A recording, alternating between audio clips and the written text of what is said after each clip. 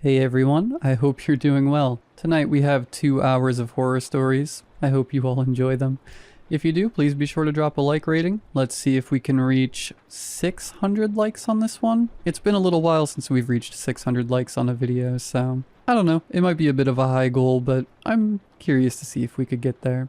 Subscribing if you are new is also very much appreciated, as I post content just like this all of the time. I usually post a 2 hour video roughly every 5 days, and I post a monthly video that is 10 plus hours long, so if that's something that you're interested in, be sure to subscribe. Anyways, sit back, do whatever it is that you do to relax, and as always, I hope you all have a great night. We moved into this apartment in February, just me and my daughter, Ivy. It's not much, but it's ours. 5th floor, decent view, rent just barely affordable. The building is old with creaky pipes and paper-thin walls, but it's quiet and no one bothers us. Ivy is 4. She's bright and weird in the best way. Loves bugs, talks to stuffed animals like they're old friends. Invents strange stories on the fly. I've always encouraged her imagination. Kids need that. Especially after what we've been through. At first it was just a normal play. She'd crawl on the floor with her dolls, press her ear to the wood like she was listening for something. I asked her once what she was doing and she told me, "He talks funny when he's sleepy."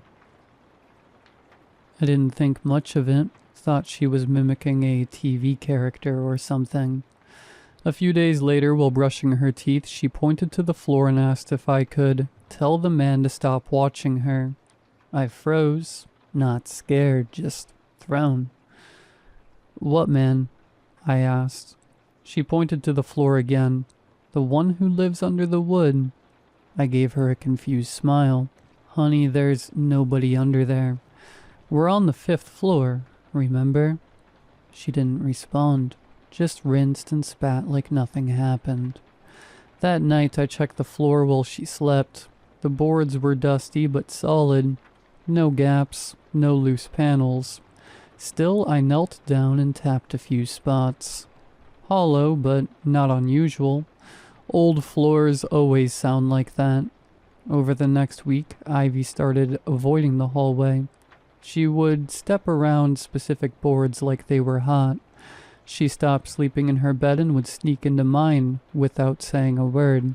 When I asked her why, she'd just whisper, "He gets louder at night." I started keeping the TV on while she fell asleep. White noise, comfort. Still, I'd catch her glancing toward the floor in the middle of a show, like she was waiting for something. Then, 2 nights ago, I woke to a loud pop, like a board snapping under weight. I rushed to her room. She was sitting upright in bed, wide-eyed, staring at the floor. I asked what happened. She pointed to a spot near the corner of the room. One of the floorboards was slightly raised. Barely noticeable, but it hadn't been like that before. I pressed down on it. It gave a little, like something beneath had pushed upward. "Did you drop something under there?" I asked. Ivy didn't answer. She just whispered, "You touched his door." Last night I barely slept. Every creak of the building made me tense. I turned on every light, sat in the living room until morning. This morning I went to the kitchen to make coffee and found a piece of paper tucked behind the cereal box. Ivy's drawing. Crayon on lined notebook paper. A stick figure girl stood in a square room. Beneath her feet, a black figure was drawn in a pit of jagged lines, reaching upward with arms too long for its body. In the corner of the drawing was a sentence written in shaky, childish letters. "He said you shouldn't have touched his door." I'm not sure if I'm more afraid that Ivy drew it, or that she didn't.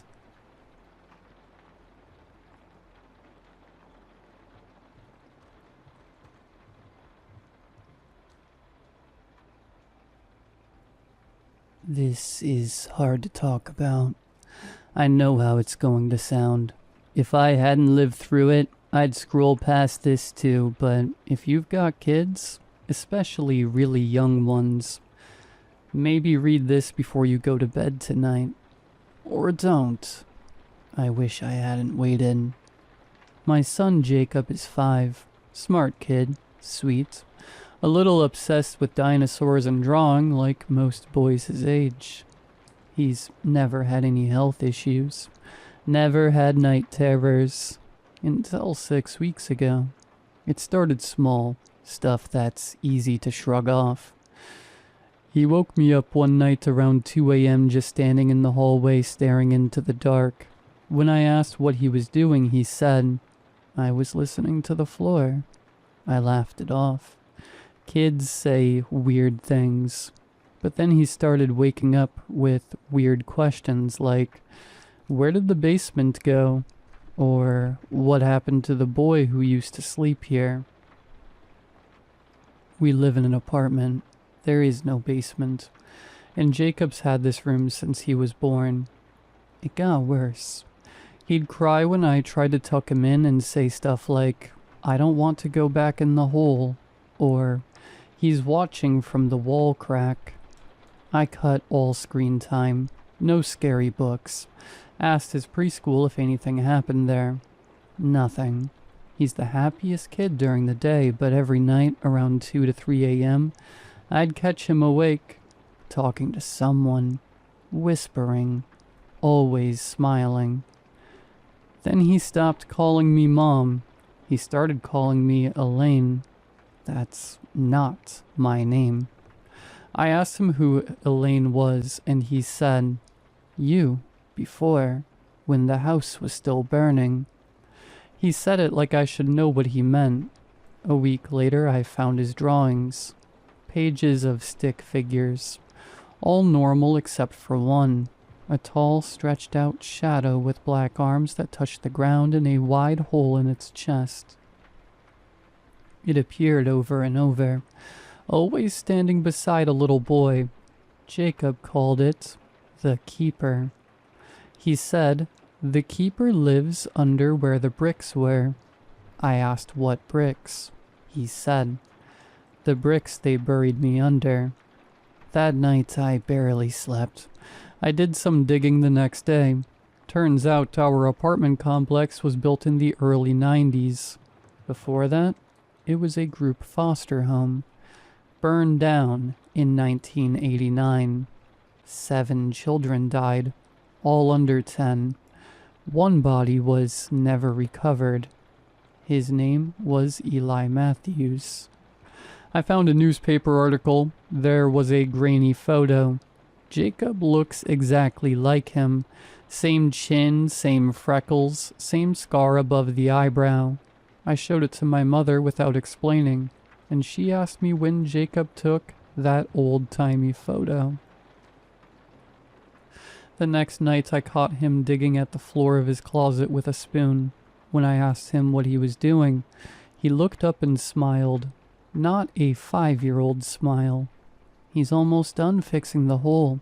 Once it's open, I have to go back. I asked who. He said, "The Keeper." He promised I'd get my real mom back.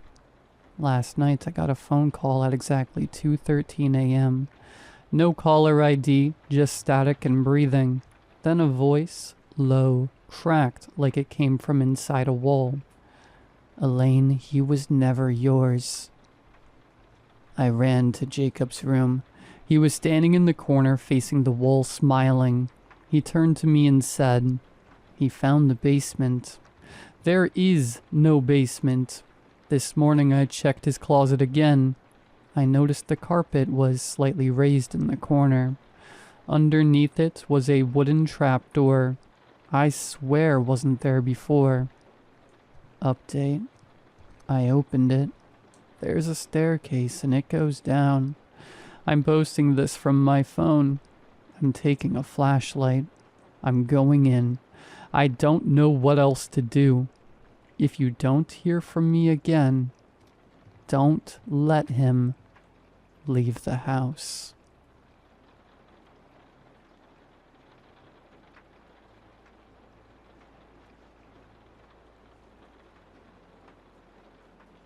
In the days following marriage, there was a weird sort of hold that tradition had on us. Custom dominated sense, and culture preceded reason. One of those traditions was that the bride had to be fetched to the groom's village at midnight. Always midnight. Folks said it was to guard her modesty, to make sure no stranger saw her face before she moved into her new home. But I always figured it was a matter of fear. Superstition masquerading as ritual. No one challenged it. No one dared.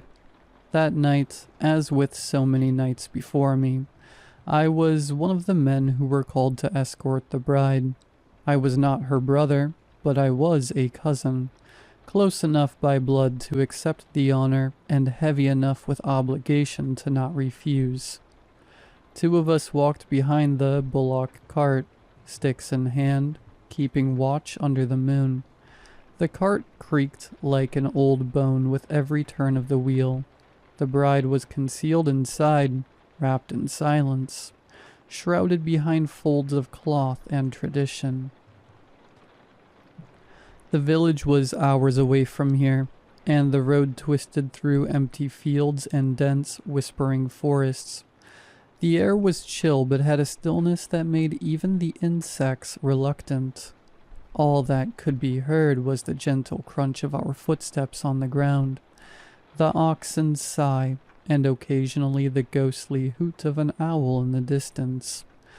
As we strolled past a small pond, a dark sheet of still water under the stars, I saw something scurrying around its rim.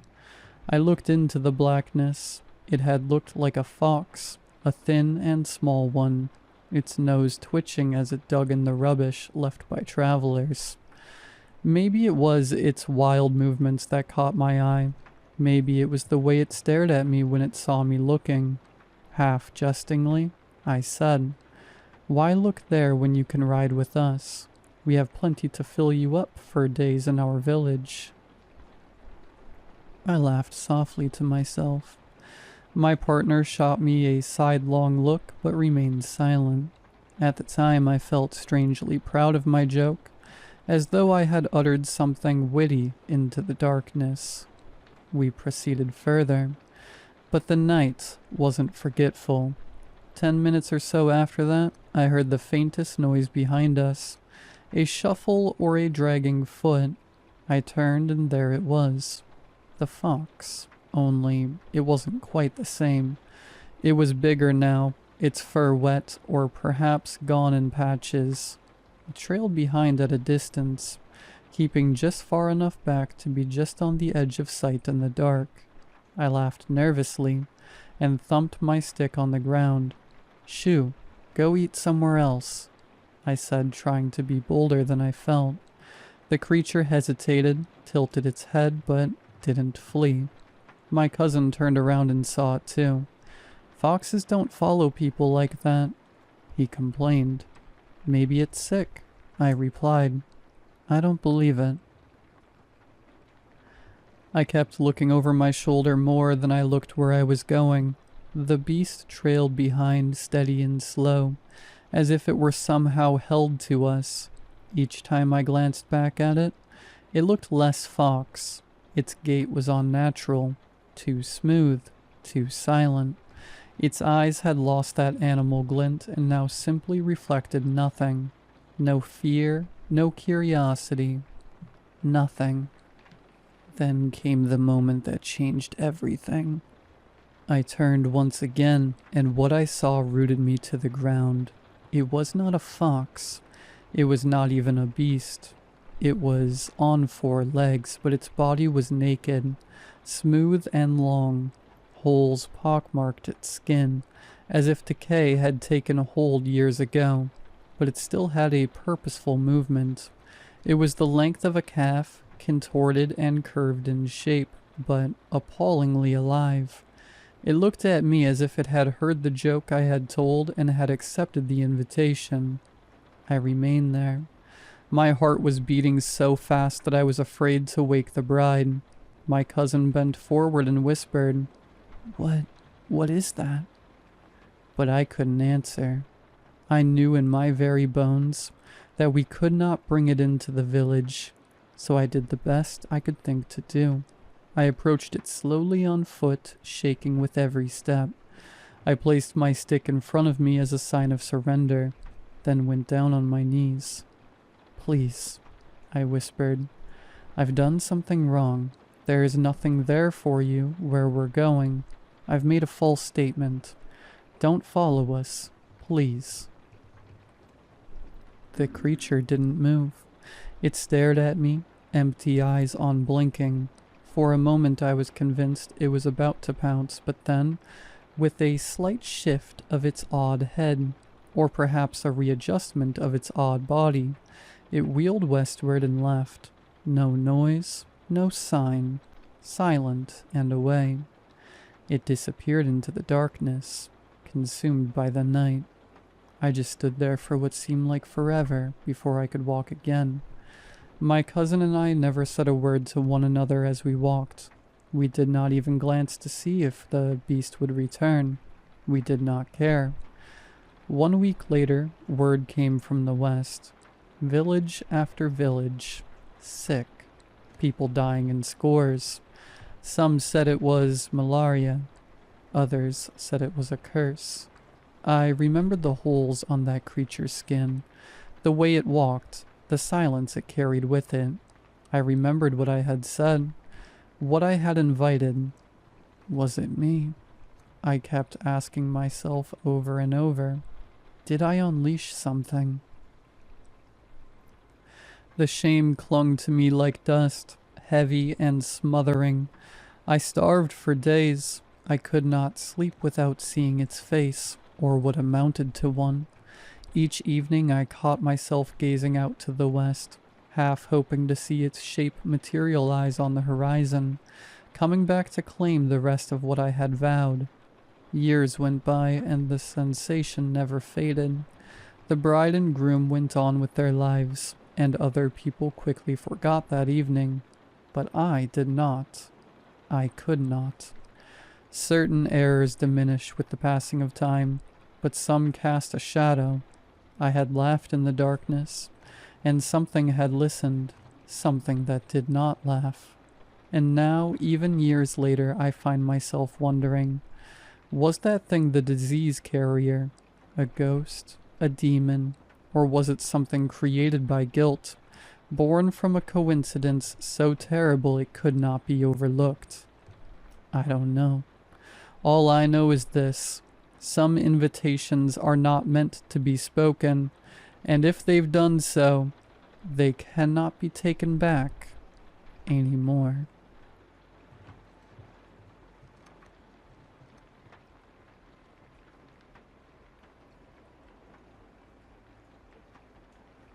She always questioned why I was wearing makeup. Is it for a boy? Why are you wearing it today and not yesterday? Why are you doing it differently today?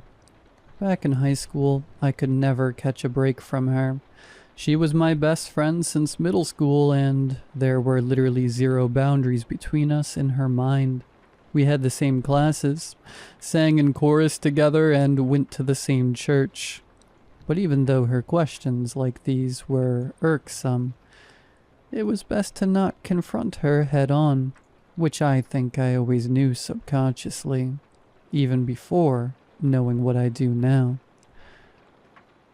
I have a taciturn and deeply non-confrontational personality, so back then I would rather die than say the truth, which is to say I'd never admit to wanting to look attractive out loud. So I'd pretend that I did my makeup absent-mindedly just to end the conversation. We basically did the same song and dance every time I wore makeup. I found that it was just easier to lie, or, more often than not, just to not wear it. My looks and self-esteem be damned. More than anything else are the things that I remember about my early high school days. When I think back to all those drawn-out hours with her at school, Carpool, chorus events, summer camps. I remember specific things like her questions about my makeup, any changes to my hair, new clothes, etc. And not to sound like a queen bee, but it also seemed like if I bought anything new, she would too. Jewelry, keds, dresses, ringtones for my cell phone. We had plenty of laughs and good times too, but the feelings that have persisted are the ones of insecurity and exhaustion from avoiding being on her bad side. I also remember her being a really tough hang. I couldn't bring any new friends or acquaintances around. She was loud, talkative, and needlessly abrasive to new people. If you looked up RFB in a dictionary, you'd see a picture of her being around someone she didn't know already. She was also an oversharer, especially with gross body stuff, and an over-communicator. I couldn't log on to AIM without her already being there, literally at all hours of the night. She called anytime she was driving from one place to another, and I learned that it was better to always answer, even if it was terrible timing. One time, I passive-aggressively didn't answer when she called. After 5 minutes, I gave her a call back. She didn't answer, but she returned my call immediately. I didn't answer her again, and then called her right back. Guess what? She didn't answer, but again, she called me right back. We did this back and forth a couple more times. It felt obnoxious in the moment, and even more so in hindsight. I came to the conclusion that she would never answer when I called. She'd only call me. One time I literally couldn't bring myself to answer. I was in one of those moods where I couldn't stomach even a 5-minute conversation. So I texted her and said I couldn't talk and asked what was up. She never texted me back and literally didn't speak to me for an entire week. Apparently she was going through something and really needed me that day. But honestly, I don't believe that it was anything out of the ordinary. I don't remember what eventually broke the silence between us after that tiff, but I remember feeling happy that we were on speaking terms again. After less than a day, it was like it never happened. Now, to the day that changed everything. It was a normal school day in late April, definitely in that post-spring break season where the sun is shining, and it's torture to be cooped up in a classroom. Another one of her quirks is that she had to know what I scored on every test and likewise would tell me what she scored. It was a frustrating expectation of hers. She had a habit of calling herself an intellectual, without even a hint of irony, mind you. But in truth, she was very, very smart, so she usually scored higher than I did. But one time in English, I aced a test while she got something worse but respectable. Like an 87. She asked what I got as soon as the teacher gave me my test back. I pretended not to hear her and put it face down on my desk while I rummaged in my backpack. In a flash, she stood up, reached across and grabbed my test before I knew what was happening. It was all so aggressive and happened so rapidly that I couldn't help but shoot her a nasty, what the hell, kind of look. I remember us having an uncomfortable beat or two of eye contact, and then her looking at my test, after which her face darkened, severely. Whether it was my test result, or my honest reaction to her invading my privacy and personal space, I had deeply offended her. What made matters worse is that everyone noticed since it was a sort of violent disruption to a quiet classroom. After that incident, again I got the silent treatment, but this stretched far more than 2 weeks. She was not speaking to me in the mornings at carpool. She skipped chorus events, and at school it was just strange. I would look in her direction and she'd pretend to not notice me, but when I wasn't looking, I could feel her watching me. It was so weird, but I was not in a hurry to mend fences with her. One day after school, I got a text from her. This was so many years and phones ago, so I don't remember specifics, but it had something to do with a school assignment. There was no apology or warmth, or even an attempt to awkwardly address the situation. The text was so random, and I felt like she was fishing for a reaction. So I didn't answer. I wanted to actually have a conversation, and if she couldn't handle that, then I was also fine just moving on. I wasn't going to let her dictate how we were going to resolve things. Later that night, she sent another message on AIM that asked if I saw her text, and also if she could come over right then. I logged off immediately so I wouldn't feel compelled to answer. It was all really weird. She wasn't at school the next day. I didn't think too much of it, except that it was refreshing to not have to ignore her for a full school day.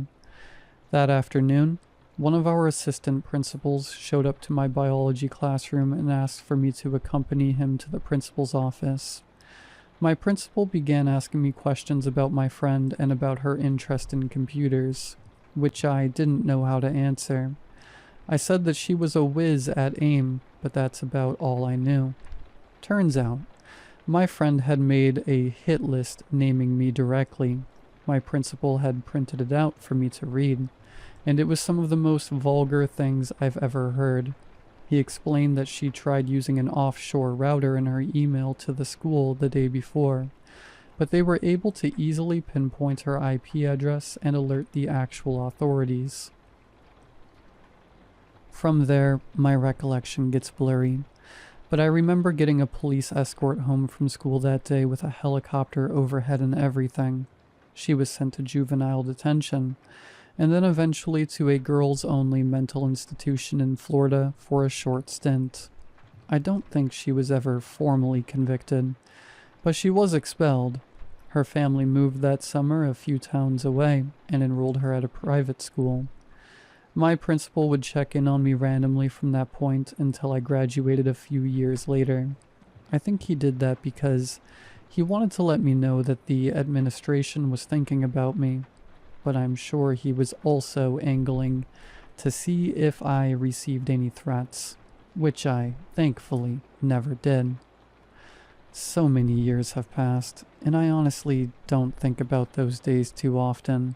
They were confusing and frustrating years, and the meeting with the principal and the fallout with my friend happened in quick succession. Every now and again I'll see her on social media, and her name comes up here and there in conversations with family or old friends. I'm writing this all to give context. She just messaged me on social media, and I'm not sure what to do.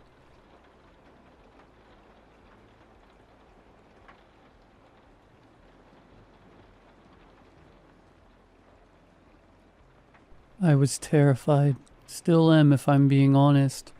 It's not every day your guitar amp gets possessed. Here's what happened. My guitar amp started picking up a random radio station. Initially it was faint, barely above a whisper. I just grumbled, then went back to practicing whatever I was working on. Probably something by Brandon Lake. The next morning, I'd completely forgotten about it. I had other problems. This was a dark period in my life. After spending my 20s touring in a Christian alt-country band, I decided to settle down and find gainful employment. Is there such a thing these days? Perhaps I'd find a partner and get married. Simple pleasures, right? Well, I did find employment. Although I wouldn't call working at an outlet store selling shoes gainful. Around that time, I'd lost interest in playing music. In fact, I'd gone a full year without touching my guitar. I was emotionally drained, having spent most of my young adult life touring crummy venues and crashing in cheap motels. To make matters worse, no matter how hard I tried, I couldn't find a partner. This saddened me. Probably that's why I picked up the old Fender Telecaster again. Shame me if you will, but I knew if I performed at some open jams on the weekend, my chances of finding an interesting partner would greatly improve. It's worked in the past. You see, I'm socially awkward. A wee bit on the spectrum, perhaps. picking up women was never my forte. I'd sooner sit on a frozen toilet seat than approach some good-looking stranger in a bar. Yikes. And online dating just isn't my bag, you dig? Tried once and failed miserably. I still prefer meeting people the old-fashioned way, in person, even though the process eludes me. When I'm performing music, however, they approach me. It's how I meet people. It's my superpower. Anyways, back to the amp.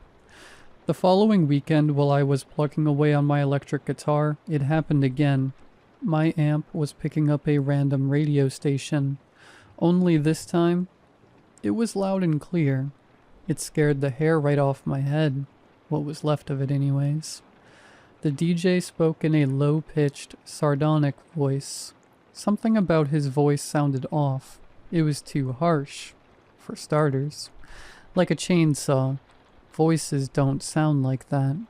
Human voices, that is. His drawl was as deep as a Leonard Cohen song. A drawl that can only come from the deep south. Eastern Kentucky, perhaps, but not quite. It was unlike any voice I'd ever heard.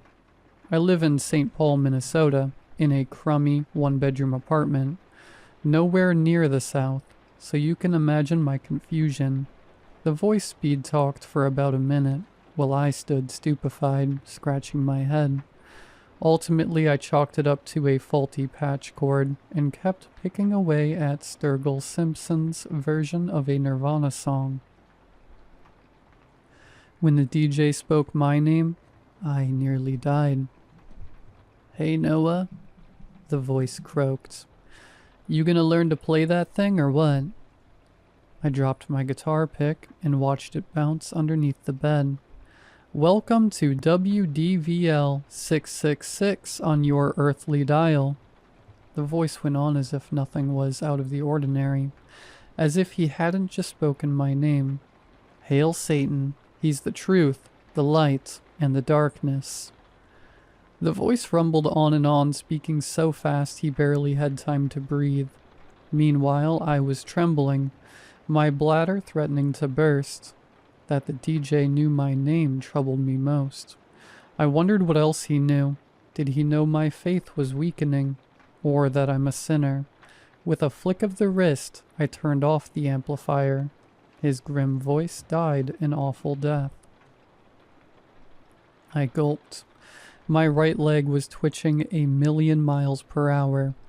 What's going on? Was something wrong with me? Clearly there was. But what? I wasn't taking drugs. I rarely drank alcohol, nor was I on any meds. I wasn't a weirdo. The people at work seemed to like me, and I wasn't living in some random haunted house. This made 0 sense. Needless to say, I avoided the amplifier, choosing instead to practice on my acoustic guitar. Problem was, I could barely strum the damn thing. My hands were so shaky. That night, sleep was futile. My mind was racing, so instead of tossing and turning, I did some research and discovered that the problem was, in fact, my faulty patch cord. Just as suspected. The next day, after work, I went to a local guitar store and purchased a new one. Paid a hefty price, but I wanted the very best. Guitar stuff isn't cheap, let me tell you. When I returned home, the guitar amp seemed larger than life, lurking joylessly in the corner of my bedroom, daring me to plug it in. Every time I'd pick up my electric guitar, ready to blast out some chords, my anxiety skyrocketed, and I'd put it down. My nerves were shot. I started talking to myself. Not a good sign. I had to do something. This was getting ridiculous. So, at long last, I plugged the shiny new cable into my amp, a Fender 68 Custom Deluxe Reverb, for all you gearheads, and started rocking out. Nothing. No devilish DJ, no random radio station, just pure, angelic Fender tone. Phew. Relieved, I set about working on some Johnny Cash songs. Who doesn't like the Man in Black? While I was belting out Ring of Fire, giving it all I had, the unthinkable happened. The dreadful DJ returned. Hell yes, my son. You will, in fact, burn in a ring of fire. Lord below, Satan is the way, the truth, and the answer. Give in to him, and he shall fulfill your deepest, darkest desires. I froze. My tongue felt like a sponge. My hands as big as baseball gloves. My blood turned to ice. Something about the voice paralyzed me. It was like he was in my room, delivering his diabolical sermon directly to me. That's right, Noah, he sneered. Give in to Satan, the Lord of Death, and he shall deliver salvation. You want a partner? A luscious, beautiful blonde? I'll bet you do. Or how about a busty brunette? Yes, sir. A gal that loves her country music. I unplugged the cord, hoping that would stop him. It didn't. Nah, he continued louder than before. What you really need, Noah, my hapless human friend, is a fiery redhead. Lord below, one that'll suck the paint off your porch, if you know what I mean. I don't care to intrude, Noah, but you're looking awfully thin these days. I do reckon. And I turned off the amp. It crackled and popped, then went silent. My beating heart, which was louder than a bass drum at a rock concert, filled the room. Tears threatened my eyelids. I'd always loved that amp, had it for years. Suddenly I was too afraid to even look at it, let alone touch it. What a dilemma. Smartly, I put the guitar back in its case and shoved the case in the closet. Then I wept. That night, the DJ visited my dreams. I can't recall exactly what he said, but I woke up in a pool of sweaty sheets. Worse, my fingertips were encrusted with blood, and I was balding. My once golden hair was sprinkled across my moist pillow, like evidence. I knew I needed help, but there was no one to turn to. Having spent 10 years on the road, my only friends were my bandmates, and let's just say we didn't end our partnership amicably. Spending that much time with anyone, even your closest friends, can cause serious friction, even in the best of times. And I'm not close with my family. They never approved my musician lifestyle. I have many acquaintances, but only one true friend, Peter, and he's going through his own version of hell, a nasty divorce. So I didn't reach out. After my morning shower, I put on a fresh pair of Levi's and a plaid sweater. As I was leaving the bedroom, my amp started hissing. The red power light was flickering. When it spoke, I nearly had a heart attack. "Plug me in," the DJ said in a croaky voice. "You're not scared, are you?" The rational part of my mind insisted that nothing was wrong, that this was merely my overzealous imagination. Had to be, right? But that didn't explain the voice. Amps don't speak, especially when they're unplugged. I shoved the amp in the closet next to the guitar. For the remainder of the week, I avoided the electric guitar and returned to my trusty old acoustic, a Gibson J100. Life seemed to settle. The following weekend, longing to find myself a partner, I decided to hit up a local jam session. It had been over a year since I'd last performed.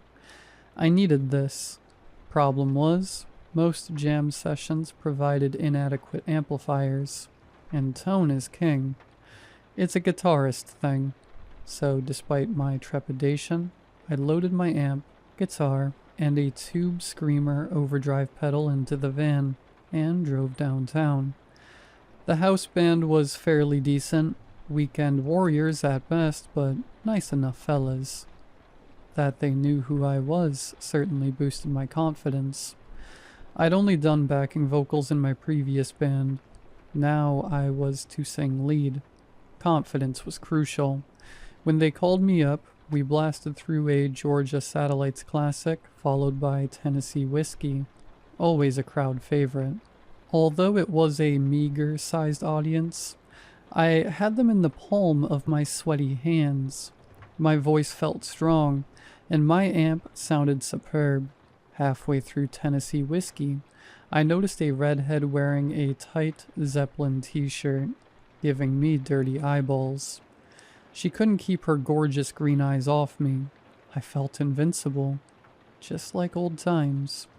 With the 2 songs completed, the small but mighty crowd demanded an encore. I busted into Ring of Fire, and all hell broke loose. The drummer kicked off a steady train groove. The bass player locked in nicely. There was a keyboard player on stage providing the much-needed harmony. I played the trumpet bit on the guitar. We nailed the intro. Love, I sang in a throaty baritone, is a burnin' thing. The redhead started dancing, and it makes a fiery ring. As I leaned into the mic, eager to deliver the next line, I got zapped, electrocuted.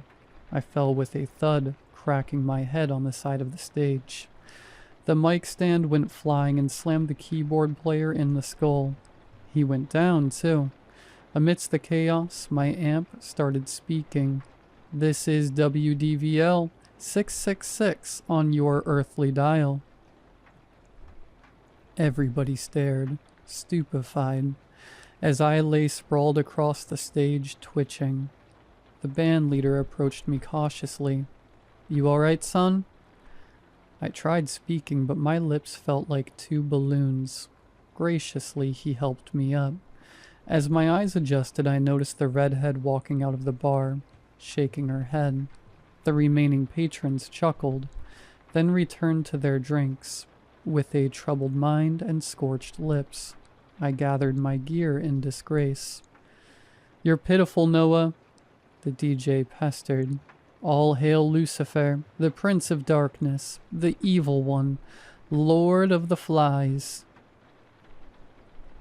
The hair on my arm stood tall.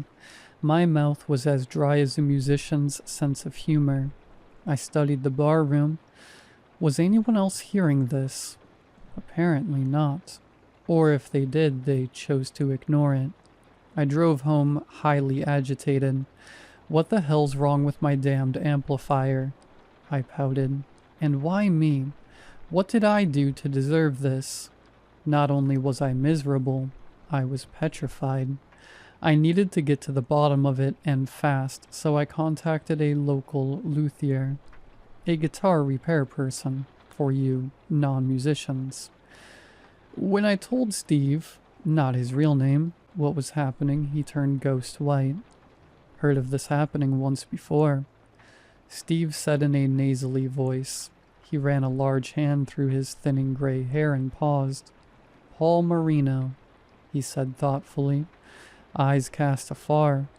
Poor old Paul is still in the mental hospital, or whatever it's called these days. Not allowed visitors, last I heard. Steve looked at my amp with suspicion, then smiled awkwardly. I was as tense as a $2 steak. Having just turned 31, I knew I was too young for a midlife crisis, but that's how it felt. And I was lonely. Playing guitar was my only outlet. I needed it, even if only on the weekends. Tell you what, Steve said, inspecting the amp. I'm sure it's nothing. Probably your patch cord. You have your cables on you? I did. Good, he said. Leave 'em with me. I'll have a look. Come back next week. I sighed. He turned the amp on and, using my cables, plugged a guitar into it. No radio station, no disreputable DJ.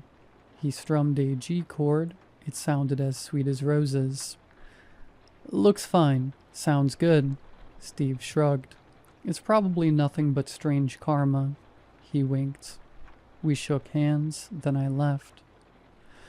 It was a rough week. I barely could concentrate at work, and I no longer felt comfortable at home. I slept on the couch, avoiding my bedroom like the plague. The following week, when I hadn't heard back from Steve, I stopped by his shop after work. The lights were off. The parking lot was deserted. I called him, and it went straight to his voicemail, which was full. An icy chill climbed up my spine. Steve worked late hours. He should be open. The following Friday, there was still no word from Steve. My anxiety skyrocketed. I could only imagine what my dreaded amp was doing, or saying to him. My life was in turmoil. I'd lost weight, and to my chagrin, I'd gone completely bald, seemingly overnight. None of that mattered. What mattered was that people were posting about Steve on social media, asking for information. Apparently he failed to show up for a band rehearsal, and he missed an important gig. His family and friends were worried sick. By now, I was completely freaked out. The cursed amp. What the devil was going on? A question came, one I could do without. What would the deranged DJ do next? My mind jumped to many conclusions, each more terrifying than the last. Was the devil out for revenge? Was he punishing me for quitting my band? He probably hates Christian country bands. Maybe I should play heavy metal. Surely the devil loves metal. Or perhaps I should pack up and move to Canada. He'd never find me up there. Too damn cold. I stayed put. My rational mind was having none of this. Surely this is a case of bad luck. Or as Steve put it, strange karma. Another week went by and still no news of Steve. It was like he'd vanished. Ultimately, I was forced to purchase a new guitar amp. Truth be told, I was kinda excited. Yeah, I was saddened about Steve. He'd helped me a lot back in the day, working on my road-worn gear, but perhaps a new amp was all that was required. Out with the old, in with the new, as they say. Don't judge. Once a musician, always a musician. I had to do something. Besides, it's not like I murdered Steve. All I did was bring him a glitchy amp. Repairing amps was his job, for Christ's sake. Thus, I bought a brand new Vox AC30, a classic. When I plugged it in, it sounded wicked good. No devil, no radio station, just a smooth, velvety tone. The amp soared. I cranked it to 11 and waited all weekend. It was a blast, although I'm sure the neighbors would disagree. Relieved yet anxious, I needed redemption. It was time. I had to return to the local jam session. Perhaps there was still a chance of impressing the redhead. Needing new material, I decided to take a stab at something more challenging. A popular Charlie Daniels song. Not an easy feat, let me tell ya. Playing the fiddle parts on guitar would require a heck of a lot of practice and dexterity. But the devil's in the details, as they say, so I woodshedded all week. I was extremely nervous. Bizarre amps, missing luthiers, electrical shocks. If only I had something to soothe my worried mind. A fiery redhead, perhaps. Despite my trepidation, I practiced the Charlie Daniels song as though my life depended on it, and perhaps it did. Another week passed, still no Steve. Surely an omen. I was coming unglued, but sitting around feeling sorry for myself wasn't helping. So I returned to the local jam session, toting my brand new Vox AC30. The place was packed. The fiery redhead was there, sipping cocktails in the corner with her friends. The host looked at me peculiarly, but smiled nonetheless. I was terribly nervous about performing the Charlie Daniels song. What if the house band couldn't handle such a challenging piece? Maybe I should reconsider and choose a simpler song. When I was called up to perform, a few patrons giggled, including the redhead. Despite my shoddy nerves, I played exceptionally well. My guitar soared like an eagle. The Vox delivered what it promised, killer tone. The band was hot. The audience was receptive. After blazing through a Jimmy Reed song, Big Boss Man, I started to relax.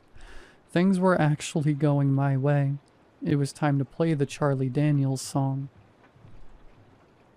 The drummer, a middle-aged Mexican man with a cop mustache and a hefty beer gut, looked uneasy. Nonetheless, he counted off. The devil went down to Georgia, and away we went. You gonna play that thing, boy, or stand there looking stupid? The DJ. His menacing voice soared through the amp speaker, clear as a bell. Because I'm in the mood for some fiddlin', Lord below, yes sir I am. His voice was as meaty as a porterhouse. Fear paralyzed me. My shaky hands could barely hold the guitar pick. I'd forgotten the words. I didn't know what to do. Fortunately, singing wasn't required. Apparently Satan knew all the words. Well, the devil went down to Georgia, he sang. He was looking for a soul to steal. He was in a bind 'cause he was way behind. And he was willing to make a deal when he came across this young man. I fainted. When I came to, the bar room had cleared out. The bartender glared at me with contempt. I felt like an imbecile, a total loser. I left immediately. In the confusion, I'd forgotten the amp. I considered returning for it, but was too embarrassed. So I stayed at home and wallowed in self-pity. I've thought long and hard about the decision. Maybe I should have gone back for it. Maybe not. Hard to say. Because what happened next still haunts my dreams. Later that night, in a burning ring of fire, the bar was set ablaze. Foul play is suspected. And still, no word from Steve.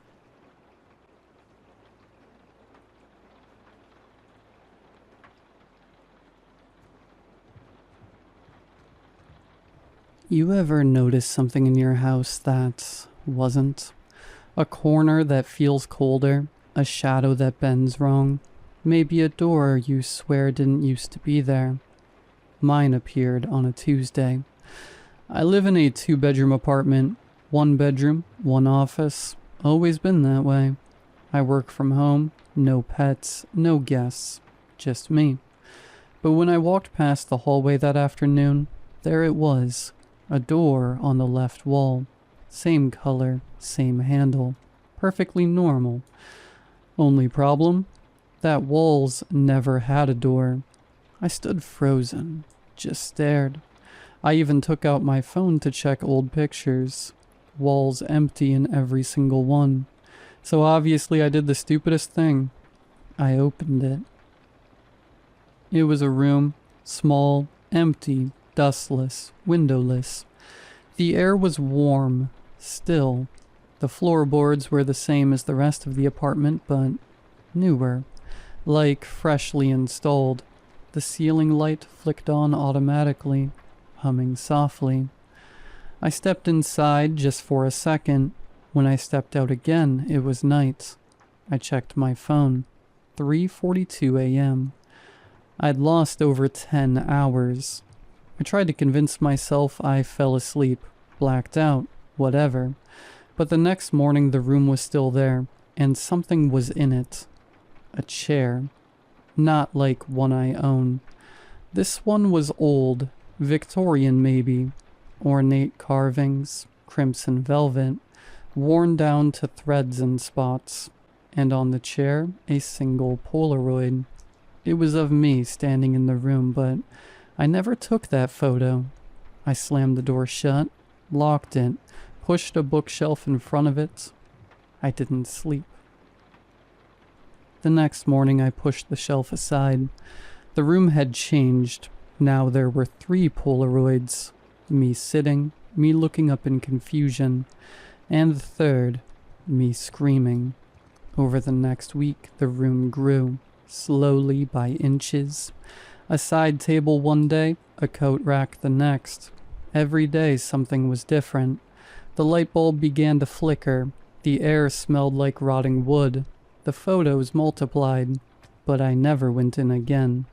I started hearing things at night, shuffling, a soft, dragging noise, like something pacing in a circle.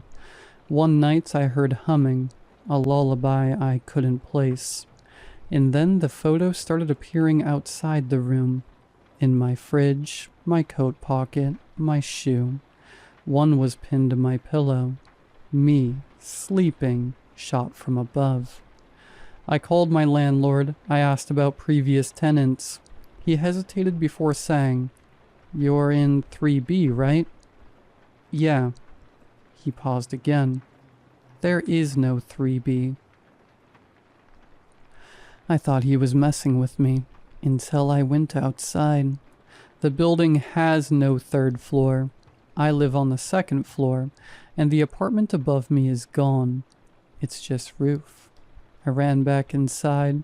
My hole was longer than I remembered. The door to the room was now the only door. My bedroom? Gone. Office? Gone. Just the door, and the chair, and the photos. Hundreds now. Thousands, maybe. Piled on the floor, pinned to the walls, floating in the air. All of me. Dozens of angles. All expressions.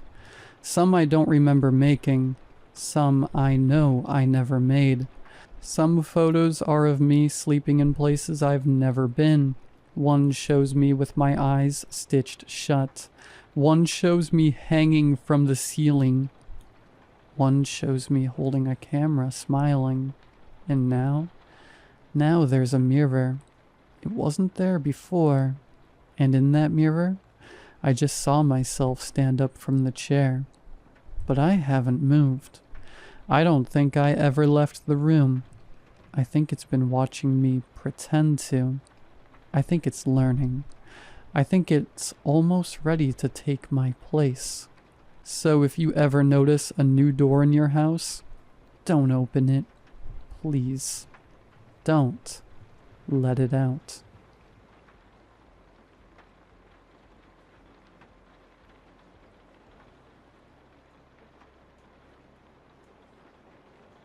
I want to tell you a story. I really don't care if you believe me. I know that what I'm about to say might sound frightening, but please, don't be frightened. Something wonderful has happened to me, and if you're reading this, I think it could happen to you too. Let me tell you about a miracle. It was about a month ago that my grandfather passed on due to complications from his stroke late last year. He and I were very close, and after his stroke, I had taken care of my grandmother and him the best I could while still making my way through university. The day of the funeral service, it rained like hell. The ground of the tiny cemetery on the corner of Elk and Monroe turned to mush underfoot, and a few unfortunate folks got mud all over their funeral blacks. The service had been incredibly hard for me, and because I had a lot of difficulty crying around my family and friends, I decided to stay back from the burial service so I could get a couple minutes to honestly grieve. That's when I saw him. The cemetery's caretaker stood out in the pouring rain looking underdressed and soaked to the bone. He stood a respectful distance away from the service, clearly not wanting attention, but I could tell he was shivering, so I walked over with my black umbrella to give him some relief. When I got closer, the first thing I noticed was that he was young. Under his thick, blonde beard, he couldn't have been more than a year or two older than me. The second thing I noticed was an odor that hung around him, thick and cool. It wasn't a terrible smell, more that he smelled like wet, black earth, even more so than the whole world seemed to smell of it in the rain, and a sort of cinnamony scent I couldn't quite place. "That's very kind of you, sir," he said in a surprisingly soft voice. "It's just that you looked cold," I stammered out, slightly off balance from the age, the smell, and now the voice. The caretaker gestured out to the mass of black umbrellas and solemn faces. "Who was he to you?" he asked in that soft, almost cautious voice. "My grandfather. I loved him dearly," I said, the second half of the sentence falling lame even to my own ears. "You and all those people out there," he gestured with a long-nailed hand out to my friends and family. "I've worked this plot for a long time, seen all sorts go into the earth. You can always tell when it's a well-loved one. Something in the faces of the mourners. I can't quite explain, but it's there." He picked each word carefully, like an artist selecting just the right brush. As he spoke, I caught a whiff of his breath, and the smell that hung around him hit me even harder, this time less pleasant, and with an underlying rank sweetness. "How long have you worked here?" I inquired, eager to change the subject as my roiling emotions threatened to bubble over again. "A good long while now. I don't bother keeping track. The work's rewarding, and this is a good place. A calm and quiet place." His face spoke of a life that hadn't always been full of calm and quiet places. I couldn't disagree with him, though. Despite the rain, or maybe even because of the cemetery had almost an ethereal stillness, and looking over the well-cleaned headstones, I could see how this place could be someone's haven, if not mine. We made a sort of gentle conversation that slowly spun out into silence. Then we stood for a while, listening to the rain patter on the fabric of the umbrella we shared, and watching the service from afar. It wasn't until just before I was about to excuse myself to return to the last minute of the service that he spoke again. "I don't think most people would have shared their umbrella," he mused without looking away from the mourners and meeting my eyes. "Why's that?" I asked, startled out of my thoughts. "They're uncomfortable with people like me, people who are proximate to death and decay. Thank you for being different, and thank you for the conversation. I think it's time you get back to your grandfather. They're about to begin the lowering." He offered one of his long-nailed hands. I took it with only the slightest hesitation. His grip was strong, painfully so. As he squeezed my hand, he leaned in, breath stinking of the grave, he said, "Good deeds are rewarded, my friend. Run along now." The biting grip disappeared as quick as it came on, and I did my best to politely excuse myself without appearing shaken. I didn't notice until later, but those long, snaggled fingernails had bitten into the meat of my right hand in 2 places, forming a shallow V-shaped cut. There was a small reception after at my grandparents' house. We told stories about my grandfather, some of which I had never heard until then.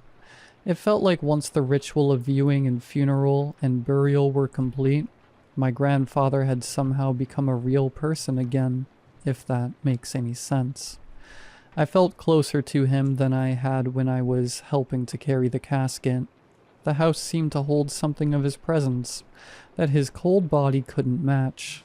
I never expected a funeral to have snacks, but the reception had tons of food, none of which I had much of an appetite for. Eventually, I excused myself. I was exhausted and I had to get ready for school the next day. As I left, my grandmother insisted I take some of my grandfather's brandy with me. She said she wouldn't drink it anyway, and that brandy is good for the constitution.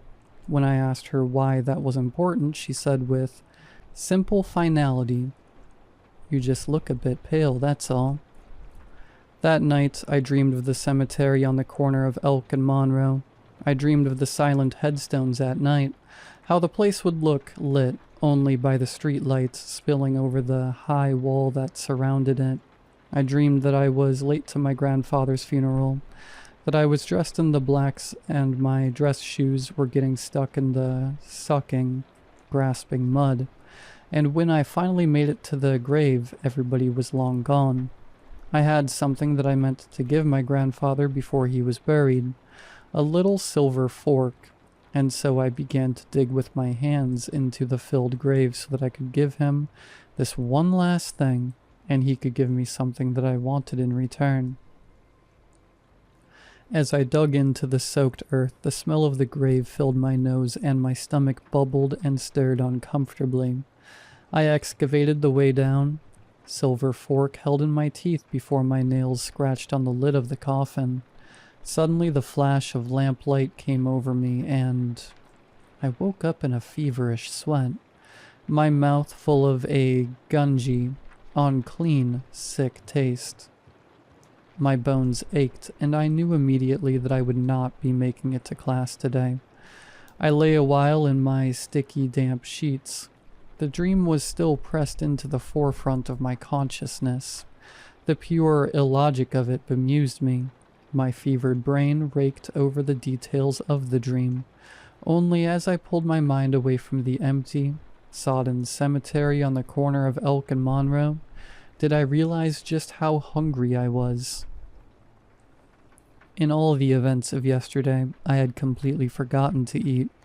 I hadn't had any appetite at the reception, and once I had gone, I had been too preoccupied by my grief and preparations for school. When I awoke, fevered as I was starving. I peeled myself out of my sheets and walked tenderly through my apartment. I filled a glass with water and sucked it down to try to soothe my aching head. It did no good. When I opened my refrigerator, a pungent cacophony of odors hit me in waves. I slammed the fridge door shut before the smell made me sick. Has something gone off in there? I wondered to myself. The worst part was that the horrible smell hadn't allayed my hunger for more than a few seconds. I grabbed a piece of bread and started chewing it, but the texture suddenly felt all wrong, and I hadn't gotten more than bite down when I had to run to my sink to retch. Bent over the sink, quivering with tremors and smelling my own thin vomit, I realized that maybe the best thing I could do for myself was go back to bed. After I sent off a few short emails to my professors explaining that I was ill, I decided I would shower off the tacky sweat residue that clung to my skin. As I reached for my soap in the shower, I noticed something strange on my hand. At first I thought it was an ink stain, but when I inspected the V-shaped mark on the bottom of my right hand, I realized that two small cuts the caretaker's fingernails had made had scabbed over completely black. I was immediately worried that the cut had become infected or something, but there was no inflammation, and when I prodded it gently, it didn't sting any more than your typical scab. After I finished my shower, I opted to dab some polysporin on and around it and go back to my bed. I took a long while getting back to sleep between the fever and the stomach cramping hunger, but when I did, my dreams were strange again. I dreamed of family dinners and the cemetery. I dreamed of the caretaker with his shovel. I dreamed of him filling graves and emptying them. I dreamed about the sound a shovel makes when it hits the roof of a casket, like the sound of a pirate striking buried treasure. I dreamed of smelling that damp dirt and cinnamon smell, and when I woke late in the evening, my fever had grown far worse and my mouth was watering. I was getting worse. I was a pale and shaking mess, completely unable to keep a bite of solid food down. When I tried a sip of my grandfather's brandy, I nearly spat it out. A rancid flavor had surpassed even the burn of alcohol in it. I resolved to drink only water until this flu or fever had passed, and I shivered out the rest of the evening on my couch trying to distract myself from the vicious combination of malaise and hunger. I dazed intermittently but always started awake from strange dreams full of grave dirt. 48 hours after my grandfather's funeral, I decided I was going to go to the emergency room. The fever was bad. The hunger was worse. I had wondered if I was well enough to drive, but ultimately decided that if this was contagious, it would be best for everyone if I tried to avoid exposing anyone.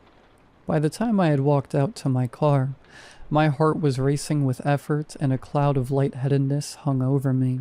I sat in my car for a full 8 minutes before I felt clear-headed enough to start it. Even as I started to drive, I wondered if I was making a terrible mistake in trying to drive. My attention kept wandering, and I would lose seconds at a time, realizing I had run a yellow light or missed a turn.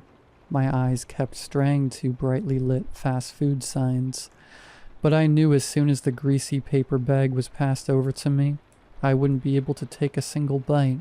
I rolled down my window to get some cool air on my face.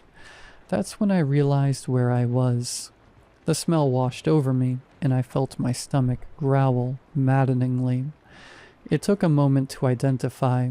It was rich and cool, a simultaneously wet and dry odor. It was herby with an earthy note and the slightest hint of fruitiness. I had visions of sweet, cool fruits being pulled from rich, damp earth. My focus drifted in the tantalizing presence of this smell until the squawk of a car horn behind me snapped me out of my daze. The light at the intersection of Elk and Simons had changed to green, and I had been idling in front of it for who knows how long. I goosed the gas pedal, eyes scanning for the source of the delicious smell when I saw it. The next intersection was Elk and Monroe.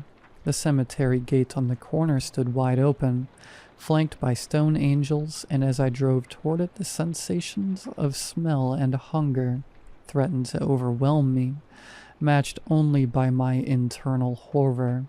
How could it be? How could it smell so right? There was nothing for me there, only the headstones, the dirt, and deep within the earth, gently moldering, fermenting, the many corpses with their pale flesh. I pulled away from the thought like it was a fat black spider discovered walking over my pillow. It was the fever. It's making me delirious, I reasoned to myself. I immediately turned off the street that led to the cemetery gates and, in a daze, drove halfway home before I remembered I had planned to go to the hospital. I was so desperate to get distance away from those gates and that horrid, wonderful smell that I couldn't even bring myself to turn back. Fatigue was washing over me in dark waves, and if not for the bone-deep horror that gripped me, I might have fallen asleep at the wheel. When I got back to my apartment, I pulled into my stall at a steep angle and stumbled to the elevator, resting my burning head against the cool metal of the elevator door frame as I waited for its arrival. I'll call 911 tomorrow if I'm not better, I bargained with myself. When I got into my apartment, fever had turned to chills and I hid under the sheets, body quaking and mind reeling. Even as I lay there, horror mingled with wanting into a primordial stew of feeling. Red and black fantasies played at the edge of my brain before swallowing me whole as I drifted off to uneasy sleep. In those dreams, I was a farmer in a field of dark soil and pale stones. I moved confidently with hoe and shovel, digging and planting deep within the earth. I pulled a strange and lovely crop from the ground and ate it under the stars. I was content. I basked in the night's breeze and drew in the odor of the land and my harvest moldering below its surface, and I was so at peace. But it was only a dream. I awoke. The fever had broken. The hunger had grown. When my eyes snapped open in the night-black room, I knew where my medicine was. The world had shrunk into a single point of rough need, and I rose from the chill sheets with a blank-minded purpose. Time slipped. I was in the car. The blue dashboard clock read 2:55. I watched the street lamps float past my car, and I rolled down my windows. I breathed deeply of the night air, and I caught the faintest hint of it in the wind. Time slipped. The car had stopped. I had pulled into the parking lot. Behind me, the intersection lights cast a pale green hue over the scene. The smell was so thick you could cut it with a knife. The stone angels seemed to beckon me in with outstretched hands. The gate was open even though the sign said it was closed. I took the first step on the gravel path. Time slipped. I was on my knees, a headstone out in front of me. I must have looked from afar like some midnight mourner, but I hadn't even read the name. I stared down into the dirt and saw I had already begun ripping up the sod, revealing the pregnant soil beneath. Was there one last ounce of hesitation in me? No, I don't think there was. I could smell her waiting for me down there, 6 feet of earth, and it still filled my nose like honey. I began to dig with my hands, desperately scrabbling at the earth, pull out great hunks of black earth, dirt forcing itself under my nails, small rocks cutting my palms. I didn't care. I began to weep as I realized I couldn't possibly do this without a shovel or some tool. That's when the light washed over me and my heart froze. It was him. The caretaker stood with an ancient hurricane lantern in hand, its light casting stark shadows over his face. In this light he looked far older than I remembered. I had frozen, dirt in both hands at the sight of him. I opened my mouth to say something, and all that came out were thick rivulets of drool. My mind raced. The smell drove me to dig. My brain drove me to run. I had almost decided on trying to bludgeon the caretaker and make a run for it when he spoke in that soft voice. "You poor boy, you must be starving." His eyes were solemn as he looked at me. Could it have been empathy? I can explain," I started, no idea what I was going to say, overwhelmed completely. "You don't have to. Just come with me. Let's set you right," he said. There was perhaps the faintest hint of a smile on his face then. Perhaps it was just a trick of the guttering lamplight.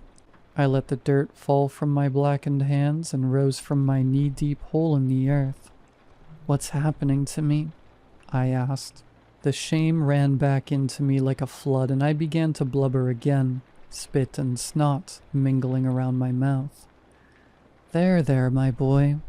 The caretaker closed the distance between us and held me in his arms for a minute before he looked me in the eyes with utter seriousness. "Something wonderful, I promise. You'll be feeling right as rain if you just walk with me now. You've come a very long way, but you only have a few more steps." He began to lead me gently down the path. Gravel crunched underfoot and was the only sound in the silence of the cemetery. I saw that we were coming to the caretaker's workshop. It was a small white building, almost a church in miniature. From within, unsteady candlelight burned. We entered to the smell of motor oil and sawdust, and above it all, the heavenly odor of the rotted dead. When we came to the workshop's back room, the table was already set. Fine china and small silver forks and wicked sharp knives, set for 2. The centerpiece of the wide table was a long oak coffin, half rotted away. Candles had been placed at the corners of the coffin, and the caretaker bade me sit at one of the set places. Reaching into his coat pocket, he brought out a crowded keychain and carefully selected one. He slid it into the lock, and as I heard the click of it coming open, it was all I could do not to leap from my chair and push him aside as the smell of tantalizing rot seemed to double in the room. He spoke some words then. Some I understood and some that I did not. It was a benediction of sorts, a thanksgiving.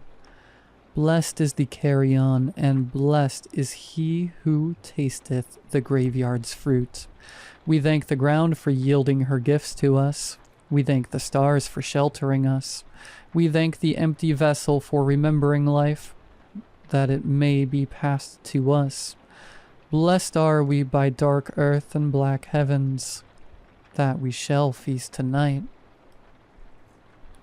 He spoke it with whispered ritual cadence. Then the small silver knife was in his hands, and he was cutting. I watched as he deftly split rotted flesh from the corpse of a woman. The meat was dry in places, wet in others. It was speckled with pale purples and reds. He started with the cheek.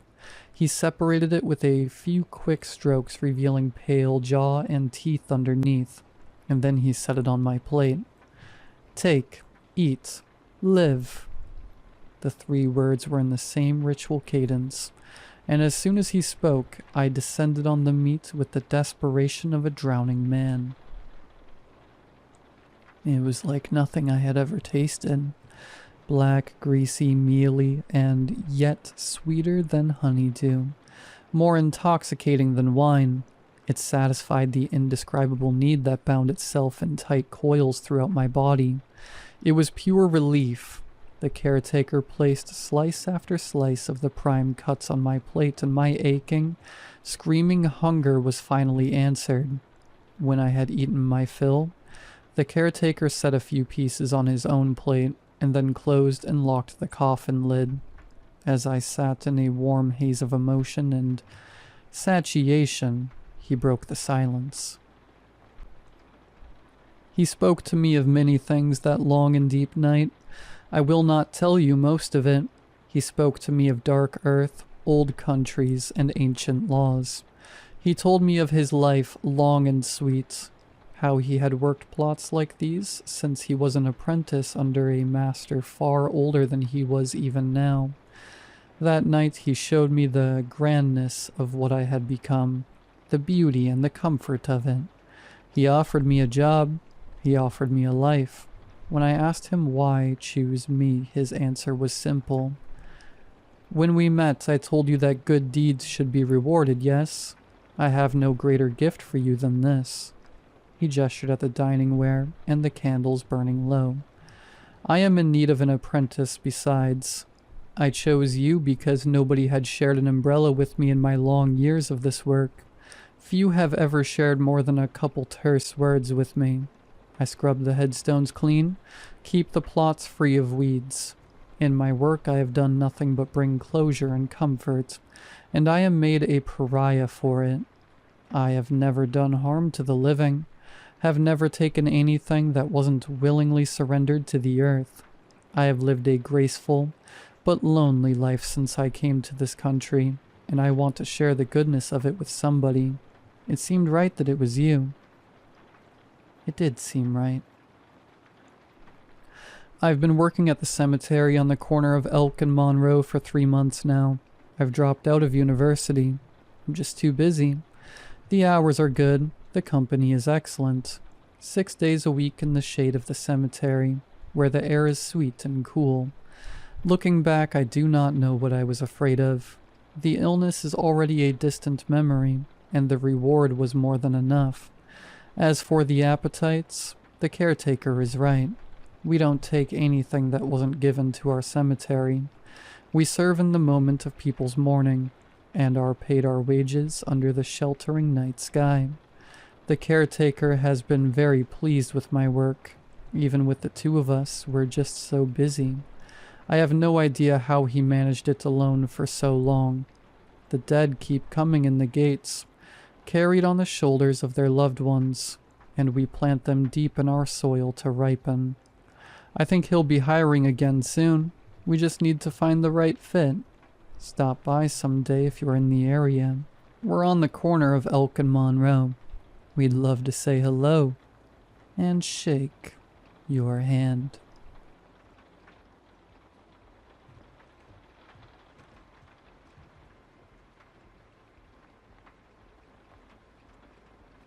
Hello, everyone. Never thought I would do this, but I need to talk. I need someone to know what I know, even if they won't believe me. I'm a normal guy just like everyone else. My life is very ordinary. Work, then home, maybe a bit too much solitude. The only thing that gives me a sense of comfort or escape from this monotony is the sky. Ever since I was a child, I've loved looking at the stars. It's a strange feeling. looking at things millions of light years away, things our ancestors saw, and perhaps generations long after us will see. It makes you feel incredibly small, but also part of something immensely larger. About a year ago, I decided to take this interest to another level. I saved up and bought a telescope. Not exactly professional grade, but decent one. It magnifies the view and lets me see more details on the moon, nearby planets, and sometimes distant star clusters, or faint nebulae if the sky is clear. Most nights I go up to our building's rooftop, as far away from the street noise and city lights as I can manage. I sit there for hours in the quiet of the night, the sound of the cool breeze, just focused on the telescope's eyepiece. The whole world disappears, leaves only me and the tiny point of light I'm observing. Many nights passed in the same routine. I'd align the telescope to a specific region of the sky and just contemplate.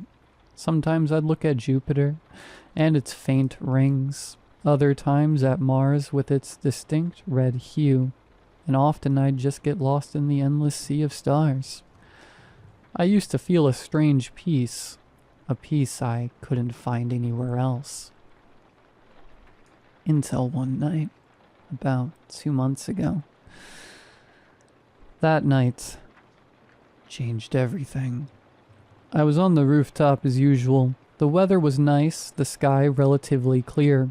I had an eyepiece attached that gave me a slightly wider field of view, wanting to scan an area dense with stars. As I slowly moved the telescope, I noticed something odd. A point of light, like an ordinary star, but it was stationary. At first I thought maybe my hand had shaken, or perhaps it was just a very distant aircraft. I focused harder. No, not an airplane. Airplanes follow straight or gently curved paths, and they have blinking lights. This was a steady point of light, just like a star, but it was moving. And it wasn't moving like the satellites we sometimes see crossing the sky at a constant speed in a straight line. No, this thing was moving in a way that was impossible. It was making sharp, acute angles, stopping abruptly, then shooting off in another direction at high speed, only to slow again and trace something like a strange geometric shape. Initially, I thought I might be hallucinating. Maybe my eyes were strained from focusing too long.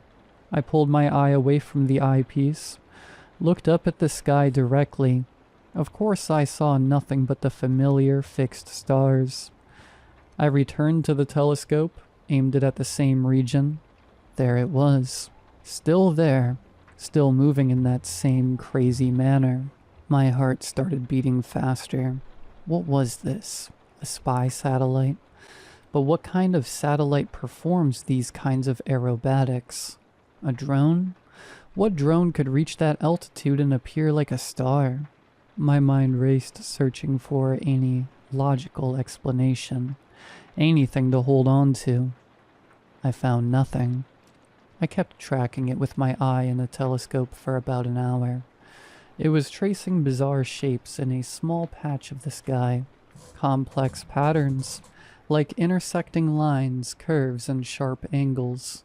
Then suddenly it would vanish, or move so fast I'd lose it. I came down from the rooftop feeling a mixture of shock, anxiety, and intense curiosity. I didn't know what I had just seen.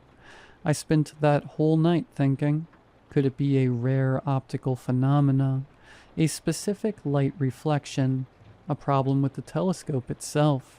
But the telescope worked perfectly fine with all the other stars and planets.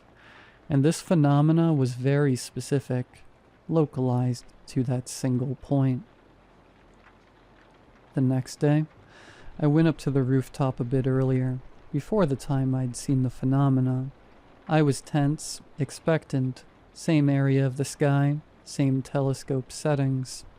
And indeed, at roughly the same time it appeared again. The same point of light, the same impossible movements. This time I was more focused. I tried to follow its path meticulously. It was tracing the exact same shapes I had seen the night before. Not similar shapes, no, precisely the same ones. The same angles, the same pauses, the same speeds. This is where it went beyond coincidence or natural phenomena, or even a conventional satellite, something tracing the same complex pattern every night, in the same spot, at the same time. This wasn't natural. This was intentional. A faint sense of dread started creeping into me. The idea of aliens or UFOs had always been just science fiction and movies to me. I never seriously considered it, but what I was seeing had no earthly explanation I could logically arrive at. If it wasn't aliens in a craft, then what?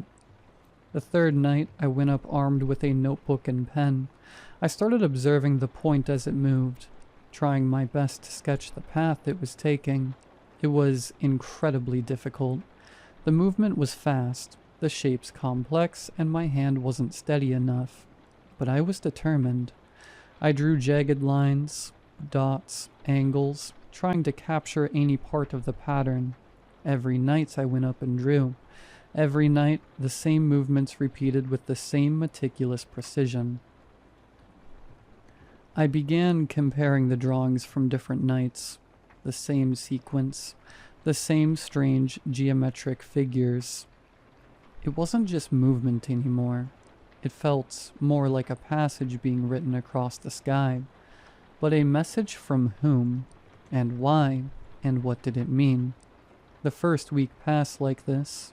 I became obsessed. My work started to suffer. My sleep dwindled. During the day, I'd think about what I saw at night. And at night, I was perched on the rooftop, fixated on that moving point of light. I started feeling utterly alone in the world, holding a secret nobody knew, and nobody would likely believe if I told them. I considered telling a friend once. We were sitting in a cafe, and I was very hesitant. Finally, I vaguely hinted that I was seeing strange things in the sky with my telescope. He looked at me and said, "Man, you must be seeing things. Maybe it's just a plane or a satellite, and you're making a big deal out of it." I tried to explain that the movement wasn't normal, that it repeated, but he just laughed and said, "All right, man, next time film it and show us." The idea of filming it had occurred to me, of course. I tried recording with my phone camera through the telescope eyepiece, but the image came out extremely shaky and unclear, and the point of light was so small it barely showed up as a pixel or two moving erratically in the video. There was no solid physical proof I could present. I went back to the notebook and pen. Every night, I added a new piece to the drawing, like assembling a large, complex puzzle. I started noticing that these shapes weren't just random lines. There was repetition, a certain symmetry, like a strange visual language. I would stare at these drawings for hours, trying to understand them. Was it a map, chemical symbols, the design for some machine? Time passed and I still didn't understand anything. The feeling of helplessness grew. I was witnessing something happening right before my eyes every night. Something that could potentially be the most important discovery in human history, and I couldn't comprehend it or report it to anyone convincingly. The fear began to evolve. It wasn't just fear of the unknown anymore. It became fear of what this message might actually be saying. If it was a message, who was sending it with such power that it barely appeared as a moving star? And what level of importance or danger would warrant such an effort? I started searching online for anything similar. Amateur astronomy forums, conspiracy theory websites, anything. I found no description matching what I was seeing. Everything was either mundane sightings of satellites or planes, or clearly fabricated videos. What I was seeing was different. It was real, persistent, and terrifyingly organized. Over time, the drawing in my notebook started to take shape. I now had a complete sequence of the movements, the points made over about an hour and a half each night. An incredibly complex drawing, filled with minute details. I'd looked at it, feeling like the key was right in front of me, but I couldn't find the door. One night, I was looking at the drawing, comparing it to the previous nights to ensure accuracy. I noticed something. In a specific part of the drawing, there seemed to be a certain ratio that repeated between the lengths of particular lines and specific angles. A mathematical ratio. Something like the golden ratio, perhaps, but much more complex. I thought to myself, wait a minute, what if these aren't visual symbols in the traditional sense? What if they're equations? What if it's the language of mathematics? They call mathematics the language of the universe. Maybe whoever is sending this message knows that the only way to communicate with any other civilization, regardless of their language or form, is through mathematical constants and logics. The idea sent a shiver down my spine. If this was math, then I needed someone who understood highly complex mathematics to decipher it. My education is average. My highest level of math was in high school, but this idea opened a new door. I began focusing on the drawing from a mathematical perspective, looking for numerical patterns, for known constants like pi or Euler's number. It was like trying to crack an impossible code. I spent days and nights trying to apply the simple math I knew, searching online for advanced mathematical concepts that might relate to these shapes. Chaos theory, fractal geometry, things I'd never heard of before. I felt like a blind person feeling their way through a dark maze. Every time I felt I was getting close to something, I'd hit a dead end. But I didn't give up.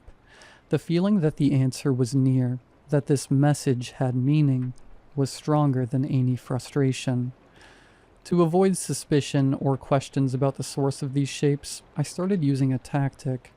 I joined specialized math forums online, presenting small fragments of the drawing as abstract mathematical problems, or geometric puzzles. I was trying to solve as a hobby. I framed them in a context completely removed from astronomy or anything unusual.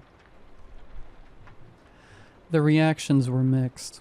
Many people said they were just meaningless scribbles with no clear mathematical significance. Others tried to find patterns but arrived at illogical conclusions. However, a small minority, likely academics or people deeply versed in pure mathematics, were intrigued by the complexity and symmetry in these shapes. They began discussing a hypothesis, talking about the possibility that they represented a specific type of complex mathematical function, or an unconventional mathematical system. I followed these discussions eagerly, gathering any information, any thread that might lead me somewhere. I started understanding new terminology, learning about branches of mathematics I didn't know existed, and I began applying these ideas to the complete drawing I possessed. Slowly, gradually, the picture began to clear. It wasn't just a single equation. It was a series of interconnected mathematical equations and concepts, layered on top of each other. Each part of the drawing represented a variable, a constant, or a specific calculation. It was a purely mathematical language, completely abstract, devoid of any form of spoken or written language we knew. I spent several more weeks on the painstaking work, connecting the parts, trying to find the logic governing the sequence. It felt like solving the hardest equation of my life. And the closer I got to the solution, the more the fear inside me grew, because I started sensing the nature of the message. It wasn't a message of welcome, nor a map to a cosmic treasure, nor the design of a devastating weapon. It carried a sense of urgency and of pain. until I reached the crucial moment after long nights of sleeplessness, concentration, and calculations, aided by online tools and the discussions on the specialized forums I interacted with very cautiously. I managed to piece it all together. I was able to translate this mathematical message into a concept that we humans could grasp.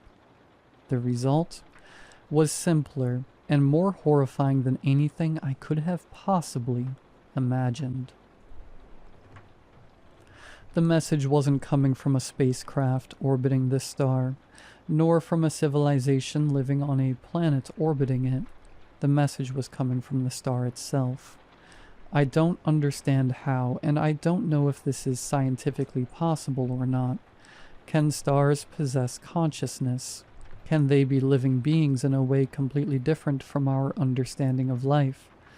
I don't know, and that's not the important part right now. What matters is the contents of the message. All those complex geometric shapes and impossible movements, when translated from the abstract, universal language of mathematics, conveyed one simple, terrifying meaning, a meaning understandable to any living being anywhere in the universe, that might have reached a certain level of understanding of the fundamental laws of physics and mathematics. The equations described a specific physical state, a state of rapid, unexpected internal collapse, a state of imminent stellar death. And the final message?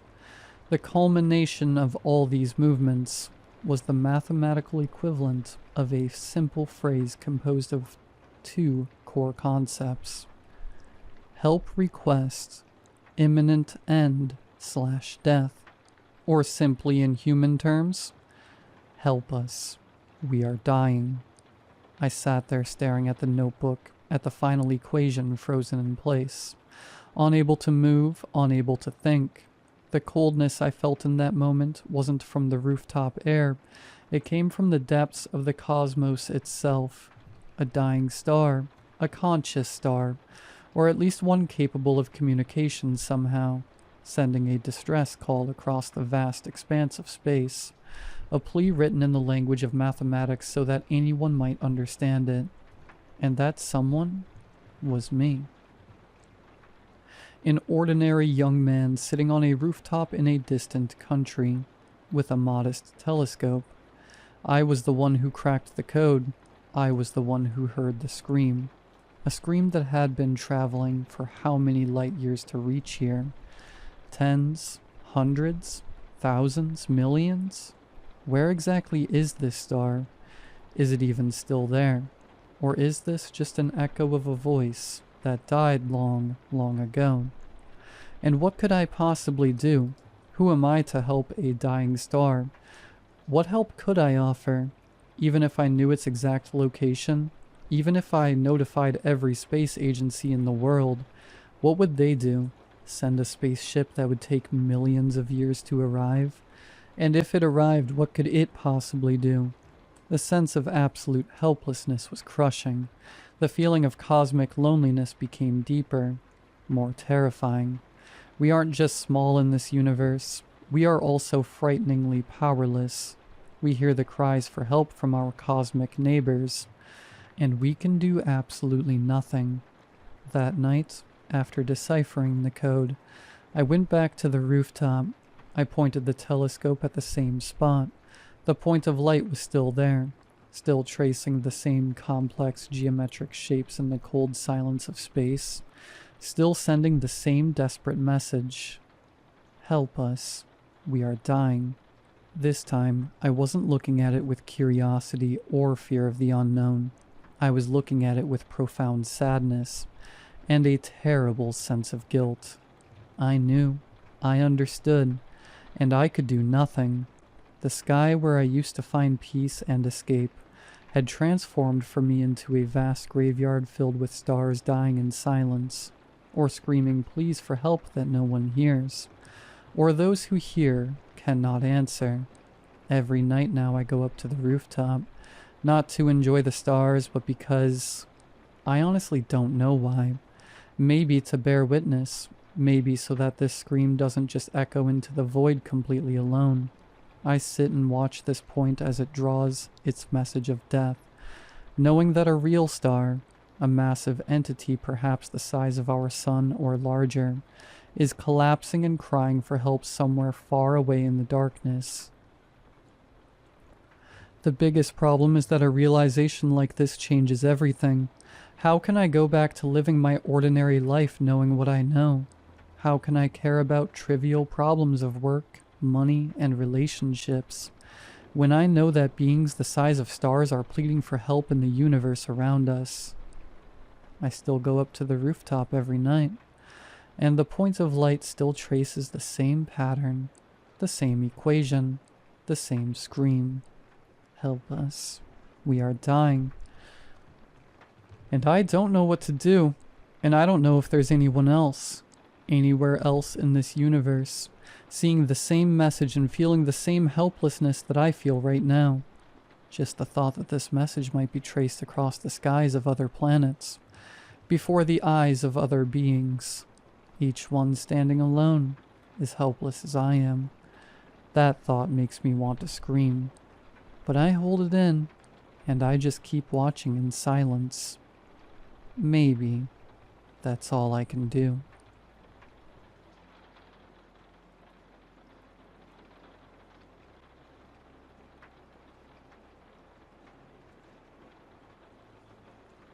I don't think I'm me.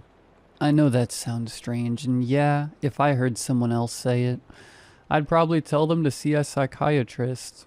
But it's true.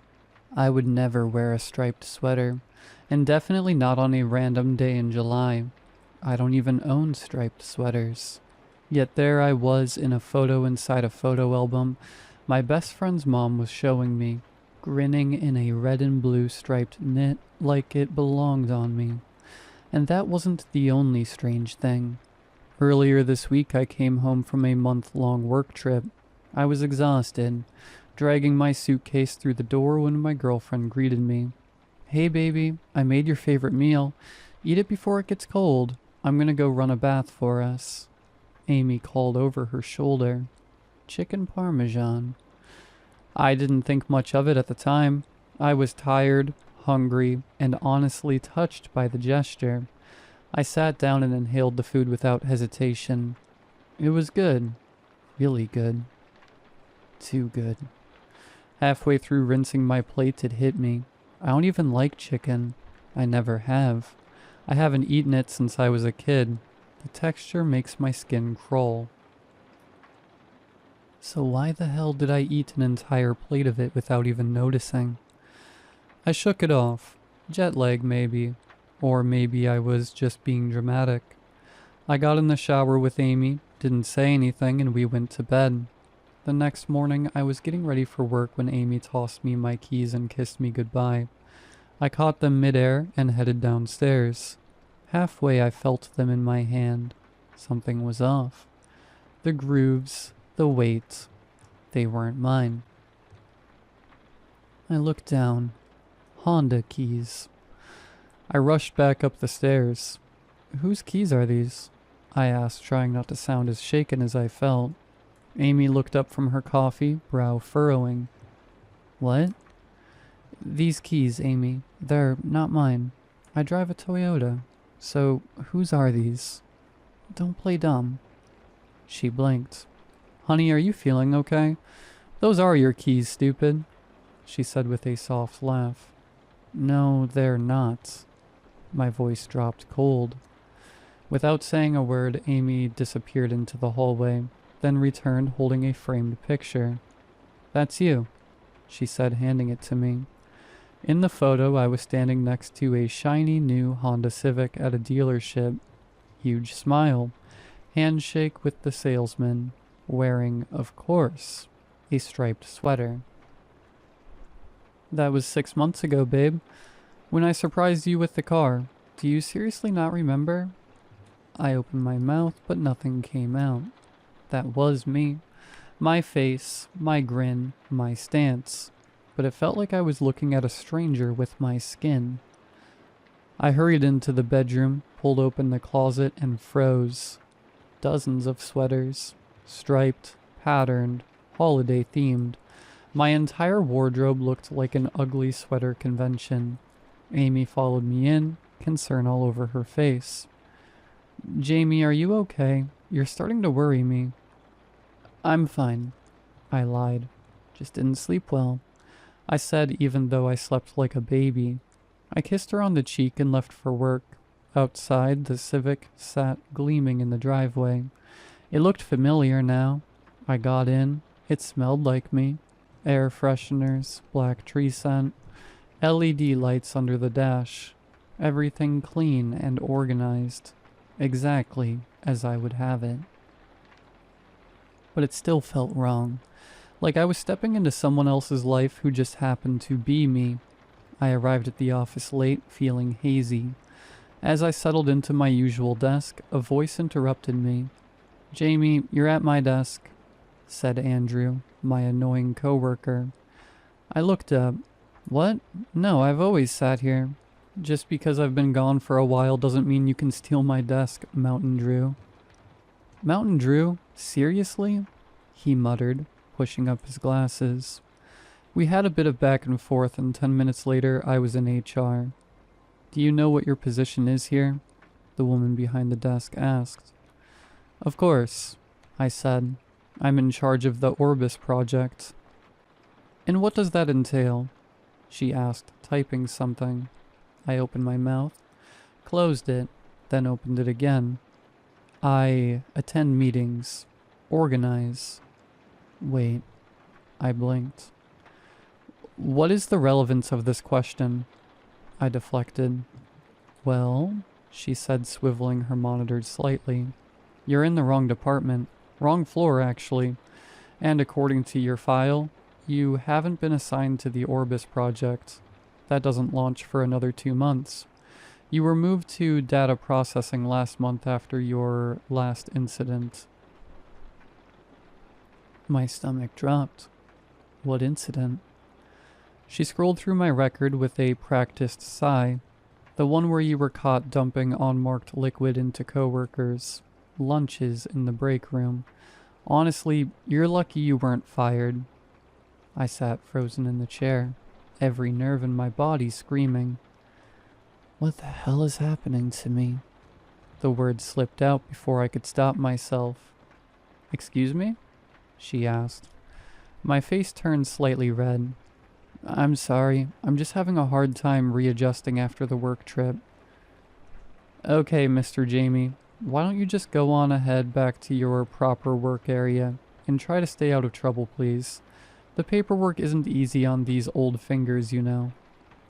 Yes, of course. Thank you, I said as I quickly and quietly whisked away back into the building. After asking around a bit, I finally made it to my actual desk. Everyone on that floor acted as if I belonged there. I got a quick rundown of my tasks and got right into it. Trying not to think about all the bizarre things that happened, I decided to put it out of my mind and focus solely on work. About 30 minutes before I had to clock out, I decided to go through my emails. I didn't see anything out of the ordinary. I checked my drafts and saw my last draft dated on the day I went on to the work trip. Subject, Orbis. Sweet Red, it's not me. Take the call. It made no sense, but I didn't know what to make of it, so I just went back to work. Besides that first day back, everything else seemed to be running smoothly. I got through the week without any more hiccups. I didn't mention my apprehension to Amy because she is such a worrywart. That was until today. I had planned to visit my best friend's family for a weekend barbecue.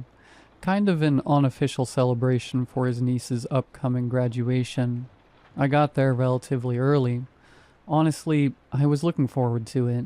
I needed something familiar, but if I thought that today would bring me peace, I was wrong. The grill was already going when I got there. The scent of charcoal and barbecue sauce hit me before I even stepped out of the car. Kids were running around the yard with water guns, and someone had queued up an early 2000s playlist on a Bluetooth speaker. It felt right. I needed this. familiar faces. I spotted Marcus, my best friend since middle school, near the back porch, beer in hand, laughing with his cousin. He lit up when he saw me. "Jamie, look who finally decided to show up," he said, pulling me into a quick hug. "Hey man, sorry I'm early. Didn't want to miss the ribs this time." "Smart move," he chuckled. "You're not still vegetarian, are you?" That made me pause. "I was never vegetarian," I said, half laughing. He blinked, then shrugged. "Oh, right, yeah." The moment passed, but something about it lingered. I grabbed a plate, made small talk, accepted a drink.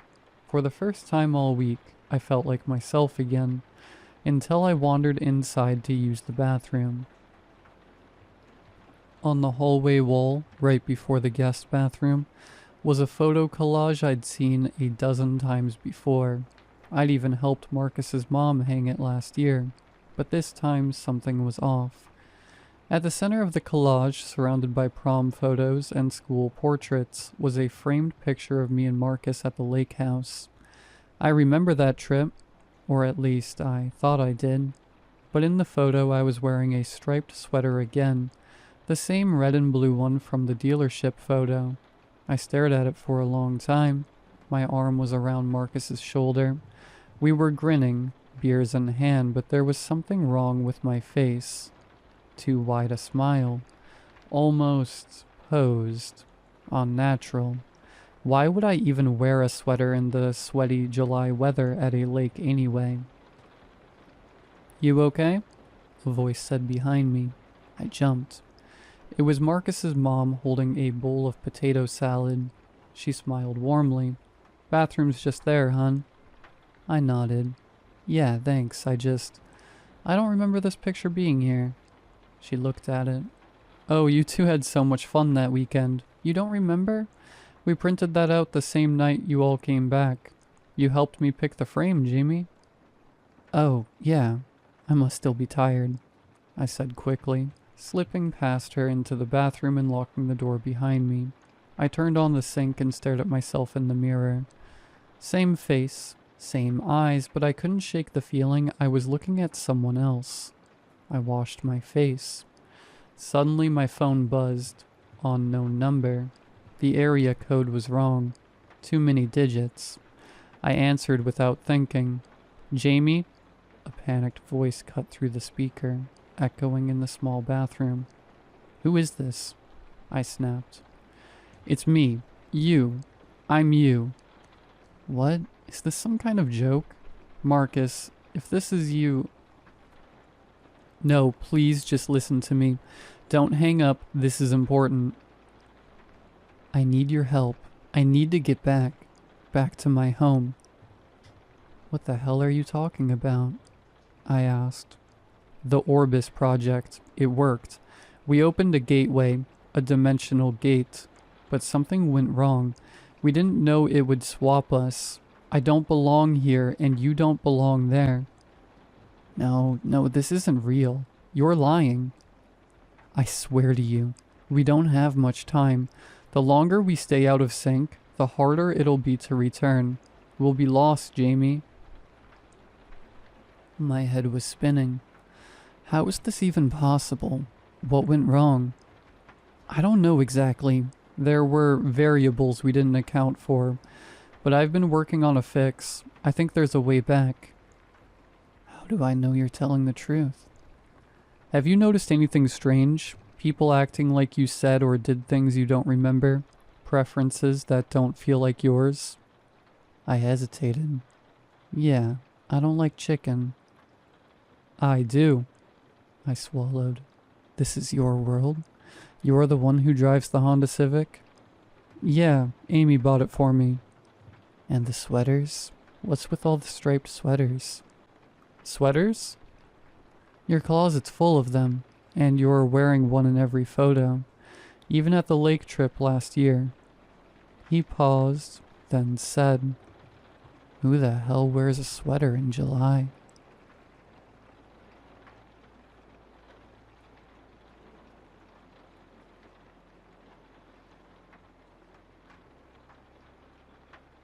My mother used to tell me I was her little miracle, not because I survived anything, just the opposite.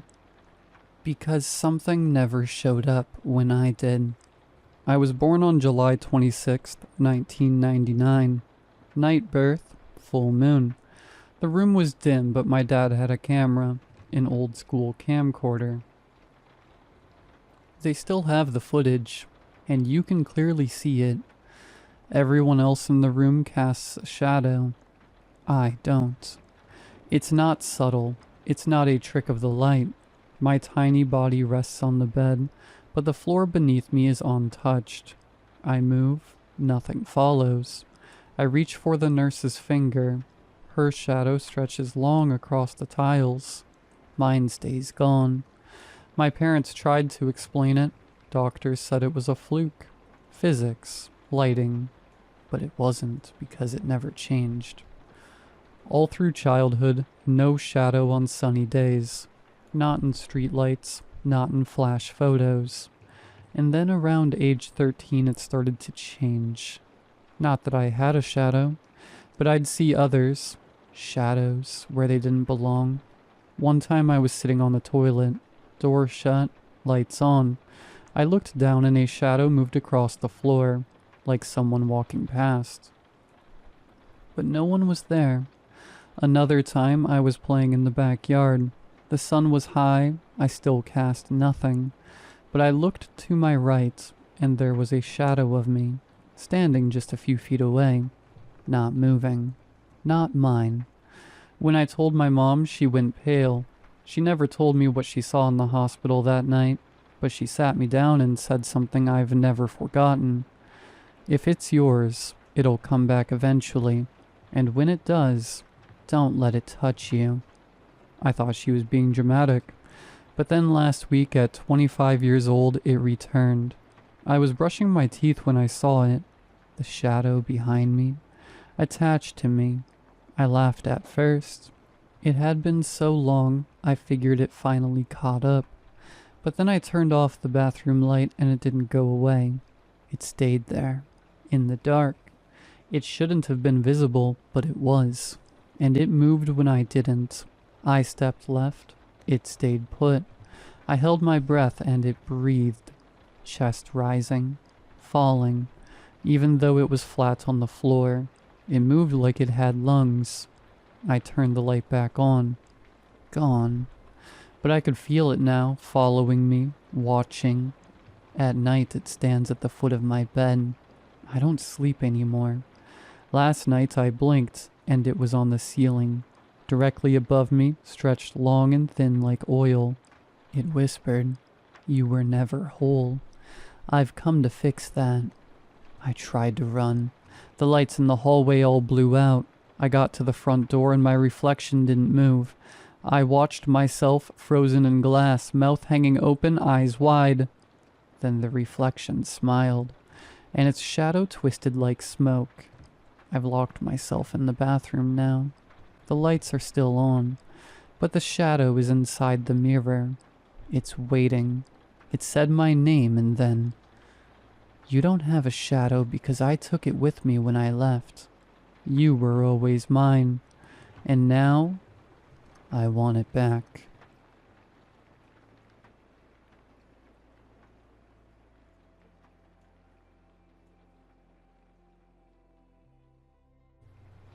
Hey everyone, and welcome to another video. Tonight we have a single story upload. You all know that I like to do these from time to time when like a story is especially good and also decently long. Tonight we have a story by the name of Have You Ever Played the Would You game? It is written by Let's Split Up, and I would like to give a huge thank you to them for allowing me to share this story with all of you. If you do enjoy this video, please be sure to drop a like rating. It helps out the channel immensely. Subscribing if you are new is also very much appreciated as I post content just like this all of the time. Anyways, sit back, do whatever it is that you do to relax, and as always, I hope you all have a great night. Would you cut off your pinky to get $1 million? Would you kill your cheating spouse to marry the man of your dreams? Would you eat a dog turd to win a year's supply of ice cream? These are the sorts of preposterous questions that make up the Would You game, which is like a deranged cousin of the Would You Rather board game. But unlike the popular board game, the Would You game has real-world stakes. Stakes as high as life or death, or even higher. I found this out the hard way with my sister, Seti. Her actual name is September, but everyone calls her Seti, just like everyone calls me Toby. My actual name is October. And yes, we do hate our parents for this. Seti was always competitive, even when she was very little. But I didn't understand how competitive until she invented the Would You game. We played during boring summers at home. In the beginning, it was just Seti, me, our older sister Jules, July, but everyone calls her Jules, and her best friend, Darren. Darren is the one who added cards to the game, Structure. He was kind of a nerd and liked board games, though he only reluctantly played them with me and Seti, whom he found too young and competitive. The game as it exists today is largely Darren's construction. There are 7 cards, always dealt in order. Would you risk verb, risk noun, to reward verb, reward noun? For example, would you kill your roommate to cure cancer? Most of the time, the randomness of the cards led to absurd sentences, less like truth or dare and more like Mad Libs. Points were earned through guesses, with fellow players trying to guess whether you would or would not. Often the fun of the game revolved around players justifying their choices, as in, sure, eating a dog turd would be gross, but 2 minutes of gross is worth a full year of delish. It was silly, harmless fun. The fact the game turned into something horrifying is my fault. I knew even at the time I shouldn't have done what I did, but I was furious with Seti. She'd pulled, would you lick a cockroach, to get a day home from school, and she said yes. Seti says yes to everything, I pointed out. It's ridiculous. She's lying. She wouldn't do any of these things. I would. Seti, about 7 years old at the time, balled her fists. She was trying very hard to be cool enough to play with her older siblings and keep up with us. You wouldn't, I snapped, sick of her lying. We went back and forth, and finally I declared I was adding a new rule. The challenge rule. Any player could challenge another player, and then the challenge player would have to do the thing they'd said yes to. If they did, the player who'd made the challenge had to give the reward. A day home from school meant I'd cover for her with our parents. Seti's face immediately took on a pink cast. She clearly hadn't anticipated my making up this rule. I, cruel older sibling that I was, challenged her then to lick the cockroach. It wasn't nice, I admit. Tears came into her eyes. She looked at me in disbelief. Seti always looked up to me, idolized me. I'd like to say that in the moment, I regretted what I was doing to her, but at the time, I was just gloating. But little Seti wouldn't be beaten either. Darren went and got a cockroach. He and Jules really should have been chaperoning better, but Darren was just gleeful at the idea of anyone licking a cockroach. He pulled a dead one from one of the traps and laid it out on a napkin in front of her. Seti's lower lip quivered. Her big eyes lifted to mine. Then she leaned forward, squinching her eyes, and stuck her tongue out. The pink tip touched the roach. She licked it, declared Darren, delighted, even as Julie cried, "Ew!" and I exclaimed, "Gross!" But now I owed her a day off school. Triumphant, she squashed the dead roach in the napkin and tossed it into the trash. I win, she said. Yeah, well, you licked a roach, which means you lose at life, I retorted. I win, she declared again. From then on, the challenge rule held, but I should have known it was stupid. Dangerous rule to put into play. The next time we played, the very first card Seti flipped had kill written on it. She paused on that card, while Darren's mouth made an O of expense. And Jules and I exchanged troubled glances. Including the kill card was controversial.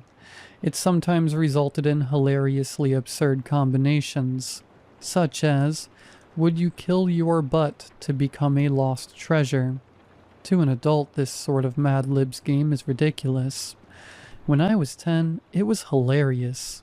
But of course, the word could also result in some very bad combinations. Seti kept drawing, your sibling, to win this game. She paused, mouth quirking to the side as she considered the cards. Invalid, declared Jules. No, we can still guess, said Darren, even as Seti slid her answer card. A card that said either yes or no, face down in front of her. Darren, Jules objected, but Darren was already sliding his card forward as well. Jules and I followed suit, and we all flipped them upright. Darren and Jules had guessed no. My card said yes. I knew my dumb sister, and Seti, hers also, said yes. Knew it, I said, glaring quietly. She smiled back at me serenely. Come on, BS, Darren said, while Jules elbowed him. But Darren ignored her and growled, Challenge. No, said Jules. Oh, no, we're not. What? Darren snapped.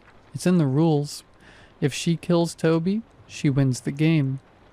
He eyed Seti and said pointedly, I'm not going to let her win by cheating or bluffing. Enough, said Jules. My younger sister gathered the cards in front of her, set both her yes and no cards aside, and smoothed her skirt. There was no red face this time, no crying or embarrassment. She stood up, turned to Darren and said, Well, aren't you silly? Don't you know it's just a game? Come on, Toby. Let's go. Something in my stomach nodded as her fingers intertwined mine. It was a relief to know that despite her competitiveness, my sister could recognize when a thing went too far. Suddenly her arm curved round my neck, yanking me back in a chokehold. I slapped at her arms, fingers clawed and pulled at me as my face went purple, and my windpipe felt crushed and speckles blackened my vision.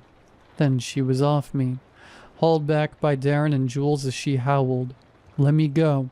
Let go. Seti, stop it, hollered Jules.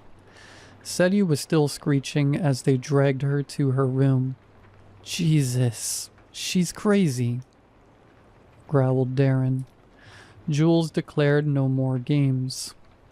If I kill Toby tonight, I win, panted Seti as they locked her in. I win. Say that I win. No one wins, Seti, screamed Jules. I can't believe I even have to say this. I'm telling Mom and Dad. Why do you have to be so crazy? Christ, the game is suspended. Do you understand me? It's over. There are no winners. And we are never playing this game ever again. So that was the end of the Would You game for many years. Seti found other games to play, of course. Less dangerous ones. She was really good at games, and made a fortune with gambling, the lottery, card tournaments, investing. Playing the market was itself a sort of game, she told me. And as with all such ventures, she tackled it with a competitive spirit an almost unmatched skill, though she did suffer some stunning losses occasionally, as a consequence of her tremendous risks. She knew all the tricks of the trade: shuffling tricks, sleight of hand, weighted dice, counting cards.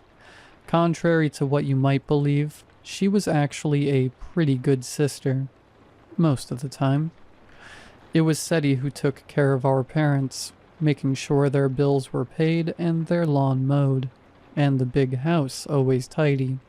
She did a lot of the cooking and cleaning herself, before she'd do her makeup and go out for the evening to the casino, or for a drink with business partners. She never went to college, instead keeping house for our parents. But then, she didn't really need college. We had wealth inherited from our grandparents, and SETI multiplied it neatly, managing investments for all of us. She did this with complete transparency and fairness. And while she sometimes gambled heavily with her own money, she never did with ours, always putting it in investments according to our willingness to embrace risk or security. And yet, through my college years, when SETI was finishing high school, she brought back the Would You game, and this time being legally an adult, she had no one to rein her in. I found out about it from Kedar, another boy at her school. He told me how she'd started playing with a group of preppy senior friends. I tried to shrug this off. Whatever. We were all adults now. Surely my sister wouldn't go too crazy, right? It wasn't until later I found out she'd changed the rules again. She and some of the other seniors were playing one day when they decided that the Mad Libs aspect was no longer as entertaining as when we were children, and that players should draw until the cards issued a sentence that the majority agreed made sense. Of course, even then, most of the results were still things that couldn't actually happen, but others, like, would you eat bugs to get a winning lotto ticket, were not only perfectly valid combinations, but also easy enough to both challenge and reward. And this is exactly what happened when SETI and her friends played. One of them claimed he'd eat bugs to get a winning lotto ticket. She challenged. He ate several ants. So SETI bought lotto tickets until she had a winning one. Granted, it was only for $3. But the cards hadn't specified, had they? And that's how it began. SETI herself becoming a grantor of sorts. Anytime she played the game. She had the money after all. Even back then our family was well off. And SETI already had a considerable sum saved from her gambling and side hustles. I never knew what she did on the side, but I assume some of it wasn't legal. She could afford to escalate the game, so when a combination came up like, would you dump your boyfriend to earn a new iPhone, SETI could issue the challenge. And when her friend followed through on the dumping, said friend would be gifted with a new phone. It was nonsense, risky, and unhealthy. But not, I guess, more than any other kind of gambling. Until it got worse. Several years later, SETI had some friends over. I'd refused to join. I'd sworn to myself never to play this game. SETI seemed to get even more competitive when I was around, so I kept away from the group, watching from across the living room. Turns kept passing around and everyone was laughing, drinking. A few people were smoking, but that wasn't really my business. Mostly it sounded like absurd stuff. Would you kiss Mrs. Whittinger to save a litter of kittens? Groans. Mrs. Whittinger was the principal at SETI's high school, and in games of kiss, marry, kill, was universally the kill option. Much discussion ensued about whether a litter of kittens would actually die if the player said no to this, and whether the price, having to kiss Mrs. Whittinger, was too high. SETI considered the question, but intertwined her fingers and explained that since the kittens were in the reward deck and not the risk deck, the game would not put kittens in harm's way. In short, kissing will mean you do a good deed, but not kissing won't make you do a bad one, she declared. Thus, if Scott, the player who'd drawn this combination, were to return to their old high school to kiss the loathsome Mrs. Whittinger, a litter of kittens would be rescued, but nothing would happen otherwise. Well, yeah, but if I don't kiss her, some kittens somewhere might not get rescued, so guess I gotta kiss her. Scott grinned at all the groans all around. Challenge, said SETI, almost automatically, almost bored.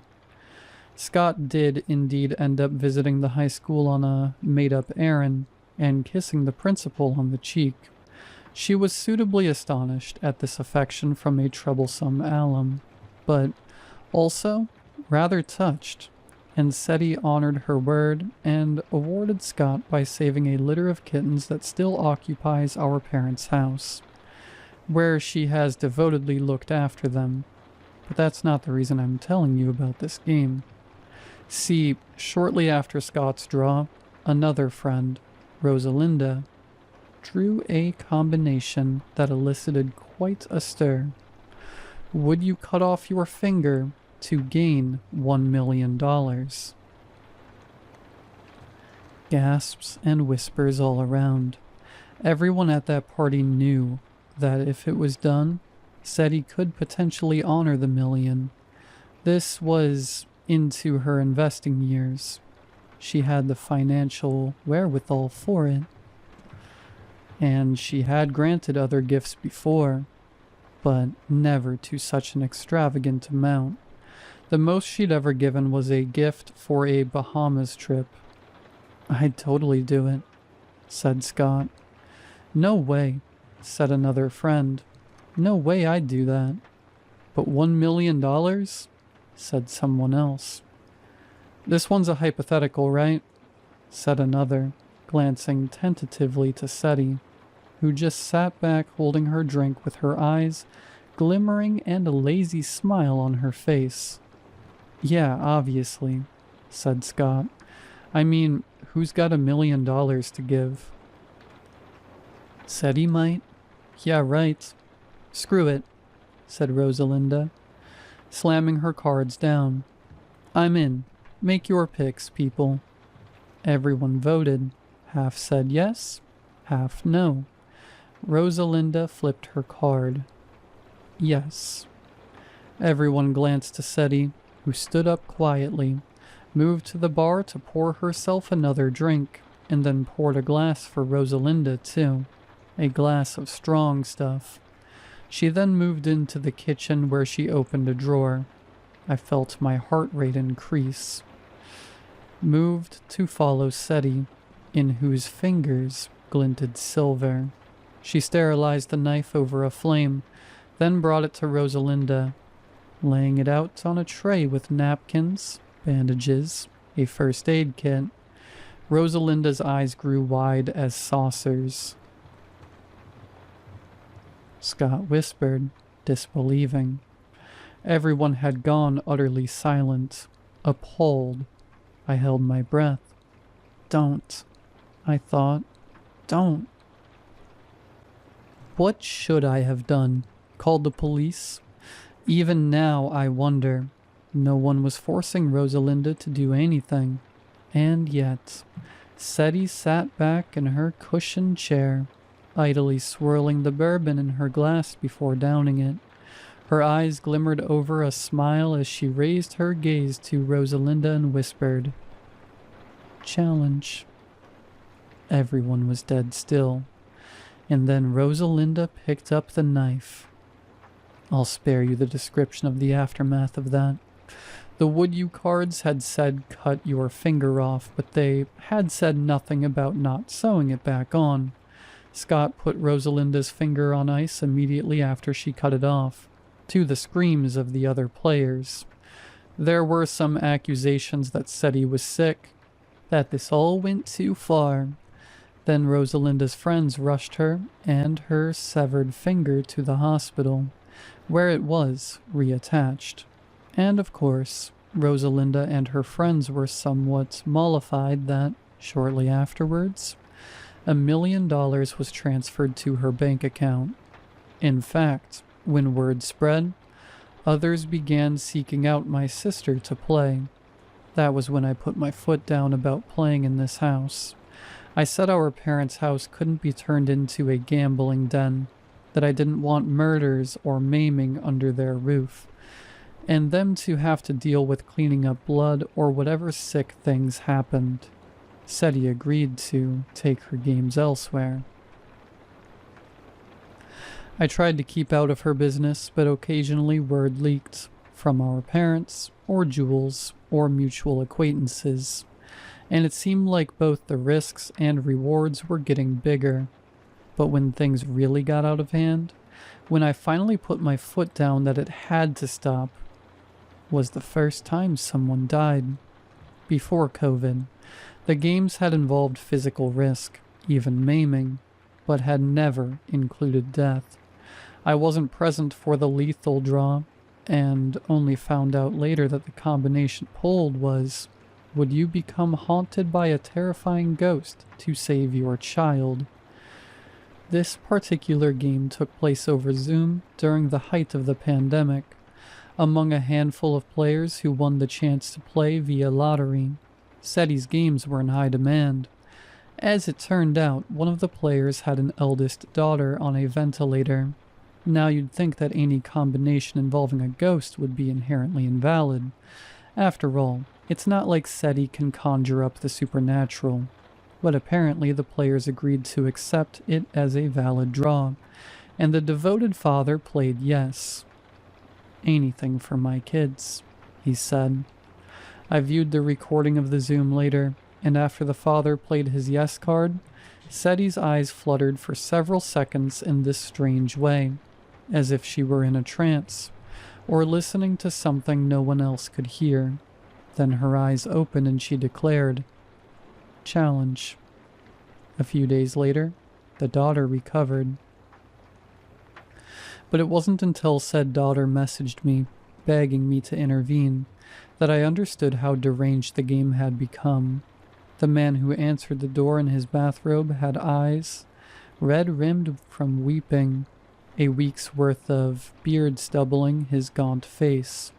Without a word, he let me into his house, and as he shuffled away from me, I noticed burn marks on the walls, not in any obvious pattern, but here and there marring the wallpaper.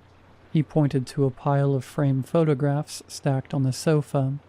They'd formerly been hung on the walls, I realized, but he'd taken them down because in every single photo, he had been burned out, leaving the rest of his family intact. That was how the wallpaper had been charred. There was also, I noticed, a burn mark in the shape of a handprint on his arm. While the father wearily offered me tea, I picked up one of the photos, the backing and part of the glass damaged from the heat. Is it just the burn marks, or is other stuff going on? The lights, he whispered as he stirred the tea. The shrieks and banging at night, the handprints, the dreams, and this. He pulled open a drawer full of children's drawings scrawled by his daughter and her siblings, kept from when they were very little. In all the drawings, he had been scratched out, and a blackened figure, like a shadow, seemed to be looming behind him, its hands on his shoulders. She's obviously hired someone to come and do all this, I said. You're probably having nightmares from the stress. No way would I believe that Seti could summon ghosts. But I absolutely believe she had the resources to make a man think she had. The defiled children's drawings especially left me chilled. How had she identified which figure in the child's scrolls was him? I offered to stay the night, to confront whoever Seti had hired and chase them off. and I promised I would contact my sister in the morning and put an end to this so-called haunting. The man seemed relieved by my assurances that all the spooky effects were staged, yet he also requested me not to interfere. He was clearly anxious that if he didn't let things continue, his daughter would fall sick again. I tried to assure him that SETI didn't have that kind of power and couldn't make her relapse, but he insisted I keep out of it. Privately, I decided to speak to SETI anyway. She was overseas, however. The man killed himself before she got back, hung himself from the staircase, leaving his beloved daughter and her siblings to mourn. I waited in our parents' house for my sister the night she returned. She'd barely gotten off the plane a half hour earlier, but despite what must have been a wearying flight, she waltzed through the front door in a glitzy suit like she'd stepped out of Vegas. Seeing me, she spread her arms wide in greeting. "How could you?" I snarled. She dropped her arms, though her smile didn't falter. "Toby, dear, I didn't. Whatever it is you're upset about, it was the cards." "A ghost, SETI?" "A terrifying ghost," she corrected. "Of course it wasn't a ghost, SETI," I bellowed, shaking with fury. "The funeral had been 2 days ago.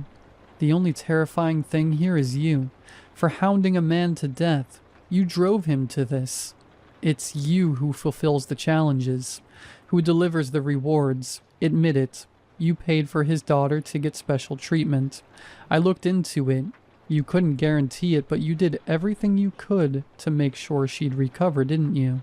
And when she did, you made him suffer. He had to complete the challenge." She pursed her lips, silent for a moment, then finally said, "What if I did? What if you did?" I couldn't believe her. "SETI, you drove a man to his death." "You said that already." She looked bored. "So, I made a man terrified. He chose to kill himself." "BS, you killed him, as much as if you handed him the rope." "Oh, he chose hanging? SETI?" I paused and added, low and serious, "You have to stop this." That stilled her.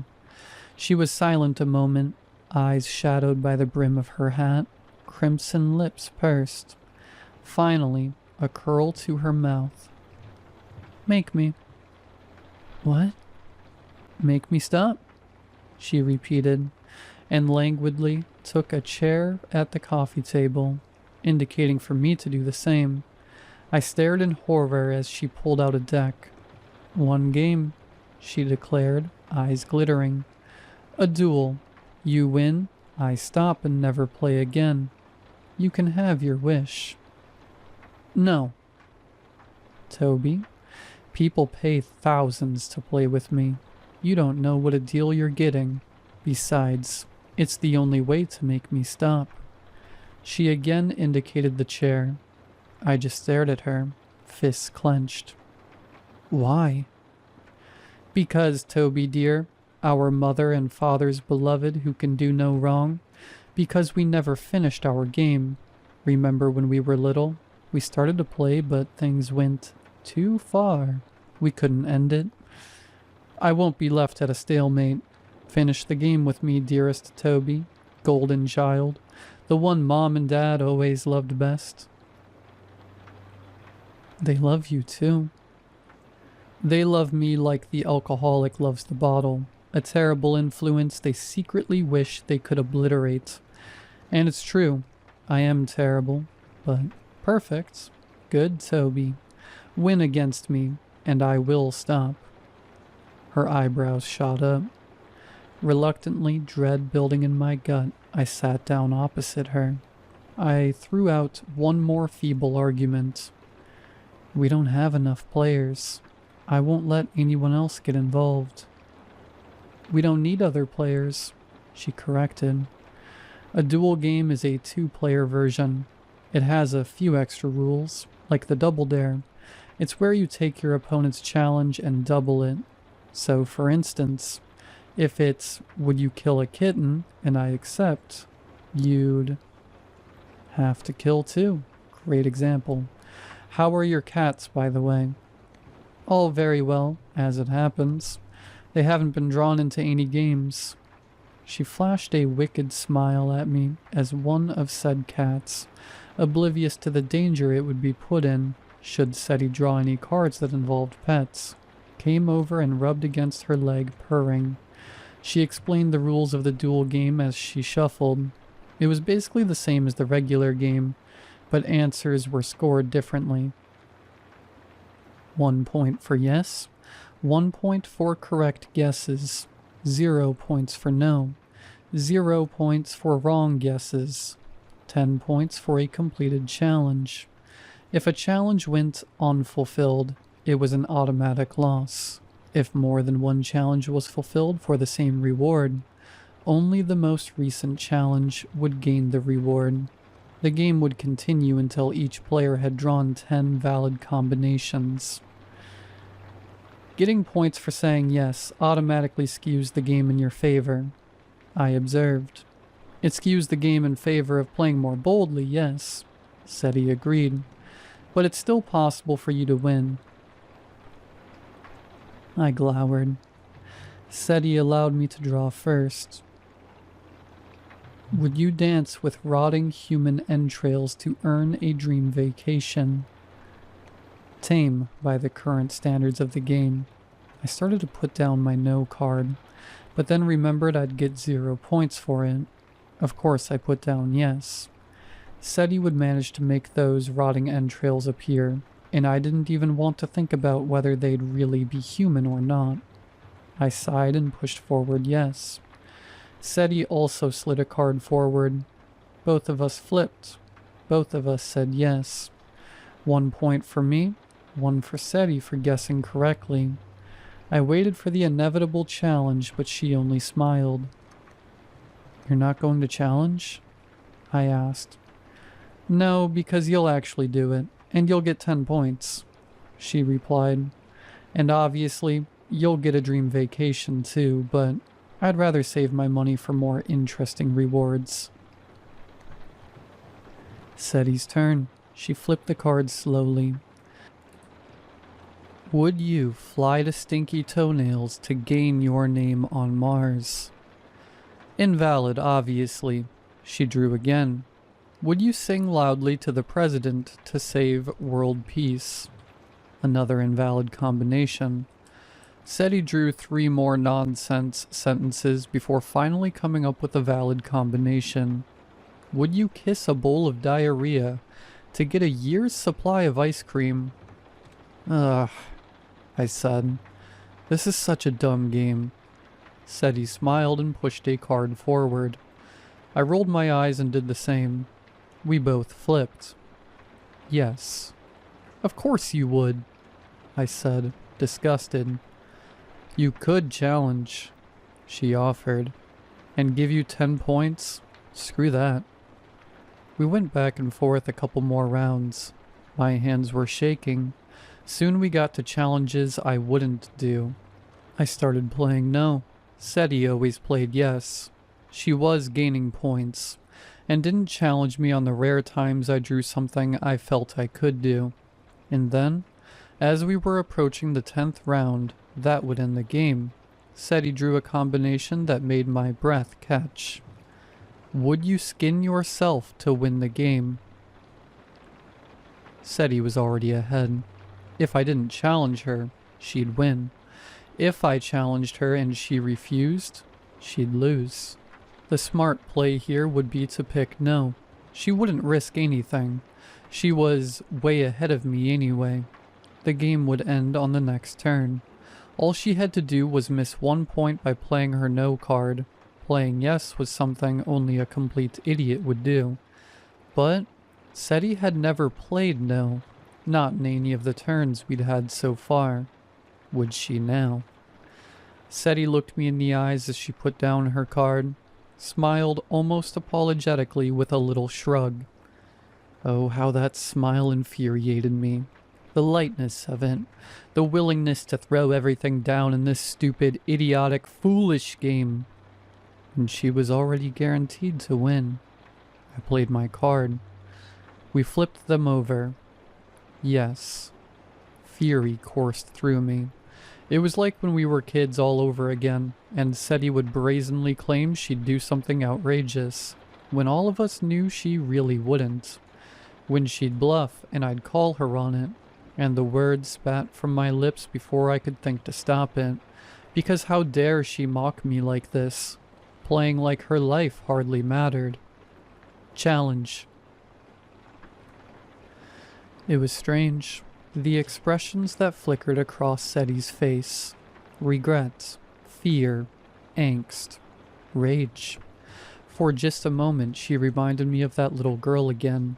The little girl who idolized me, who just wanted to be brave enough to impress me, until I called her out for going too far.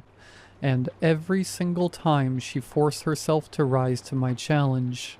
Remembering that, I suddenly regretted my actions. Seti's eyelids closed, fluttering, as if she were coming to terms with what had just happened. Then without a word she rose to her feet. My parents did a lot of barbecuing in the summers, even the occasional pig roast or carving up venison. I wondered with horror if among the many implements in this grandly furnished house, they might have a skinning knife. "Seti, wait," I cried, seizing her arm as she turned away. "I forfeit. You hear me? I forfeit. You win. I withdraw my challenge." "What?" she stammered. "You can't forfeit. That's not how it works." "Too bad. I'm done." "Toby," she shrieked as I grabbed my jacket and rushed for the door. "You agreed to finish the game." "Yeah, bite me." I ducked out and slammed the door. From inside, a howl of anguish. High, keening, practically inhuman. God, Seti could be so scary. I hurried away, trying to force the horrible, stupid game from my consciousness, trying to forget how irrational Seti could be. My phone buzzed. Seti sent 5 different messages, one containing 3 devil emojis. Another, "We're not finished. We have 1 turn left. Toby, 1 turn." Ending off a lot of them with exclamation marks. She carried on like that all night. I silenced my phone. In the morning, I had so many messages I blocked her.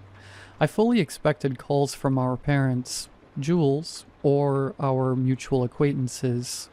Email, messenger, voicemails at work, maybe a single telegram. Seti had a huge network, and I knew my sister had 1,000 ways to contact me.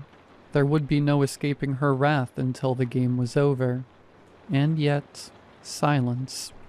Not so much as a peep. It was this complete absence of communication that unsettled me more than anything. I called our parents, Jules, friends, but they hadn't heard from Seti. Not wanting them to worry, I lied to everyone and said I was just checking in because it had been a while. With every hour, the knot of dread in my gut tightened. Finally, 3 days after our fateful game, there came a knock at my door. I'd been in a state of suspension so long that my first feeling was relief. At last, we'd get this over with. I went to the door, calling out, "Who's there?" To no response. I peeked through the peephole, but it was covered. Sigh. Just like Seti to play games. Maybe it really was a singing telegram. I opened the door. "Hello?" The word died on my lips, shifting from hello to hell in what, looking back, seems chillingly appropriate. On the threshold stood a costumed figure. She was reminiscent of the Easter Bunny. Huge black eyes, plush fur around chipmunkish cheeks, buck teeth and mauve fur, with a fluffy white belly. This wasn't sophisticated like a cosplay persona. No. This was more the mall-grade Easter variety, vaguely creepy and unsettling, like a costumed theme park character or a Chuck E. Cheese animatronic. I'd always had a dread of such characters, even as a child. Something about the fakery of the costuming was so off-putting. Now that same unease prickled through me as the bunny spread its arms in a ta-da pose. I said. I stepped back and held open the door, trying to ignore the small voice that wondered what I might see if I lifted the mask off that bunny suit. The bunny strolled in with an exaggerated happy stride, reminding me, again, of a costumed character. Who could ever tell what was underneath such a suit? The bunny pulled out 2 chairs from my dining table and patted one for me. "Seti?" I said. The bunny pulled a card from a pocket somewhere in its fur and held it up for me to read. One more turn. "How do I know it's you? Take off that dumb thing." A head shake. The bunny pointed again to the card, exaggeratedly tapping it and nodding to me. Its suit smelled faintly of copper and maybe something else. Sweat. Body odor. No. It was more unpleasant than that, like the smell of a dead mouse I'd found once in a trap rotting for days. And I wondered, what was under that suit? She wouldn't have done it, would she? She couldn't have and survived. This had to be an act. To make me fret. Think that she'd done something crazy. I looked into those bunny eyes. Black mesh. I thought I could just glimpse the whites of her eyes. A faint gleam as she looked out at me. Again that coppery smell. And as we both sat at the coffee table there was, I could see, very clearly now, blood dripping from the suit of the bunny. A faint dribble of it. How badly was she bleeding in there? Or was it all an act? Would she even be bleeding still? Would blood really drip through the costume? God, Seti, fine. I'll play the last turn, and if I win, you'll take off that suit and you'll be just fine underneath. Alright? Deal?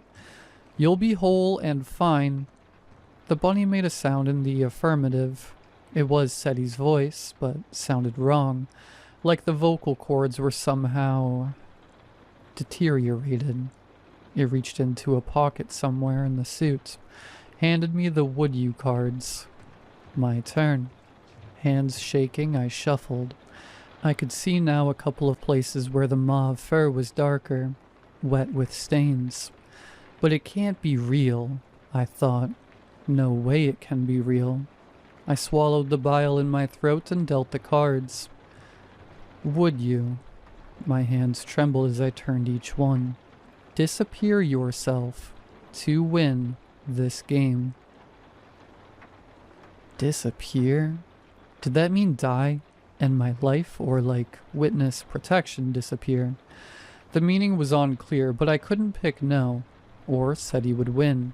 And somehow I knew what would happen if she won. That she would lift off her mask and underneath there would be... I pushed forward my card, and the bunny pushed forward hers. And we flipped. Yes. The bunny spoke. One word. I tried not to imagine its skinless tongue slurring. Challenge. My heart quickened. Fine, I said. You, Mom, Dad, Jules, everyone we know. You'll never see me again. The rest of my life, no matter how hard you look or how you spend your resources to come after me, I will not be found. I'll be gone, and when I am, I'll have won the game. As I spoke, I felt the air shiver between us. It was as if something had writ my words in my soul, and I knew, as deeply and suddenly, and surely as I knew my own name, that I would disappear so thoroughly, I would effectively cease to exist. Somehow, I was incredibly calm about all this. Goodbye, Seti. I turned and grabbed my bag and walked out. I drove to our parents' house to tell them that I loved them. They were extraordinarily perplexed when I greeted them each with a tight embrace, and even more so when I begged them to please look after Seti for me. I just hoped it was enough to save my sister. That whatever was under that suit was all part of the drama to draw me in, and everything would return to normal after the game. I just had to disappear. "Who?" said Dad. He was a bit hard of hearing. "Seti. September," I told him. "What's happening in September?" asked Mom. "No, Mom, I'm talking about Seti." I stopped, staring at the mantle. A few days ago, I'd been here playing with Seti, and the photos on the mantle had been the same vacation trips as always. Goofy images of Seti, me, and Jules playing as children. But now I was looking at the exact same photos, and it was only me and Jules. Mom, meanwhile, nudged Dad and murmured, "Sweetie, remember how Toby used to pretend to have a little sister?" "Oh gosh, that's right." Dad brightened and turned to me. "And whenever you did something bad, you'd blame it on September." But I was already out the door, rushing back to the game. I'd declared I would disappear. From the present moment on, I'd be gone, but Seti? I checked my phone, my email, messages. But there were no photographs, no texts, no social media evidence my sister had ever existed, present or past. I called Jules, but she said the same thing as our parents. That Seti was the imaginary little sister I made up to blame for the worst outcomes of a childhood game. A game I designed. A game for which I am the guarantor. A game / have been hosting among various groups and players for the past few years. And when I at last got home and rushed inside, the bunny was no longer at the table, but the cards were still laid out. A note scrawled beside them on a bloody napkin. Double dare. People still contact me asking why I ended the game. The truth is the napkin, the only proof of Seti, written in her own distinctive handwriting, disintegrated with time, and I'm not even sure myself what I believe anymore. But I'll tell you this, if anyone ever offers to play the "would you" game, no matter what the prize, do not do it. It's not worth it. Learn from my mistakes. And never, ever play the "would you" game.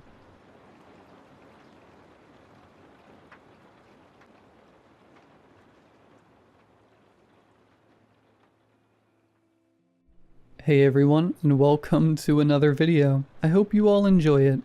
I love staying up late and recording these stories. I had a lot of fun making this video, as I usually do, so I hope you all enjoy it. If you do, please be sure to drop a like rating. Let's see if we can reach 500 likes on this one. I think if everybody took just a quick second, we could definitely get there.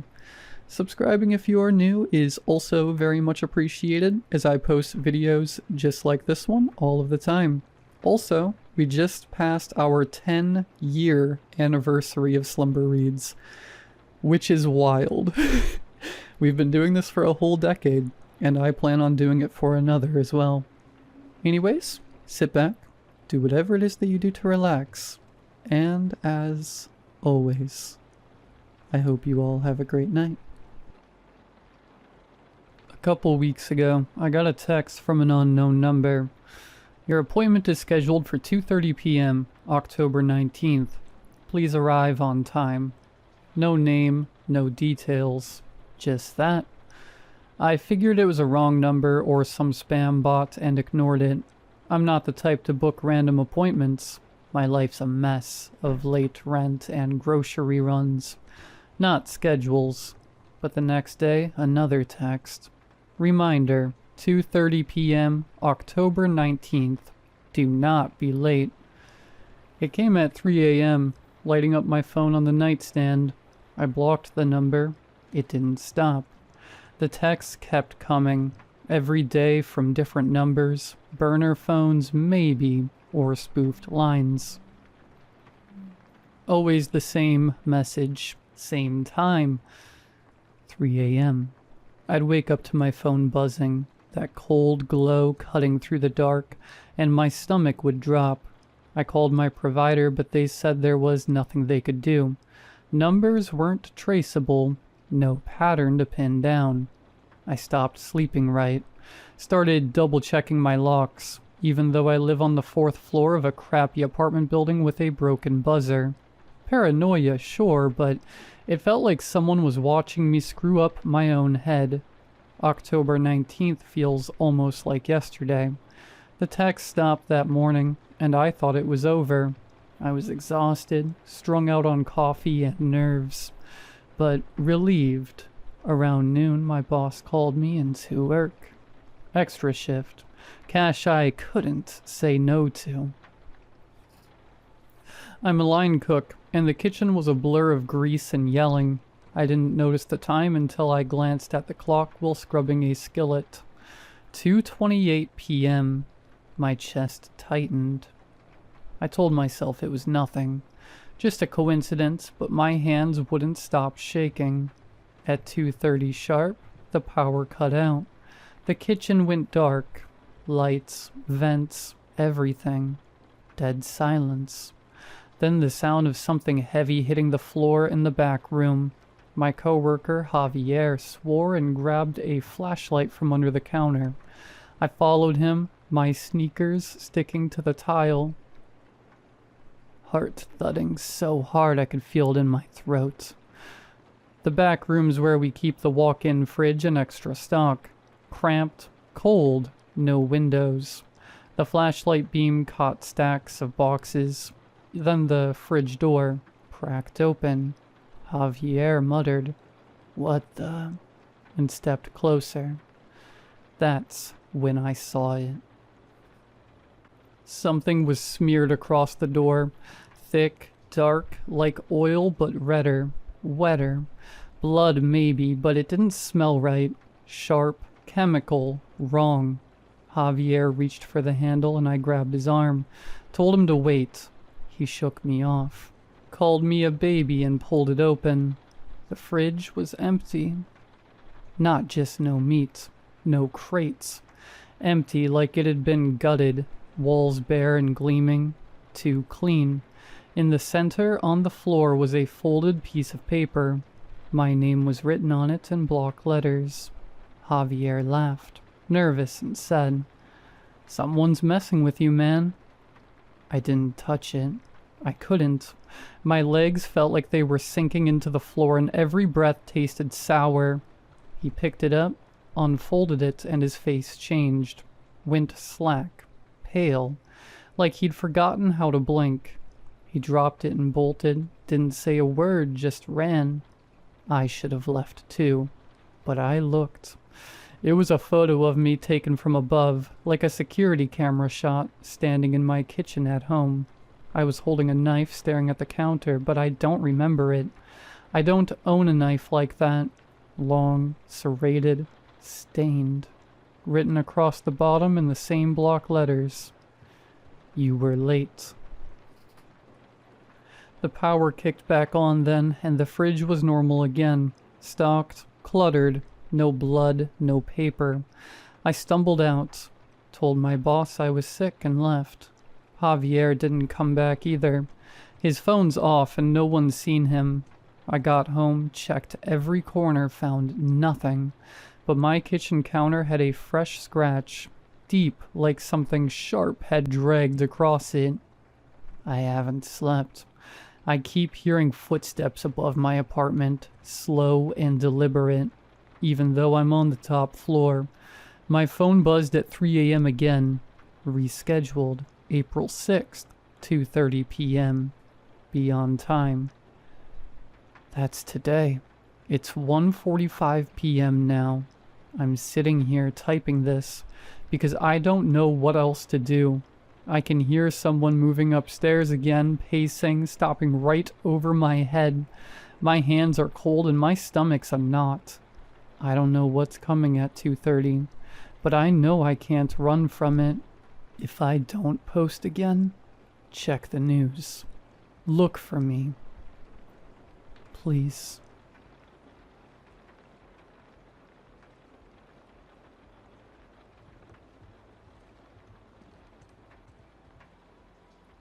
Sometimes I think about a photo I saw when I was a kid. A photo that used to terrify me. I can't quite remember what was in it anymore, but the fear it stirred in me was so real, so sharp that even now, years later, a flicker of unease returns whenever I try to recall it.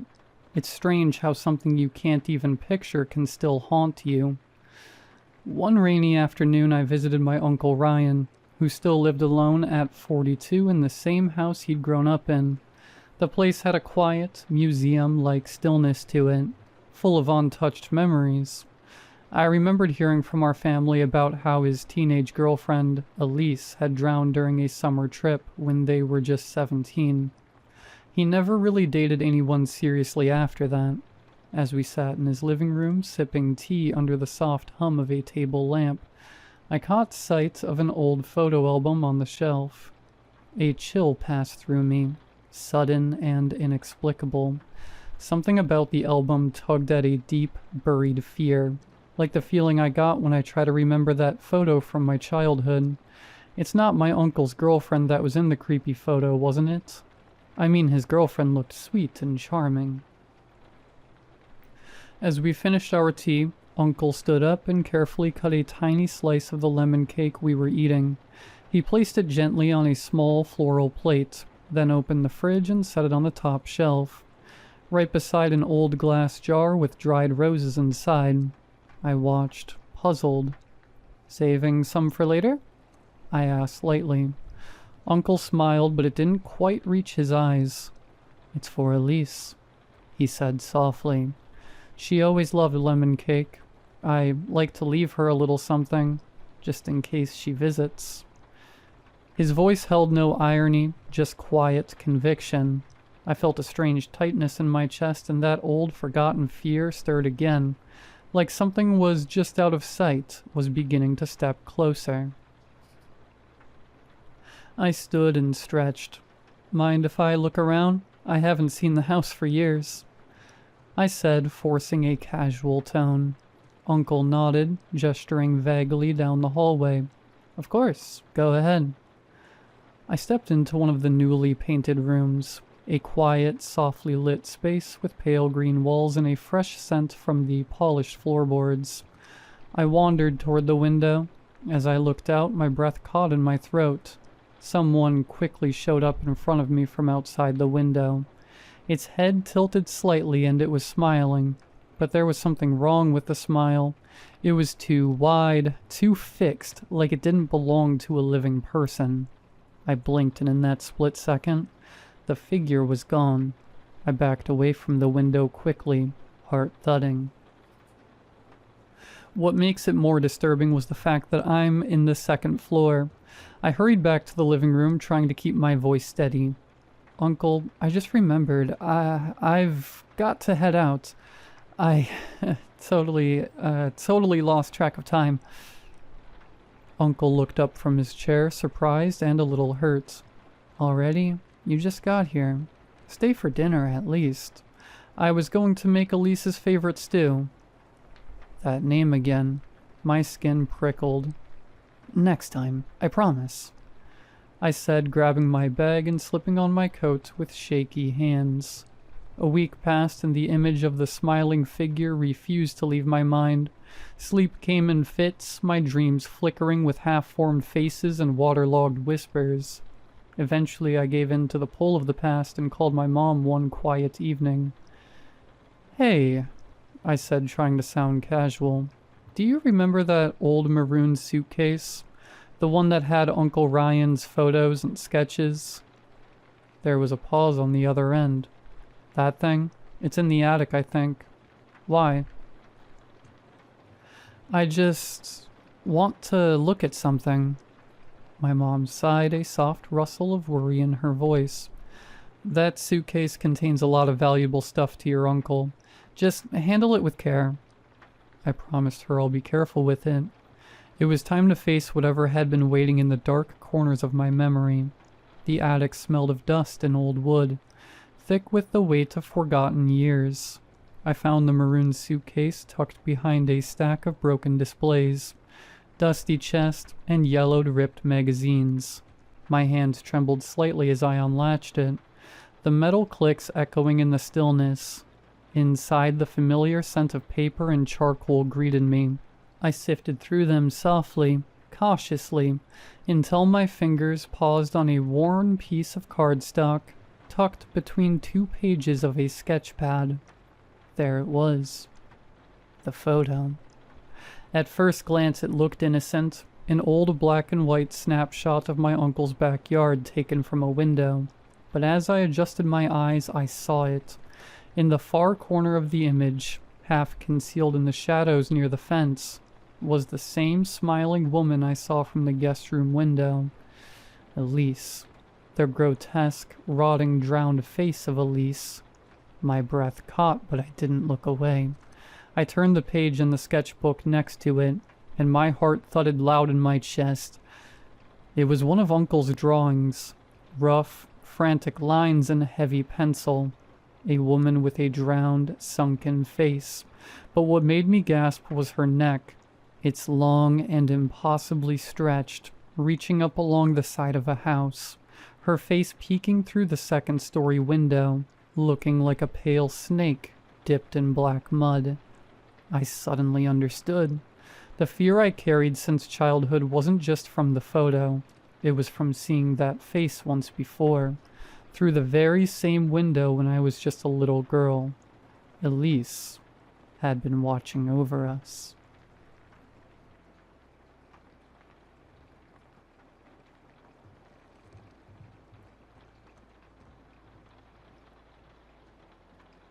I think something most people can relate to is the odd paranoia of sleeping at a grandparent's house in the middle of nowhere. The nights are so quiet and eerie. It always feels like something is watching you just outside of your field of vision, but close enough for you to see movement in the peripheral. When I was a kid, I used to frequent my grandparents' house on a large wooden estate in some rural mountains. There were always stories that a man had died in that house, but who knows if that's even true. These days, I don't remember much about those nights, but I do remember always seeing some being outside the door to the room I would sleep in. It would sit on the roof and look in from the top of the door frame. It would just sit there and watch.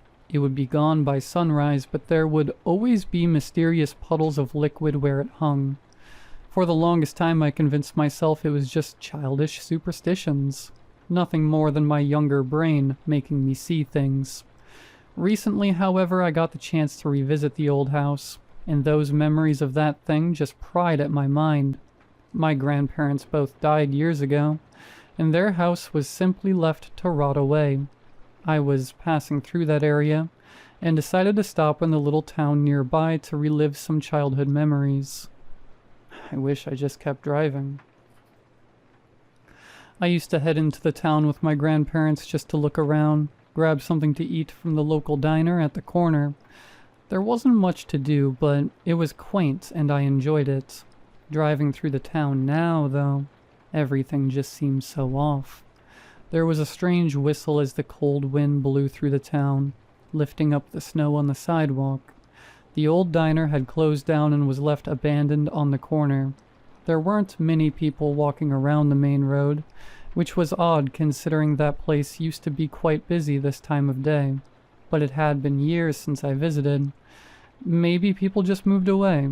I don't exactly blame them. Like I said, the town was quaint and generally felt disconnected from the world. Some found it peaceful, others lonely. I took one of the back roads leading towards the house. The sun was setting at this point. The dense forest on either side of the road was getting darker and colder by the minute. On the side of the road was a ripped open deer. It had been freshly killed. I guess nature never sleeps. It was about here I got a strange chill through my entire body. It felt like tons of tiny pinpricks were stabbing me across the entire body. I started to see eyes in the trees, and heard whispers in the wind. I started shaking, despite the fact the inside of my car wasn't even cold. I considered turning around, which in retrospect was what I should have done, but I felt something pulling me back to that house. I pulled into the long, winding driveway and slowly made my way up to the front of the house. It was in shambles. Parts of the roof had fallen in, some of the windows seemed broken into. The door was ripped off its hinges in an unnatural way. What the hell? I thought. Had someone robbed this place at some point? I stepped out of my car, and the frost whipped my skin. The cold dark felt ever encroaching. I could barely see 25 feet in front of me, the only source of light being my dim car headlights. Those went out, and I was left in a freezing blackness that consumed me. I heard voices in the trees all around me, beckoning me toward them. I switched on my flashlight and started to walk up to the house. The porch creaked with every step. There were tons of holes in it, and familiar claw marks were all over it and the broken door. My heart stopped. Was there some animal inside? Whatever it was, it had to be long dead by now. The house was silent except for my paranoid breathing. I took my time looking around. After all, there were plenty of memories to be reminisced on. I would cook with my grandma in the kitchen. I was never too good at it, but I was young and nothing really mattered yet. My grandpa would show me his hunting rifles in his trophy room. Stuffed deer heads lined the walls. Back then, they were all marks of a great huntsman. Now, they just felt creepy.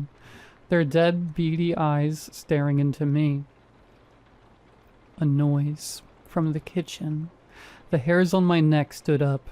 Something was inside the house with me. I picked up one of the old guns and prayed to God it still worked. I slowly peeked around the corner of the doorway, staring into the abyss of the darkened kitchen. I couldn't see much, but it was impossible to discern actual movement from anxious mind tricks. I closed the door and waited in the trophy room a bit. Footsteps. I put my ear up to the door. They were right outside it. My heart dropped and I could feel it pounding in my throat. A sweat broke out on my forehead. They came up to the door and then slowly trailed off into the distance. I waited a good 15 minutes just listening to the silence to make sure the coast was clear.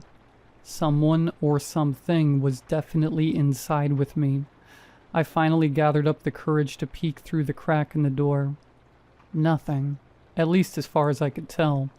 I slowly creeped out into the main room, shotgun pointed out directly in front of me. At this point, my heart was pounding inhumanly fast. My entire body was shaking, due to the cold or the fear, I wasn't sure. I should have left then, but I had to check one last thing before I did. Either way, it seemed like whatever was inside had left. I couldn't hear any noises anywhere in the house. I came to the stairs leading up to the second floor. I had to look in the room I used to sleep in one last time, just for nostalgia's sake. I still had the shotgun in my hands, although I relaxed a little now. There were only 3 rooms on the second floor. My grandparents' bedroom, my guest bedroom where I stayed, and the upstairs bathroom. I didn't care much to look anywhere else but the guest room. I had spent so many nights there. The room had been ingrained into memory. As I began to step towards it, I heard another step above me, in the attic. My heart started beating again. My skin was littered with goosebumps. I had to check. I pulled down the old ladder and slowly made my way up it. I stared into the darkness of the attic. I couldn't see my hands in front of my face, but I could hear something. Not 30 feet from me, something was eating something. I heard bones crunching and flesh being torn. I turned on the flashlight and pointed it towards the sound. There, now staring directly at me, was whatever creature I used to see those late nights when I was a kid. It was completely real and physical. It was a bony humanoid creature. Its eyes were a piercing white, its skin a disgusting pale. and its teeth rotting and razor sharp. Blood dripped from its mouth, and I saw it was eating a dead deer corpse. It let out a nauseating screech that caused me to fall down from the ladder. If it hadn't been for how panicked I was, it might have got me. I screamed and scrambled back to my feet. I ran and tried to shoot the thing. The gun didn't even work. I ran to the only place I could think to stay, the guest room. I ran inside, the door fallen off its hinges. I got a second to catch my breath and realized I had no idea where that thing was. My mind was racing. My body was violently shaking. I tried to think of where it could have gone. Then I remembered how it used to sit on the ceiling. I peeked up at the ceiling and sure enough it sat. Claws sank into the roof, just waiting. It wasn't able to come into the room. I tried to possibly think why, but I couldn't come up with anything at the moment. I couldn't walk outside the room. I couldn't jump out the window, lest I wanted to risk an injury from the second floor. Plus that thing would probably run out after me. I looked around for something to use. There was nothing there. I opened the closet and I screamed as a corpse fell out from it. It was rotten and old and I vomited on the spot. This was a person who had died here years ago, probably because of the creature. And this was why, I assumed, the creature couldn't climb into the room. His corpse held a small vial of an unknown substance. It looked like some kind of powder or incense. Some strange concoction that kept that thing away. It made sense to me now why that creature never entered all those years ago. That man's body was always in the closet. I just never bothered to look inside. My shaky hand picked up the vial and sprinkled some out into the hole. The creature screeched again, causing me a pounding headache. This stuff kept it out, and that's all I needed to know. I've now been sitting in this room for 2 hours. That thing hasn't left, no matter how much of the incense I sprinkle out into the hole. The dead corpse is still rotting next to me, and I'm still freezing in the darkness. I don't know what to do. I'm going to have to leave eventually, but I don't want to become the thing that's the source of the liquid dripping from the ceiling.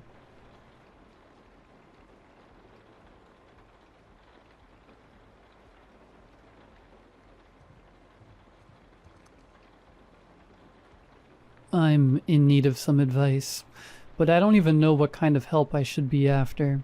It started about 3 weeks ago. I got a call from my mom on a cold Monday. We talk often enough, and a phone call from her isn't a strange occurrence at all. The only real strange part about it was that it was while I was on the clock at my job. I'm a nurse, so she usually would only call if something was important. I picked up the phone, fully expecting to hear that someone had died, only to be greeted by her familiar, gentle voice. She was casual, sweet, just asking about my day.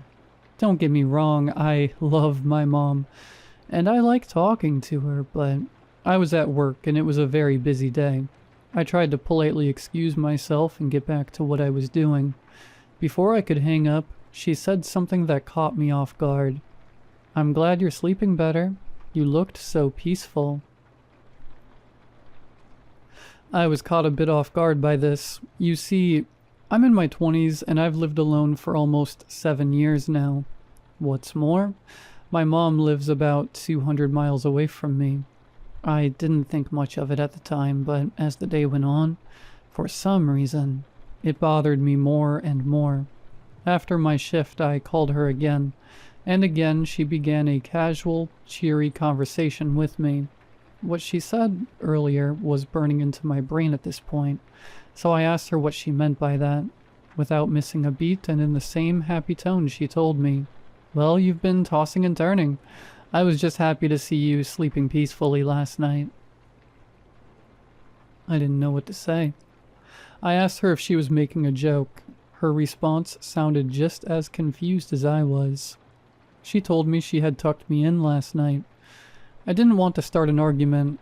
My mother is not young, and there is a history of degenerative brain disease in some of our family. I was worried that maybe she was sick. I changed the topic again to her day and finished what turned into a relatively pleasant conversation. Given the earlier confusion, I texted my brother immediately. He lives in the same town as my mom and told him to check on her. Ever since then, I feel like I've been losing my mind. At first, I began to notice the smallest things. Tiny instances that aren't as they should be. That day when I got home, for example, the chair at the head of my dining room table was pulled out too far. I could have sworn I tucked it in, but reason tells me I must have forgotten. My bed was made when I knew for a fact I didn't make it. It was folded and tucked under the mattress, the same way my mom did it when I was little. I called my brother. I had no idea what was going on. Maybe my mom had come to visit and was pranking me. It was unlike her, but what else could this be? He told me that he had just had tea with her. It's been getting worse and worse. At night, I can hear footsteps, but when I get up to look for their source, they vanish, leaving me questioning if I really heard anything at all. A few nights ago, I woke up around 3 in the morning to the sound of humming. It was faint, barely audible, but I recognized the melody instantly. It was the lullaby my mom used to sing to me when I was little. The one she hummed when I had nightmares. I froze. It was coming from my bedroom doorway. I couldn't bring myself to look. I just shut my eyes and lay there, stiff under the covers, trying not to breathe too loudly. Eventually, the sound faded. When I finally worked up the nerve to turn on the light, the room was empty, but the closet door, which I always leave open, was shut. I've been calling her during the day, but it's no use. She either denies any of it, or simply speaks as if nothing was wrong. More often than not, she goes off on tangents that frustrate me to no end. I even recorded our last conversation, thinking maybe I could catch something, some slip, some change in her voice that would make sense of this. But when I played it back, the audio was crystal clear. Too clear. There was no background noise at all. No ambient hum, no shuffling, no clink of her spoon in her teacup like there always is. Just her voice, bright and cheerful, telling me she was proud of me, that I looked so calm now. I hadn't told her I was recording, and yet, right before the call ended, she said, "You should stop doing that. It's not polite." I've grown paranoid. I don't sleep in my bed anymore. I've taken to sleeping on the couch instead, but without fail I wake up in my bed, neatly tucked under the covers. Last night I stayed awake as long as I could. I thought if I could catch it in the act, I could prove to myself that this wasn't just in my head. I don't remember falling asleep, but I remember waking up, and I remember the hand that pulled the blanket over me. It wasn't hers. It was colder, thinner. The fingers were too long, and they didn't tremble the way hers used to. When it touched my forehead, there was no warmth, just a kind of pressure, like it was memorizing me. I kept my eyes shut. I don't know why. I think I thought if I looked at it, it would look back, but it knew I wasn't asleep. I can't explain it, but I could feel that it knew. It leaned closer. I could feel it, the weight of it pressing into the mattress beside me, slow and deliberate. The sound it made was low and wet, like thick saliva pulling apart in strands. Something dragged across my cheek. Not fingers this time. Something softer, frayed at the edges. Hair, maybe. But it smelled like meat left too long in the sun. Then it spoke. "You don't cry anymore. Not like before." Its voice was trying to be hers, but it wasn't right. The words came out broken, halting and slow, like someone reading phonetics off a cue card. And underneath it, something else breathed. Something heavier, labored, excited. I opened my eyes. There was nothing there, but the blankets were rising and falling beside me like someone invisible was still lying there, mimicking my breath. The indentation in the mattress was fresh, deep, and smeared along the pillow next to mine was a thick, dark streak, brown-red and rotting at the edges, like old blood mixed with dirt. When I looked back at the mirror, there was something sitting on the edge of the mattress. At first, I thought it was her. The hair was the same length, same part down the middle, but it was patchy, thin and coarse in some places, clumped like wet straw in others. Tufts were missing altogether, exposing skin that looked stitched, like burlap pulled too tight over something that wasn't a skull. It tilted its head again. The motion was jerky, like a puppet on tangled strings. Then slowly it began to turn. I didn't want to see. Every instinct screamed at me to look away, but I couldn't. The face that met mine in the mirror was trying to be my mother. It had her eyes, at least. It had eyes where hers used to be, but they were cloudy, too wide, like glass marbles pressed into soft clay. The nose was flat, crushed like something broken and reset wrong. The mouth was the worst part. It stretched too far, like it had been cut at the corners. The lips were split and scabbed, peeled back in a permanent smile that showed rows of tiny baby-like teeth. Dozens of them. Too white, too clean. It was brushing its hand across the pillow, slow and tender. And then it looked up, not at the bed, at the mirror, at me. And it smiled. I backed away from the mirror, heart pounding so loud I could barely hear myself think. I didn't want to see it anymore. I didn't want it to see me. But I couldn't look away. The thing on the bed tilted its head slowly like it was curious. Then it raised one long shaking arm and waved. I turned. Nothing was there. When I looked back at the mirror, it was gone. The bed was empty again. Just rumpled blankets and silence. I stood there for a long time, barely breathing, too afraid to move. And then my phone rang. It was my mom. Her voice was soft, calm. "Don't be scared, sweetheart," she said. "We just miss you."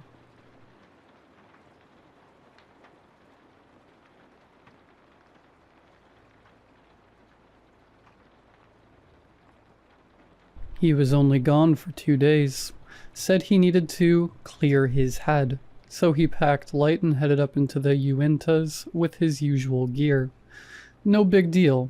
He's done it before, but this time, when he came back, something was off.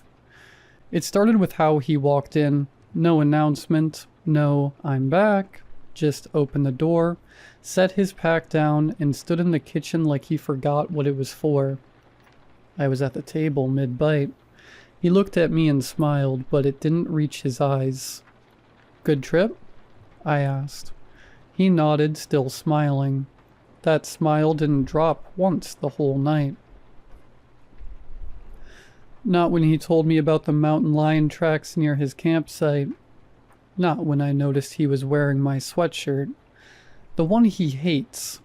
Not even when I asked what trail he took and he said, "North Ridge." There is no North Ridge. Not here. That night I couldn't sleep. Something about how he moved felt wrong. Too smooth. Too studied. At one point I got up to check the locks and caught a glimpse of him in the hallway mirror. He was just standing in the dark staring at it. Not at his reflection, at the space beside it. The next morning I found a dead bird on the porch. Not torn apart, just laid out neatly, like a gift. He said he didn't put it there. Then he asked if I remembered when our mom died. The thing is, she's still alive. I waited until he went out back. He said he wanted to feel the sun, but just stood in the middle of the yard, arms hanging loosely at his sides. face tilted upward like he was trying to remember what warmth felt like. That gave me maybe 10 minutes. I went straight for his pack. It looked normal at first. His knife, half-used water bladder, trail snacks he didn't touch. But when I unzipped the bottom pouch, I found something he would have never brought home. A lock of hair, tied with red thread. Dry, brittle, not his color, not mine. It looked old, like it had been buried in salt or ash. Underneath it was a scrap of parchment, something drawn in charcoal, rough circles layered with jagged lines, stick figures warped around a central shape. I didn't recognize the symbol, but the longer I stared, the more I felt like I should. When I turned it over, a single word was scrawled in the corner in tiny, frantic handwriting. Return. I barely had time to zip the pack shut before I heard the back door open. He stepped inside, eyes still fixed on the ceiling like something might be living just above it. "You been in my bag?" he asked calmly. I lied, said no. He smiled. That smile. It stayed frozen while he poured himself a glass of water, gulped it down too fast, then poured another. His throat made no sound as he swallowed. Later that night, I woke up to him humming, a song we used to sing when we were little. Only half the melody was wrong. Notes bent in places they shouldn't bend. The words didn't rhyme anymore. And when I peeked down the hallway, I saw him standing at my bedroom door, back turned, not moving, just listening. He didn't say anything when I asked what he was doing. He just walked away. In the morning, he was already at the kitchen table when I got up. No coffee, just sitting. He looked at me with that too wide smile and said, "Why'd you lie, little brother?" He asked why I lied. I didn't answer. I just stood there, heartbeat hammering behind my ribs, wondering how long he'd known. If he saw me touch the pack, if he'd ever really turned his back at all. He didn't press the question, just smiled and went back to staring at the table. Later, he left again. No word, no jacket, just walked out into the tree line and vanished like he'd always belonged there. This time I didn't check the pack. I waited, and after midnight, he came back. His hands were covered in dirt, shirt torn, no blood, just wrong. Like it wasn't made for his body anymore. Like his limbs had started to stretch beneath the seams. He didn't say anything, just walked past me and went straight to the basement. That's when I heard it. Knocking. But not from the door, from inside the pack. Slow, wet, rhythmic, like knuckles dragging against plastic. I opened it. The first thing I saw was the hair again, matted now, damp with something dark. Beneath it, something wrapped in a tattered gray cloth. I should have stopped there. I didn't. I reached in and pulled it free. It was a jar sealed with wax and twine. Inside was a mouth. Not a full face, just a mouth, twisted in a silent scream. Gums torn back, lips stitched closed with animal sinew. But it was breathing. The glass fogged up every few seconds. It was trying to speak. Then I realized something. It looked like mine. I dropped it. The jar didn't break. It just rolled to the edge of the floor and sat there vibrating softly. Then from the basement, his voice called up. Except it wasn't really his. It was mine. Low, hollow, almost like he was trying it on for the first time. "Why'd you go through my things, little brother?" I didn't answer. I was too busy watching the jar. It was smiling now.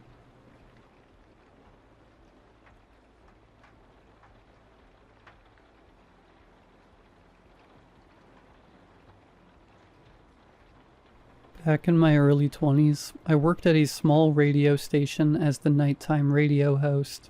The station itself was in a small town about an hour away from Las Vegas. KRT3 87.4 FM was our station name. Not particularly noteworthy or catchy sounding, but our signal only really served the small town surrounding one side of Vegas, so it didn't need to stand out. Despite that fact, we had a small yet dedicated listener base and played mostly old country songs. Some mornings when I'd go to the local diner for breakfast after my shift, I'd talk with some of the old-timers that liked to tune into my evening broadcasts. They'd usually give me music suggestions, or things to talk about for my next show. Needless to say, it was a great gig, and I thoroughly enjoyed it. The pay was okay, but it honestly wasn't a lot of work, and it got me by while I figured out what I wanted to do with my life.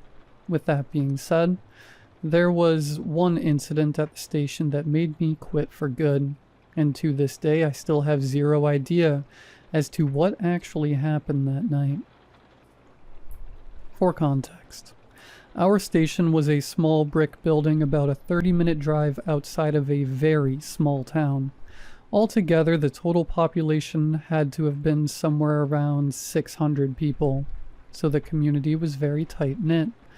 We were situated just off the main highway, and it wasn't unusual to see a few cars pass each night, but you never really saw any people whatsoever. The land across from the station was bare desert for miles and miles, and the same could be said for the surrounding land as well, with the exclusion of a few small mountain/foothill ranges and a Native American reservation approximately 80 miles north of the station. Now with the scene set, let me share with you one of the most horrifying nights I've had in my life. It was late August, probably around 6 p.m. I was an hour into my shift and my coworker, who was the daytime host, had stayed a bit later with me so we could do a segment/debate about the local mayoral election coming up. Super boring stuff, but our average listener base consisted of old farmers and ranchers who ate up local politics. We finished up and segued into the first music block I had carved out for the night, allowing my coworker to gather his things and get ready to go home. Alright, I've got my keys, got my bag, should be everything, my coworker mumbled to himself. Oh, and are you still okay to come in an hour and a half earlier tomorrow to cover me? I'm sorry to do it to you, but my dog cannot miss her appointment at the vet. She's getting old, you know? I never was able to sleep well anyways, and the little bit of overtime would help with some bills, so I had readily agreed. Yeah, man, of course. Don't worry about it. I'll be here for 3:30 p.m. sharp. Just don't forget, you owe me one. I jokingly jabbed back at him. Yes, I know, I won't forget. Anyways, I gotta run. See you tomorrow, dude. My coworker replied back as he clumsily stumbled his way out the door towards his car. With a slam of the door and a turn of the key, him and his car motored off back into town, leaving just me at the station. I had about 50 minutes left of the uninterrupted music block I started, so I decided to break out one of the books I had in my desk and then head to our small kitchen to put a pot of coffee on. I managed to get about 3 chapters of Death is a Lonely Business and 2 cups of coffee down before it was time to interject with my weather update for the day. It's another lovely evening here in town name, with temperatures sitting around 91 degrees Fahrenheit as the sun is setting. Nothing but clear skies on the radar, so get out there and do some stargazing tonight. Anyways, coming up next we have another solid hour of nothing but solid gold country hits, starting off with a great one from Hank Williams. This one's for you, Ray. Ray was one of the old-timers I talked to at the diner often. He had requested a certain album that morning, so of course I had to dig through all our vinyls to see if we had it, which we did. As I dropped the needle onto the groove, I was startled by a sharp succession of knocks at the station door. It caught me off guard as nobody ever really shows up at the station, unless it's someone in dire need of help, or maybe my coworker turning around because he forgot something. I recalled an incident the year prior where a stranded motorist had shown up at the station at night seeking help, and thought maybe this was the case again. I got up as my next block of music started, and went to peer through the peephole of the door to see who was there. There was a guy on the other side of the door, probably in his late teens or early 20s, slim build, average height, possibly Native American or Latino with dark black hair, dark brown eyes, and was wearing a tan plaid shirt with a pair of dirty jeans and well-worn cowboy boots. I decided to open the door to greet him and truly caught sight of just how bad he looked. He was disheveled and looked exhausted with his eyes sunken back into his skull and beads of sweat pouring from his face. "Hey man, are you alright? Do you need something?" I asked him. He looked back at me for what felt like almost entirely too long before replying in a low, almost hushed voice. "My car broke down. You got a phone?" The station did indeed have a landline, so I brought him inside and led him to the phone. There's a directory book hanging on the wall beside the phone. Town's not too far from here, and I believe the service stations offer towing services. Why don't you just give them a call and I'll grab you some water, man? You don't look too good." I told the man as I went to the kitchen to get some water and simultaneously make a fresh pot of coffee. He nodded but didn't say a word. I returned down the hallway with a glass of water and found him sitting at my coworker's desk. His back was to me, sitting absolutely pinned straight in the chair with his arms resting on the chairs. "Here's that water, man. Were you able to get a hold of the folks at the service station?" I asked as I set the water down on the desk in front of him. I received no reply to my question. Instead, he kept his gaze focused out the window beside the front door. I went and sat in my chair across from him. Yet again he remained silent, but picked up the water and drank it all down in one continuous motion, before sitting the glass back down on the desk. I found his lack of any real conversation a bit strange. But then again, I had no idea how long dude had been out there exposed to the elements. It could get up to 110 degrees Fahrenheit during the day, and that kind of heat can kill you if you're not prepared. I thought he's probably just severely dehydrated and beyond exhausted. "How far away did your car break down?" I asked. He stared at me for what felt like an uncomfortably long time, before raising his finger towards the east and saying again in a hushed tone, "About 5 miles." He looked like he had walked about 500 miles to get here, not just 5. So I was a bit confused on how he looked as disheveled as he was. Nonetheless, I wasn't here to judge. "Hey, that ain't too bad. At least it wasn't 100 miles away. Kinda lucky you were close to here. Well, just sit tight for a bit. I'm sure the tow truck will be along within the next hour or two. I've got coffee brewing right now if you want some." Again, he didn't utter a word, and just turned his head to stare out the window. The sun was starting to go down, casting a deep orange glow onto his face. I took it as a silent acknowledgement and jumped back into my reading for a bit, neither of us moving from our positions for the next 30 minutes, and nobody uttering a single word in that time. Checking my watch, I saw I had about 10 minutes before introducing the next music block, so I got up to get more coffee. The guy was still staring out the window as I passed by. I'm not even sure if he blinked once in the time we spent sitting there. He just kept his head to the side, staring out the window. Grabbing 2 mugs, I poured us both some coffee, but being the klutz I am, I managed to spill mine. I spent a few minutes cleaning everything up before heading back out to my desk with mugs in hand. My coworker's chair was empty. I sat the one mug I poured for the stranger down on the desk and looked around for him. Walking briefly to the hallway, I noticed the bathroom door shut and figured he was probably in there. I was a bit confused as I never heard anyone stand up and walk down the hall, but didn't really give it a second thought. I set my coffee down at my desk, dropped into my chair, and popped my headphones on just in time to interject my commentary before the next hour of music. KRT3, with yet another hour of uninterrupted music coming up. Next, starting off with a great album from the Charlie Daniels Band. But before that, I'd just like to say, even though we are heading into fall, make sure you and your vehicle are prepared to face the heat of the desert if you're headed out. It's better to be over-prepared rather than under-prepared.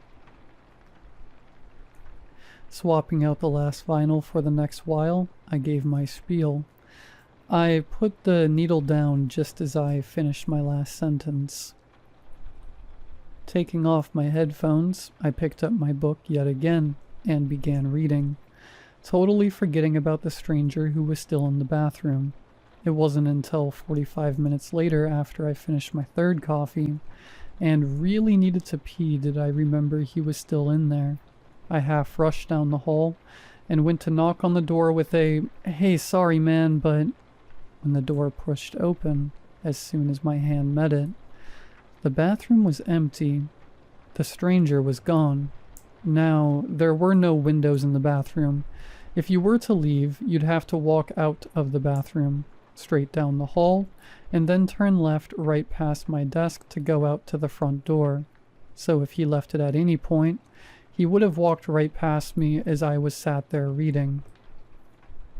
Of course, I was beyond puzzled at this, but I did really still have to pee, so I did my business. I washed up and came to the conclusion that maybe I was just mistaken. Maybe the tow truck had gotten here early, and he left and I mistakenly thought he was in the bathroom. It still didn't explain how I never heard anyone leave, though. Upon drying my hands off, I walked back out to my desk and then stopped dead in my tracks when I rounded the corner. There at my coworker's desk was the stranger, sitting in exactly the same way, still facing out the window, as if he had never moved from the chair. I was very weirded out, but I like to consider myself a rational and level-headed person, and reasoned with myself that there had to be some sort of explanation for where this guy went. So I asked him, "Hey man, I thought you left. Where did you go? Did the tow truck come by yet?" Nothing. Not a word from this guy. At this point, I was just wondering what the hell his problem is. I didn't want to come off as bigoted, but I thought that maybe he just didn't speak English very well. I mean, he didn't seem like a threat. He was just really weird. I don't know. The kind of vibes I was getting from him were indescribable. Maybe he just went outside for some fresh air or something. It's pretty stuffy in here anyways. Not a big deal, I thought to myself. I was feeling a bit tired from not sleeping particularly well the previous day, and just chalked things up to my brain jumping at shadows. I decided that another cup of coffee might be a good idea to regain some brain power. I grabbed my mug and noticed the stranger's mug was also empty. "I'm grabbing some more coffee. You want some?" I asked. "Yes." The reply came almost instantly, in a deeper voice than mine, a stark contrast to the hushed tone he had used earlier, but I welcomed it, seeing as how he hadn't spoken a word to me since he initially showed up. With both mugs in hand, I went back to the kitchen. I emptied out the old grounds and filter and replenished the water before loading the machine with more coffee grounds. I decided to make a full fresh pot, seeing as how I'm tired and obviously the stranger likes the coffee, even if he didn't say much to me. Upon flipping the switch to start the brewing process, I turned and headed back to my desk as it would soon be time for my next commentary and the next album. He was gone. Again. Now I know for a fact that this time I didn't hear anybody get up and move around. No footsteps, no noises, No opening and closing of doors. Nothing. Yet he just disappeared. I checked the bathroom. The door was wide open and empty. Nobody was in the studio at the desk. Nobody was under the desk. Hell, I even checked in the desk for some reason. Nothing. Nobody was in the kitchen and nobody was in the storage room. That's the entire studio. And this stranger had just vanished. I walked back over to my desk and slumped into my chair, feeling half fearful and half bewildered. My mind was now going in circles, trying to figure out what the hell was going on here. I must have sat there going back and forth over possible scenarios for a good 5 minutes before I realized the record I had been playing ended, and it was time for commentary again. Still shaken, I picked up my headphones and tried to think of something to say. KRT3 here. We may be having a few technical issues here tonight, so I do apologize for any of our late night listeners. To make up for it, I have a special record up next. From one of my personal favorite artists, here's Waylon Jennings. As I changed out the vinyl, I was again startled by a sharp succession of knocks at the front door.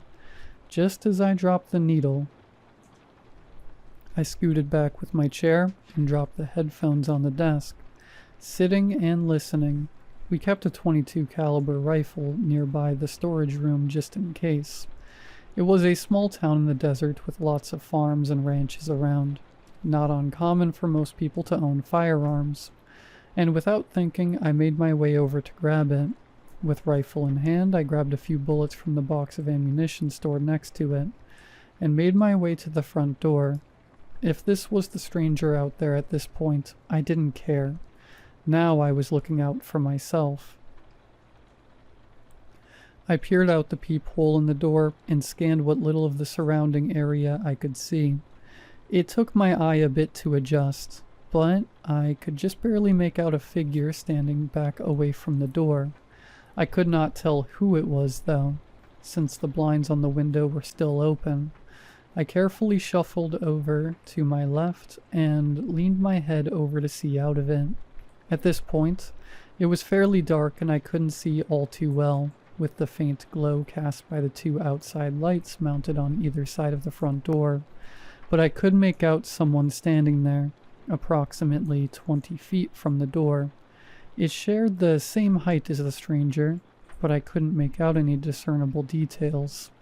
I strained my eyes to look a little harder when a giant thud hit the door. The sound was so violent and so unexpected that I screamed and fell back onto the floor. Still clutching the rifle, I brought it to my chest with one hand and used the other to slide myself backwards, pushing wildly with my legs until I was up against the wall. Though my hands were shaking hard, I raised the rifle to the door and shouted, "I have a gun. I don't know who the hell you are, but you need to leave before I start shooting." My warning, however, went unheeded, and the door shook again with a crashing thud.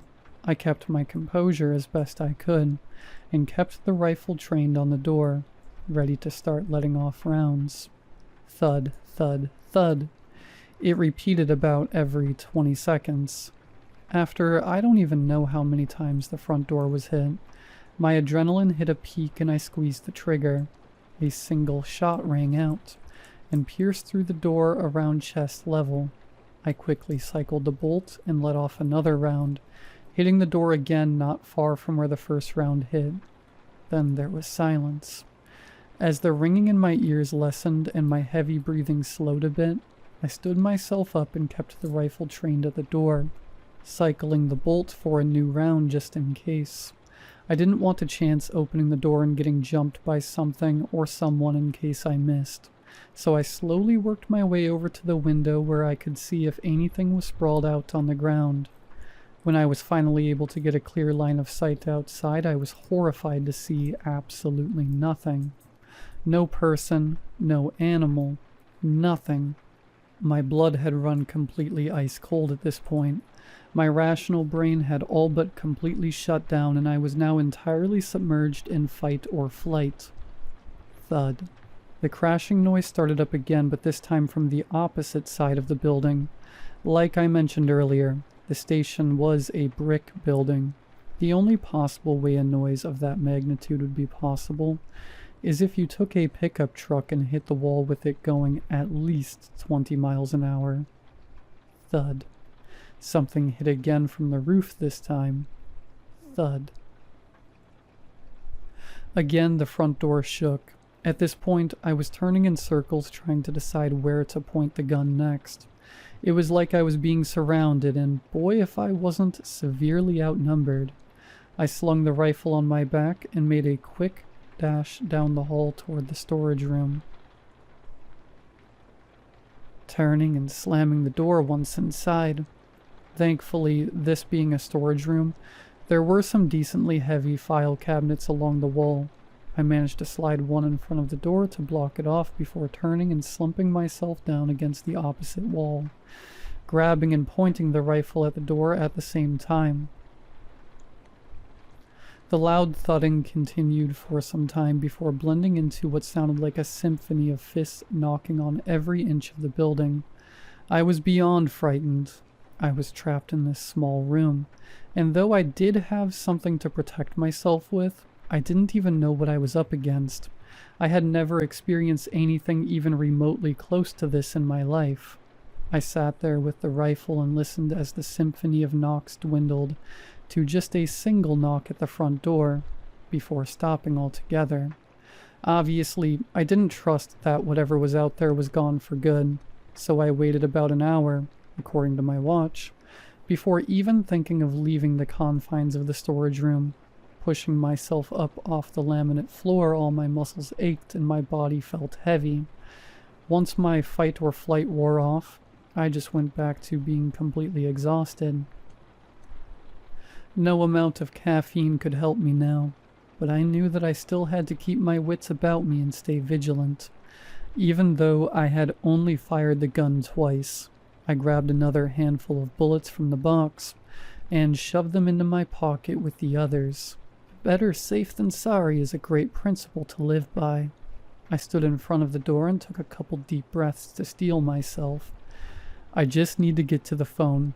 I can call the sheriff and get them to send everything they've got. It'll only take a minute. I can do this. With those thoughts in mind, I pushed aside the filing cabinet and readied my weapon. 1, 2, 3. I threw open the door and brought the rifle up to both my hands immediately. I could see across the bathroom. It was empty. Slowly working my way out, I peered right towards the front door and then left to the kitchen area. Everything was as it should be, nothing in disarray. The chair to my coworker's desk was pushed in neatly. The kitchen still faintly smelled of coffee, but there was this heavy scent that hung thick in the air through the whole station. I hadn't noticed until after leaving the storage room. This might show my true age, but whatever. It's the best way I can describe it. Have you ever rolled your spare change into those wrappers so you can take them to the bank? After handling all those old pennies and quarters and whatnot, your hands get this very distinct earthy / coppery / metallic smell to them. That is precisely what it smelled like in there. The coppery smell. The eerie silence only broken by the sound of the vinyl player's needle skipping over the record I had put on last. The whole situation was messed up like I was in the set of some horror movie. But unlike those movies, with their, quite frankly, brain-dead protagonists, I only had one mission in mind, and that was to pick up the phone and call the sheriff. So I did. After assuring myself the place was indeed empty, I slung the rifle back over my shoulder and made my way into the kitchen. I grabbed the phone off its receiver and started wildly punching in the number for the sheriff's office. A small sense of relief was starting to wash over me as the dial tone started to sound, but that sense of relief did not last long at all.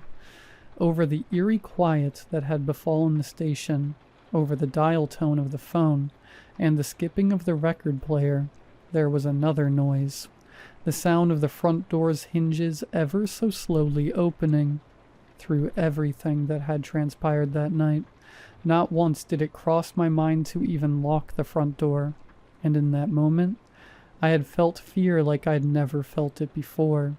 My heartbeat, which I could feel thumping so prominently within my chest, through everything had increased by so much I could no longer feel it, and I'm sure my face must have been whiter than a fresh snowfall. I forgot all about the phone in my hand. I dropped it. I had zero grip strength left in me. Turning slowly around to face the front door, I saw the stranger was back. He stood back face towards me in the open doorway, arms at his sides, unmoving. The sound of the dial tone went quiet. The skipping of the record player, however, kept a steady rhythm. The only thing that pierced the silence were the words the stranger spoke. I need help. Now about here is where things get foggy for me. After those events, the very next thing I remember is the deep orange glow of the morning sun beaming on my face, and a firm hand on my shoulder. Dude, what are you doing out here? Are you okay? Are you hurt? What's going on? It was my coworker. Apparently, when he rolled up to the station for work that morning, he saw something out in the open desert across from the building.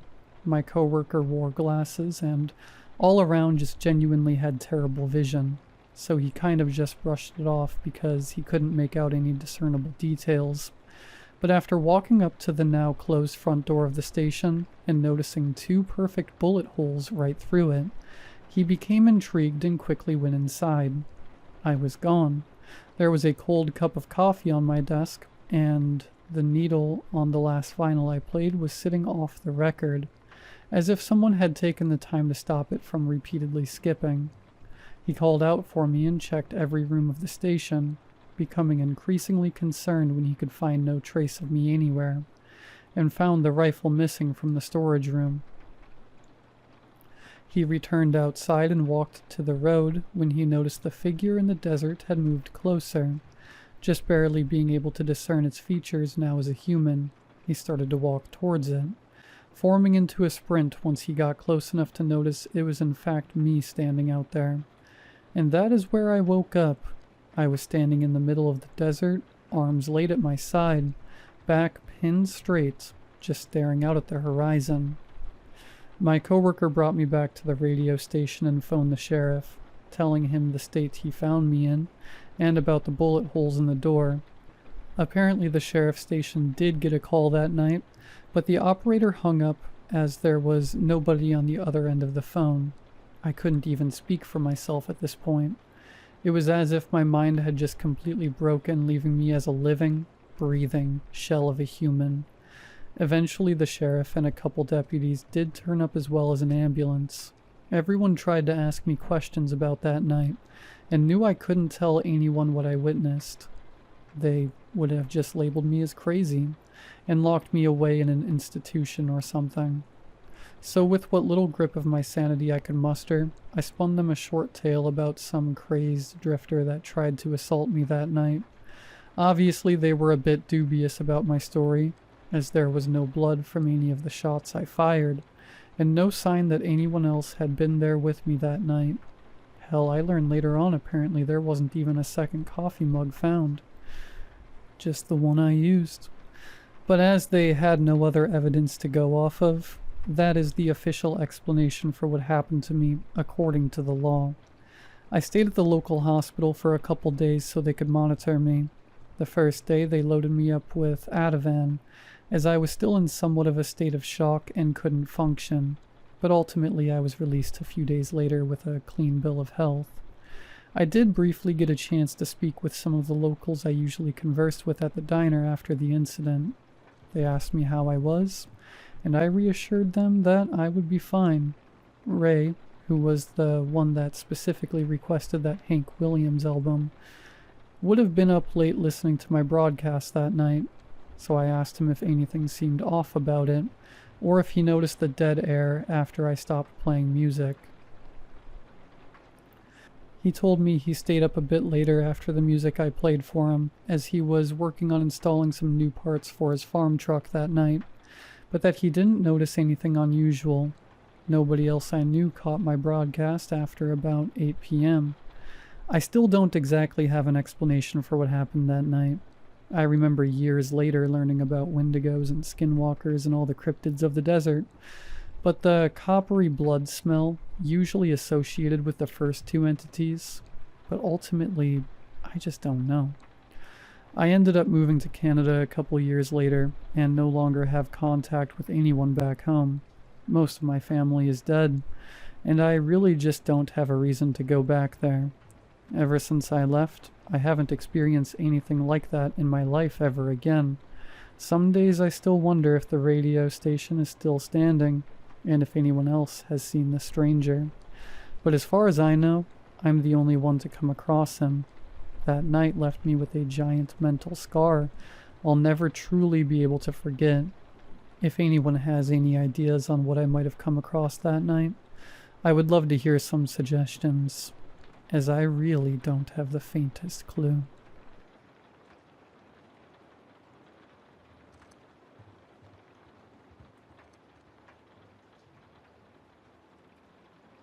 Some roads feel like they remember you better than people do. We were driving back late, me, my girlfriend asleep next to me, and Havana, our 2.5-year-old dog, curled up on the passenger side like she owned it. The air was cool, the sky was moonless, the kind of night where the world seems to shrink down to just your headlights and your thoughts. The GPS had rerouted us off the main road to avoid traffic. I took the turn without thinking, but once we were a few kilometers in, it started to feel like the road had taken me. There was nothing memorable about it visually.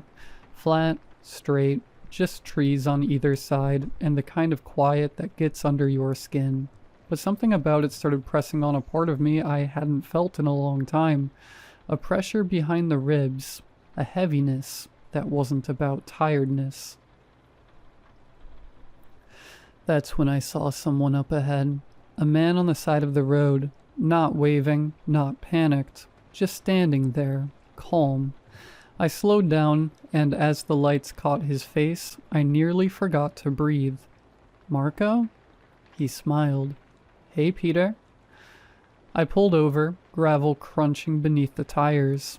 Ivana perked her ears but didn't growl, just looked at him like he belonged there. I got out. Marco looked older, like me, but his posture was the same, relaxed but alert. He always had this way of noticing everything without needing to talk about it. I hadn't seen him since we were maybe 11. He was never the loud kind of friend. We didn't climb trees or build forts or throw water balloons at girls. We just talked, in hallways, on slow walks after school. We'd found each other because neither of us liked pretending to be interested in the things everyone else seemed obsessed with. I never played with Lego. He didn't play soccer. We found connection in the quiet places between everything. And this road, this one exactly, was where we used to walk together. After school, before the streetlights came on, it cut behind the newer blocks and curved near an old train yard that doesn't exist anymore. We used to sit on a cracked bench back there and talk about things that felt too big to say out loud anywhere else.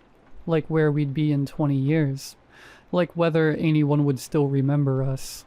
Like what it meant to feel invisible, even when surrounded by people. And then one day, he was just gone. No explanation, no warning.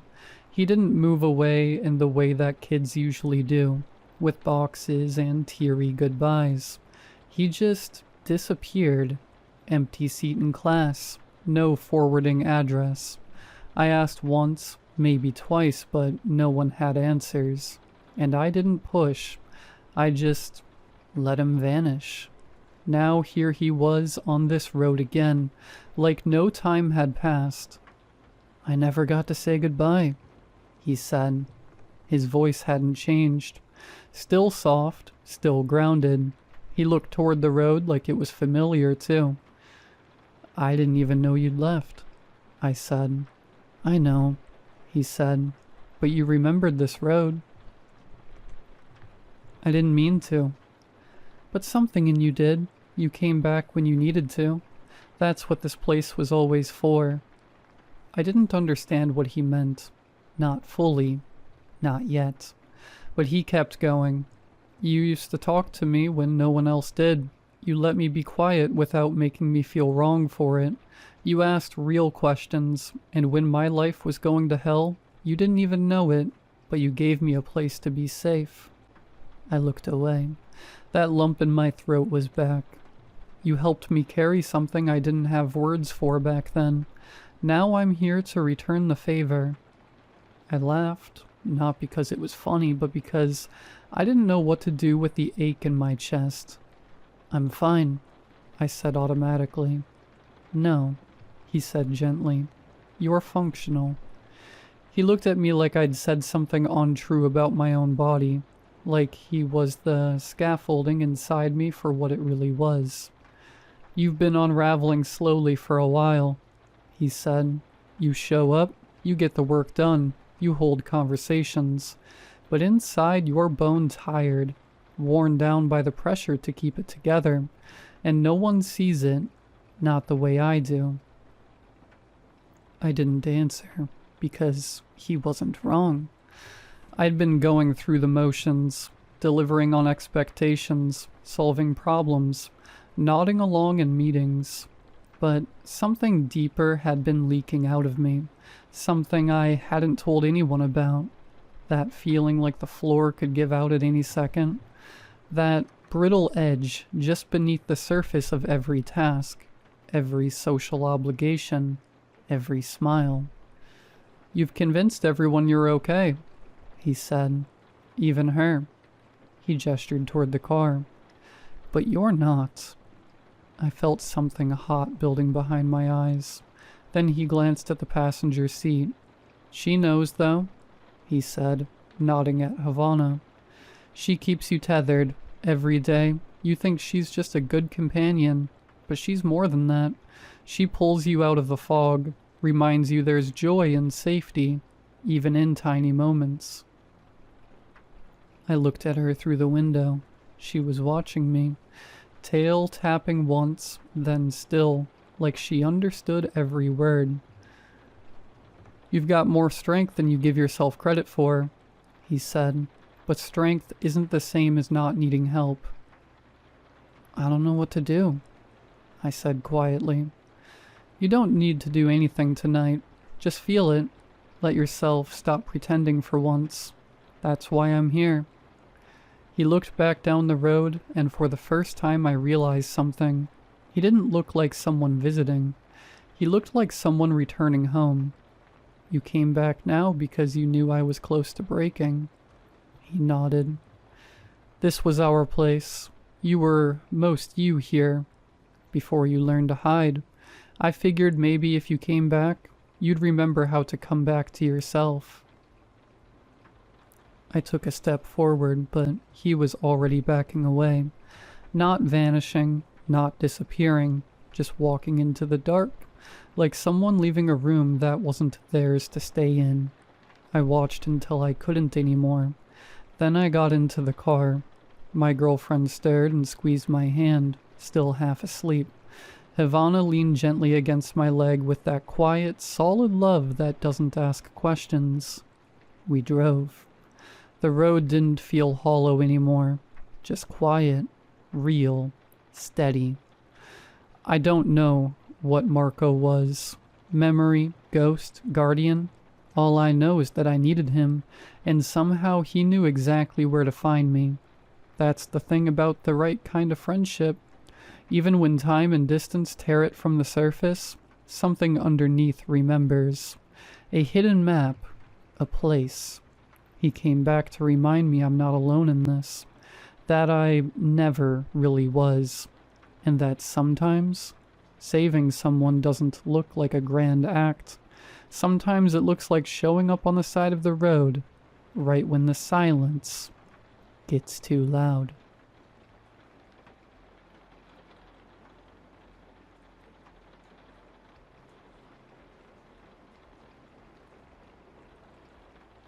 I haven't told anyone this. Not my family, not my friends. I'm not even sure why I'm writing it down here. I guess I just need someone to believe me, or at least to read this before it happens again tonight. It's been exactly 1 year since my younger brother Elias died. He was 3 years younger than me, but always seemed older, calmer, kinder, more grounded. Well, I was the loud one, the one who pushed boundaries. Elias was the type to read in silence, to smile without needing a reason. The cancer hit fast. Acute leukemia. The doctors didn't sugarcoat it. They gave us a few months, maybe, but in the end, it was barely 8 weeks. I spent most of that time with him. I helped him eat when he couldn't lift his arms, held his hand when he was too weak to speak, tried to joke around just to make him laugh. In the final hours, when he was barely there, he looked right at me, not scared, not sad, just knowing. "Don't stay alone," he whispered. That was the last thing he ever said. After that, everything shut down. There was a flat line on the monitor, a few soft words from the nurse, and then nothing. The world just stopped. I didn't cry much, not at first. I think part of me refused to believe he was really gone. I disconnected from everything. School, friends, routines. I slept all day, stayed awake all night, barely ate. I thought maybe the silence would help me process it. Instead, it left space for something else. The first time I heard his voice again, it was around 3 a.m. I hadn't been asleep, just lying there staring at the ceiling. The window cracked open to let in the late October wind. "Are you there?" It was faint, soft, coming from the hallway.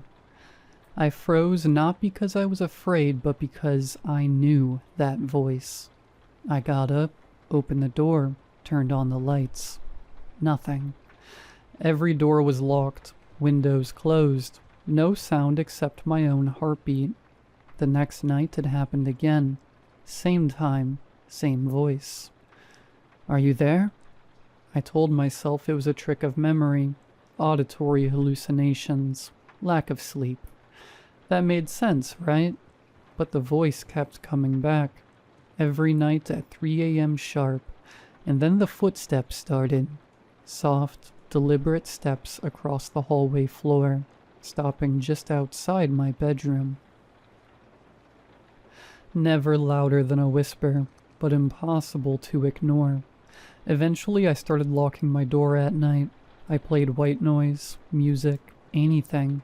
Sometimes I'd fall asleep with a podcast playing just to drown it out. But none of it worked. The sound always cut through. Always him. Then came the knocking. 3 soft taps. Then his voice closer now. "Please, open the door." It never sounded threatening. Not angry or vengeful. Just pleading. Almost sad. I told myself I wouldn't give in. I wasn't going to open the door. I wasn't going to play into whatever this was. Grief, trauma, madness. But it didn't stop. Then it got worse. I started finding things around the apartment, objects I hadn't seen in years. Stuff I knew was in a box on the attic, sealed and forgotten. A small, worn-out toy dinosaur on the windowsill. His favorite. The one he carried everywhere as a kid. A half-drunk Capri Sun on the kitchen table. Wild cherry. The exact flavor he used to beg Mom to buy. Each day, something new. Each night, his voice. Like the past was leaking into the present, or something was trying to lure me back. Last night, I found his old diary on my desk. It had gone with him to the hospital. I'd packed it in his bag. He never wrote much in it, but it was something that brought him comfort. It never came back home with us. I'm absolutely certain of that. And yet there it was, dusty, locked, familiar. I opened it. Only one sentence had been added, written in a shaky but unmistakable hand on the last page. I found a place for you. That's when I knew this wasn't just memory. This wasn't just grief. Something was actively reaching out. I've tried everything. I left town, booked hotel rooms, stayed with friends. I even rented a cabin hours away, in the middle of nowhere, and turned off my phone, but no matter where I go, at 3 a.m. I hear him, even when I'm awake, even when I know he can't possibly be there. And every night his voice changes, just a little, subtle at first, a slightly slower rhythm, a flatter tone, like a recording wearing down, like a mask slowly slipping. If it's really Elias, why does he sound less and less like himself with every visit? Tonight is the anniversary of his death, 1 full year, and I'm hearing him already. No waiting for 3 a.m. this time. He's early. I hear footsteps in the hallway, slower than usual, more deliberate, closer. Then the whisper, "Please, open the door." I shouldn't. I know I shouldn't. Every part of me screams not to. But something inside me is whispering that tonight is different. That if I open it now, it might finally end. That maybe I'll see him just one more time. That maybe it won't stop unless I do. I'm standing up now. I'm walking to the door. My hand is on the lock. I'm going to open it.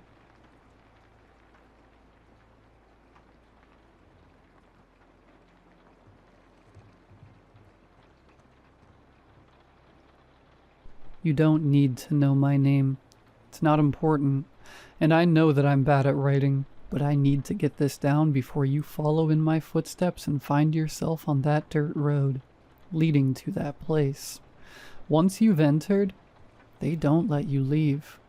I should have listened to my gut when it told me something seriously sinister was hiding out in the dark corners and hallways of that horrible building. Something that I would come face to face with that very night. This was in 2017.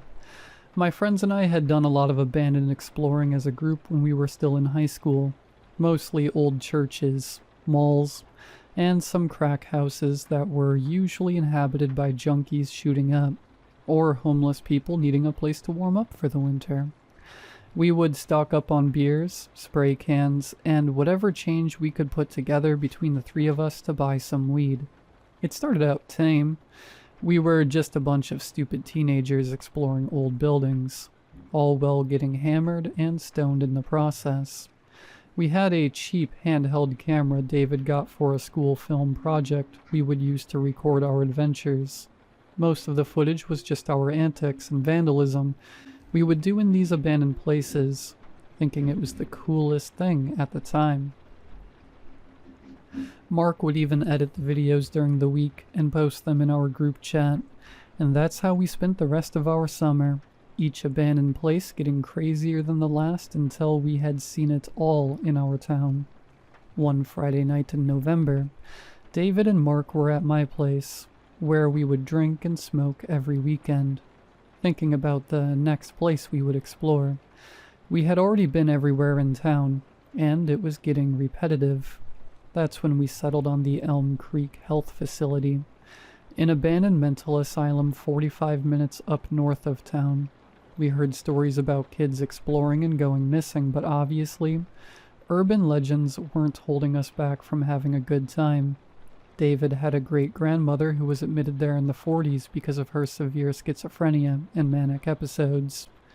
Doing my research on the place now, it was famous back then for its inhumane experiments on patients, and was closed down in 1963 after many cases of abuse were reported. The facility was shut down, but the building remained. The rain battered down on the windshield of my car as we made our way north of the highway.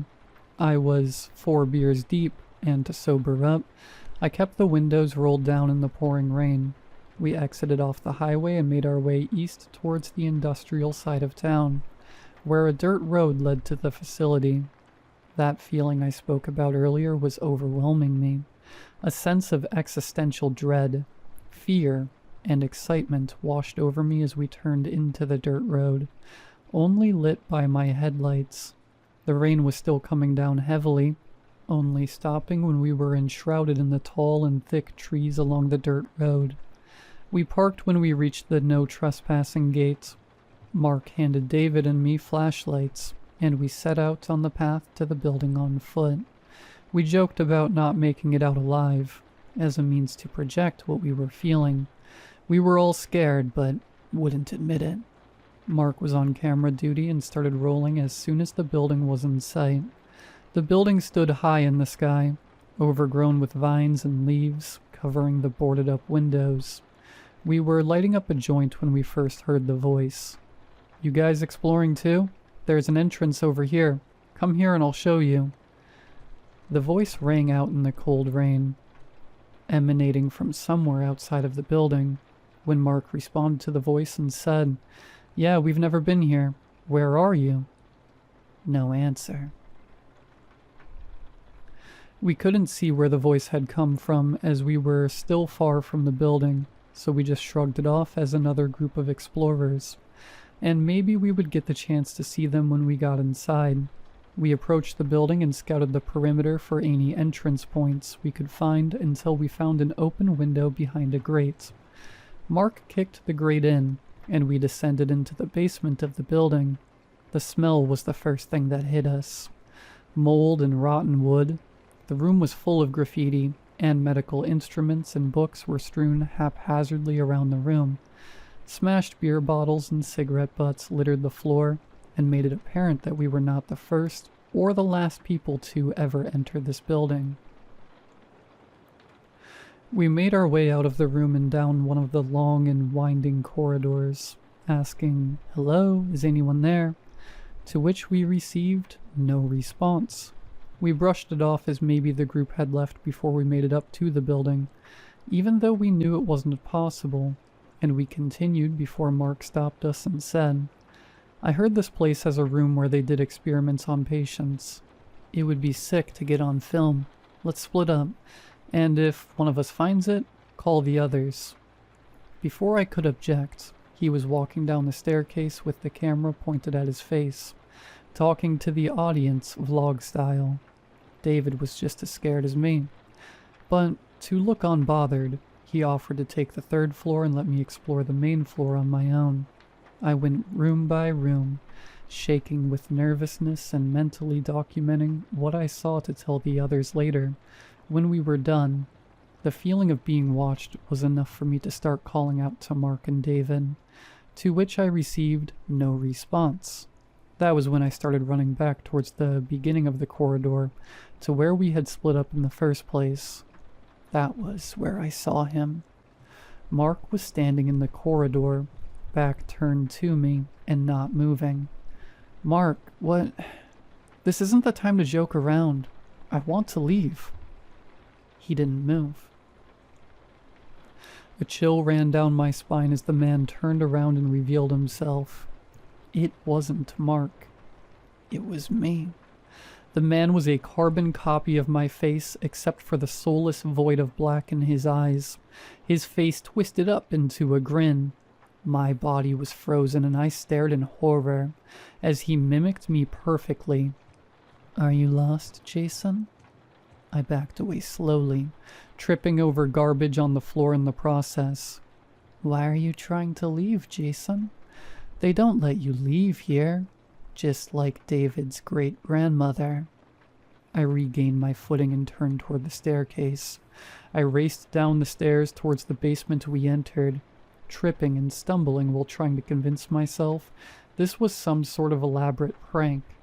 That was when I heard him start to run. He chased me down the stairs and throughout the basement until I got to the room we entered.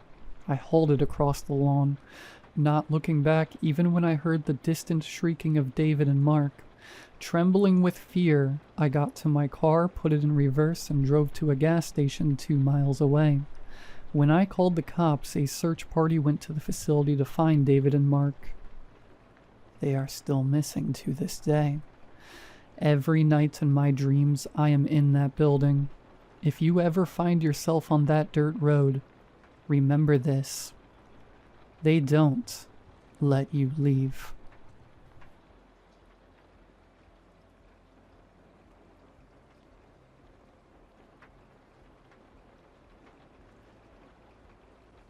I noticed it first with my keys. I've had the same keychain since college. An old bottle opener from a bar I don't even remember going to. I never changed it. It's worn smooth from years in my pocket. The logo faded to almost nothing. But one morning last month, I picked them up from the counter and felt off. The keys looked the same, but they didn't feel right. The weight was off, like someone had swapped out the actual keys for copies. One of the teeth on my apartment key was shorter, slightly rounded, but when I tested them, everything worked. Door opened, mailbox too. So I told myself I was imagining things. Maybe I dropped them. Maybe something bent. That's how it started, though. Small enough that you think it's just stress.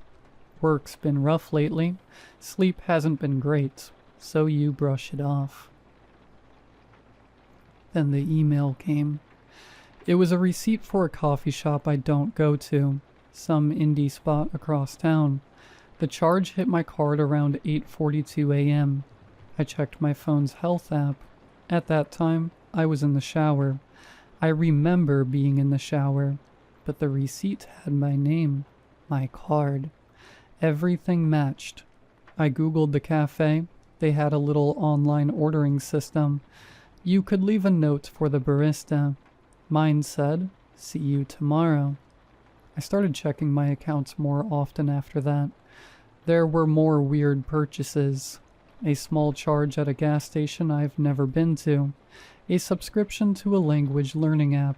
Someone ordered sushi at 11 p.m. on a Sunday. Something I never do. The kicker? They ordered what I might almost pick. Not my usual, but not something I'd hate either. I figured maybe my card had been stolen, but then why were the purchases so close? Too subtle to notice unless I was actively looking. And then my coworker asked how the concert was. "What concert?" I asked. She laughed. "The one you posted about on your story looked amazing." I never post stories. I barely post at all. I pulled up my account. Nothing there. But I checked my camera roll, and there were pictures. Low-quality shots from the back of a crowd. A band I sort of like. Someone had zoomed in, tried to catch the lights, the stage, the vibe. The timestamps matched what my coworker said. Only problem? I wasn't there. I spiraled a little after that. Thought maybe I was sleepwalking, or maybe dissociating. I'd been stressed. Maybe I was blacking out, losing time. So I did what you're probably thinking. I set up a camera in my bedroom. Cheap webcam, motion triggered, just to ease my mind. The next morning I checked the footage. I never left the bed. But at 3:12 a.m. I sat up. I sat up perfectly straight, rigid, and stared at the bedroom door. Then without blinking I said, "You need to stop watching me." My voice, my face, but it didn't feel like me.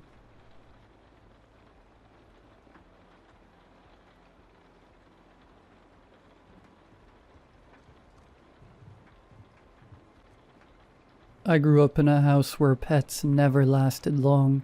Doesn't matter what we brought home. Goldfish, birds, a kitten once. They either disappeared or just died. Always in weird ways. Like there was this parrot we had. One morning he was chirping like crazy. happy, loud. That night, dead, lying stiff at the bottom of his cage. One wing bent in the wrong direction, neck twisted like someone snapped it and forgot to finish the job. There were these little drops of green stuff around him. His eyes were wide open, staring up at the ceiling like he'd seen something. Something bad. And the goldfish? That night, I swear to God, they all floated up at once. Bodies stiff, mouths half open, stuck like they were still trying to scream underwater. If you watched long enough, it almost felt like they were whispering something. I didn't understand. I didn't want to. My parents acted like it was normal, until one day they put cameras all over the house. They didn't tell me why, they just said it was for security. But the next morning, I caught them whispering in the kitchen. "Did you see it last night?" Mom asked real low. Dad didn't answer right away. Then he muttered, "It's reacting faster than we thought." Reacting to what? I remember standing there watching them. They smiled when they saw me like nothing was wrong. "Morning, sweetie. Breakfast's almost ready. Did you pack your school bag?" They always smiled too wide. A few days later, they took me to meet this uncle. I don't remember his name. I barely remember the drive there. I just know that halfway through talking to him, I started feeling tired, like heavy, like my bones didn't want to stay up. And then everything went black. When I woke up, I was back home, Mom and Dad standing over me smiling. From now on, they said, you should write a diary every night. Write down everything you do, everything you think. Be a good boy. So I did, because I was a good boy. At first the diary was normal, me writing about school, homework, dumb stuff, but then stuff started appearing in the diary that I didn't write. In red ink, things like, you weren't polite to your teacher today. Don't sneak snacks after dinner. Sometimes there were drawings, little crude sketches of my room, of me. I thought maybe Santa Claus was watching, or some guardian angel. I tried not to freak out, but it kept getting worse. The diary started telling me about things that hadn't happened yet. There will be a fire drill tomorrow. Don't panic. Guess what? There was a fire drill. Then it started telling me what to think, who to trust, who not to question. Don't worry about where Dad went last night. He's doing it for you. Trust the process. Process? By the time I was a teenager, I knew something was wrong. Very wrong. One night when my parents were out, I snuck into their room, found their laptop, found a folder on the desktop. Experiment number 12. Inside, hundreds of photos of me. Charts, brain scans, notes, all about me. There was one file I can't get out of my head. Subject 12. Neural restructuring at 60%. Dream function terminated successfully. Antisocial personality framework initializing. What was happening to me? I ran to the bathroom, looked in the mirror. For a second, I swear to God, I didn't recognize myself. My reflection smiled before I did. I grabbed a razor, sliced my finger. Green. The blood was green. And then behind me, Dad's voice. Calm. Too calm. You're almost one of us. I don't know how much time I have left. I still write in the diary every night, but now the replies come before I've even finished writing. Sometimes they tell me things I don't want to know. Sometimes they tell me things I'm about to do. And lately, the handwriting, it's starting to look like mine.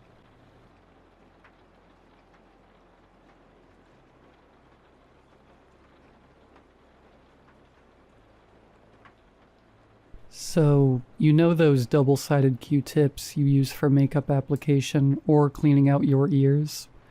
I discovered a sentient one. Let me start this off by saying I'm a 23-year-old female. I live alone in a decent-sized apartment in a fairly busy suburb. My name is Ava, but I don't think that's important to my story. Now, I'm sure many of you have bought Q-tips at some point in your life. I mean, come on, they're sold at practically every convenience store, at every Cub or Walmart or Walgreens. I'm sure when it boils down to it, there are very few stores that don't sell Q-tips, even if they're just the generic ones called cotton swabs.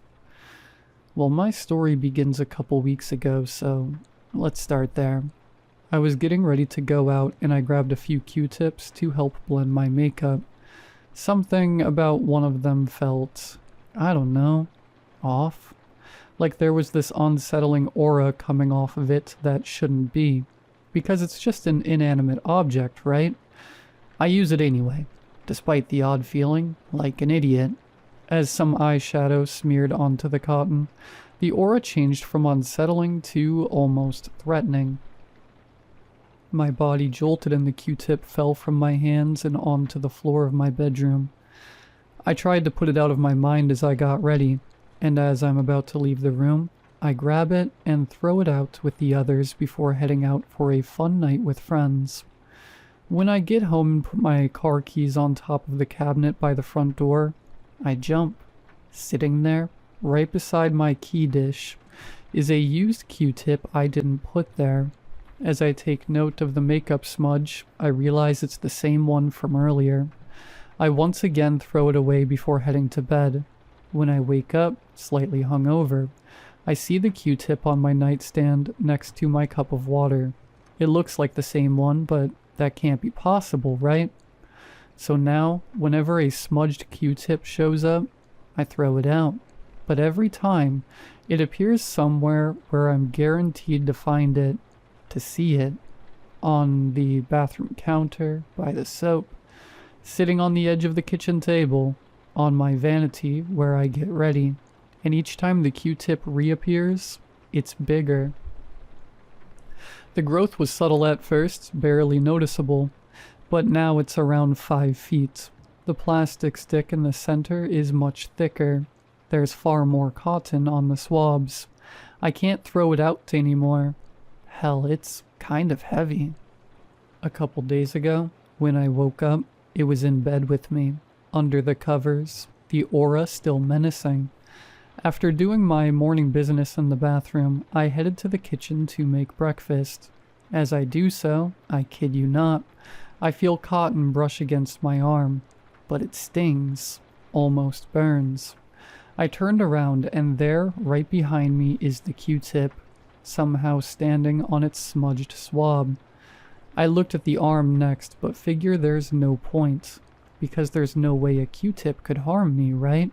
But when I looked down at my arm, where it brushed against me, not only is my literal skin smudged, I can see my bone. I screamed. Loud. It doesn't hurt though, so I pinch myself, figuring I must be dreaming. But I don't wake up. It's been a couple days since it smudged me, since I was first able to see my bone. I still can. It hasn't changed. My bone is still there, like the Q-tip just smudged everything off, leaving a round crater at the bottom of which I can see my arm bone. I'm writing this now because I need help. 20 minutes ago, the cotton of the Q-tip brushed up against my leg, and now it's like my arm.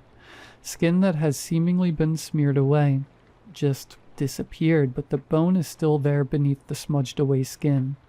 I still can't feel any sort of pain, but I also know that this is real. And I don't know what to do. I don't know who to turn to, because I fear they'll think I'm crazy.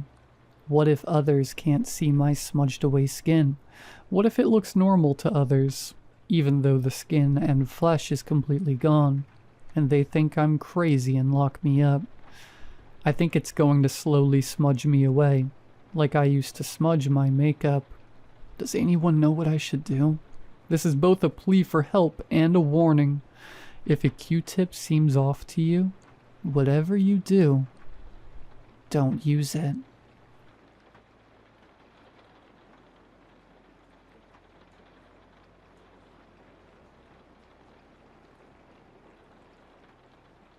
The first time I heard the hum, it was in the dead of night. Snow had blanketed the town in a heavy, sound-dampening hush, and the only noise in my house was the soft ticking of the clock on the mantel. I was drifting somewhere between sleep and wakefulness when it started. A low, mournful melody, barely audible but impossible to ignore. At first, I thought it was the wind howling through the eaves, but this was different. It wasn't random. It was deliberate, rhythmic, almost human. I sat up in bed, holding my breath, straining to listen. The hum seemed to be coming from inside the house. My heart started to race as I fumbled for the lamp on my nightstand. But as soon as the light flickered on, the sound was gone, like it had been swallowed by the darkness itself. I told myself it was nothing, just a trick of a half-dreaming mind. But when I went to the window, I froze. There were footprints in the snow, starting at the edge of the woods and leading straight to my house. They stopped abruptly beneath my bedroom window, as if whoever, or whatever, had been out there had been watching me. The next morning, the town was buzzing with the news. Mrs. Avery, a neighbor 2 doors down, was missing. Her house was locked up tight, her car untouched in the driveway. The only thing anyone noticed was an odd sound, like faint humming, drifting around her property. Now I can't stop hearing it. The hum follows me everywhere I go, growing louder and closer, as if it's waiting for me to figure out what it wants. Or to take me, too. At first, I thought I was going mad. A sentient hum that wants to take me. It made no sense, but as the missing persons reports kept flooding the bulletin boards, I knew something had to be happening. On the 16th of August, the mayor held a press conference. I'm flipping through channels when I spot her familiar face on channel 7. I listen in.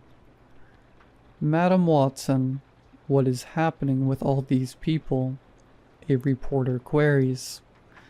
"We want answers." The mayor responds, "There is an ongoing police investigation, and we are working hard to find your loved ones and bring them home safe." The camera zoomed in on the mayor's face, her calm demeanor faltering as the crowd's frustration erupted in a storm of shouts. "BS!" someone screamed from the back, their voice cutting through the noise. "You've been saying that for 2 weeks." The mayor's expressions shifts. She seems uncomfortable, like she's holding something back. I lay there, silent. The moon casts a soft shadow on the back end of my room. I drift away to sleep when suddenly I hear it. I can't pinpoint where it's coming from. It's like a surround sound speaker turned to the lowest volume. The hum is soft yet eerie. I stand up, listening closer. I still don't know where it's coming from. I decided to investigate, so I equipped myself with a flashlight and an old, dull kitchen knife. I hesitated at the edge of the woods, my flashlight beam barely penetrating the thick darkness ahead. Every instinct screamed at me to turn back, but the hum, the cursed hum, pulled me forward. It was as if I had no choice. The footprints continued well into the woods. Animals howling and snow breaking under my boots keep my mind off the god-awful hum in the background.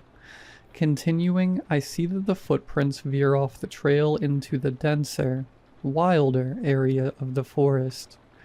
As I pressed deeper into the woods, I felt the hum crawling under my skin. My head throbbed. My vision swam, and for a moment, I thought I heard my name woven into the melody. The footprints, almost unnatural in size, led me to a small opening. Inside was a quaint cabin, but it felt wrong. It looked ancient, yet new at the same time. The wood was plentiful with cracks, yet the hinges were freshly oiled. The door was slightly ajar, as though it was inviting me in. Stepping in the clearing, the hum was deafening. It smothered my mind in darkness. I raised my flashlight and stepped forward, the crunching snow becoming a haven from the hum. Then I saw it. Movement inside. I stood there a moment. Should I have gone back? I whispered to no one. I was in too deep now. I enter the cabin. The floorboards a symphony under my weight. I clear the cabin, but no one is inside. Looking deeper, I see musical instruments. A piano, its keys yellowed with age, an old 6-string with 1 string snapped, and a gramophone, gleaming flawlessly despite the state of the cabin. On the platter lay an aged record, its label faded. I extend my hand, now trembling, to pick it up, but the hum grows. It's no longer an organized melody. It's a scream. It's a fighter jet taking flight in my mind. I stumble back, my hands grasping my head in pain. Something moves in the shadows, a flicker just beyond the reach of my flashlight.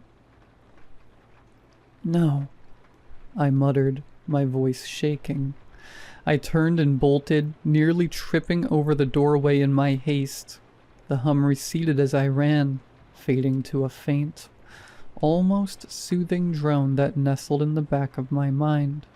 When I finally stumbled into my bed hours later, the hum was still there, dormant but present, its rhythm a sinister lullaby. Sleep came, but peace did not. I stood in line in the mayor's office, humming softly under my breath without realizing it. The realization jolted me, and I clamped my mouth shut. When my turn came, the secretary gestured for me to enter. Inside, Mayor Watson sat behind a massive oak desk, her expression unreadable. "What can I do for you?" she asked. Her tone clipped. I dove straight in. "I need answers about the disappearances. The hum, what is it? I know you're hiding something." Her gaze sharpened, but she didn't react immediately. "That's a dangerous assumption," she said, leaning forward, "and one I suggest you keep to yourself." "I hear it," I said, my voice shaking. "The hum, everyone who's heard it is gone. What's happening to me?" Her face tightened, and for a moment, she seemed to weigh her words carefully. Finally, she sighed. "My great-grandfather created it," she said, her voice barely above a whisper. "A song. He wanted it to be perfect, but it became something else. It feeds on curiosity, draws people in. It always leads to the same place." "The cabin," I said, the word falling from my lips like a stone. Her expression darkened. "No one who goes there comes back, and every time, it gets stronger." I shuddered, the hum growing louder in my mind, as if reacting to her words. She stood abruptly, her gaze hard. "You shouldn't have come here," she said, her voice final. "Leave, before it's too late." As I walk to the exit, the hum grows louder in my head, reverberating off my skull. I exit, trying to ignore the intensity. It continues back home. My body began to move on its own. I tried to fight it. My mind screamed for control, but my body no longer obeyed. Each step toward the cabin felt like sinking deeper into quicksand. Inescapable, suffocating. The hum swelled, a living thing coiling tighter around my thoughts. When I reached the clearing, the cabin stood waiting, its crooked frame illuminated by the pale moonlight. My vision blurred, the edges of reality folding in on themselves. I could feel it. The hum wasn't just sound anymore. It was inside me, rewriting me. The door creaked open as if it had been expecting me. The gramophone gleamed in the center of the room, its brass horn catching the faint light. My hand reached for the record, trembling but purposeful, as though it no longer belonged to me. When the needle touched the vinyl, the hum erupted into a symphony, haunting, beautiful, and devastating all at once. It was everything: joy, despair, love, and terror, woven into a melody that consumed me. My body sagged, and for a moment I felt weightless, as if I were dissolving into the music itself. I wasn't alone. Shadows emerged from the walls, faint outlines of those who had come before me. Their eyes glowed faintly, their mouths moving in unison to the hum. I tried to scream, but no sound came. They weren't trapped. They were the hum. My vision faded, but I could still hear the song, now clearer than ever. It whispered promises, beckoning others. It wasn't just music, it was a message, a signal, and I was its newest voice. The next morning the hum began again, faint but insistent, drifting over the town. Another would hear it soon, another would follow, and I would be waiting.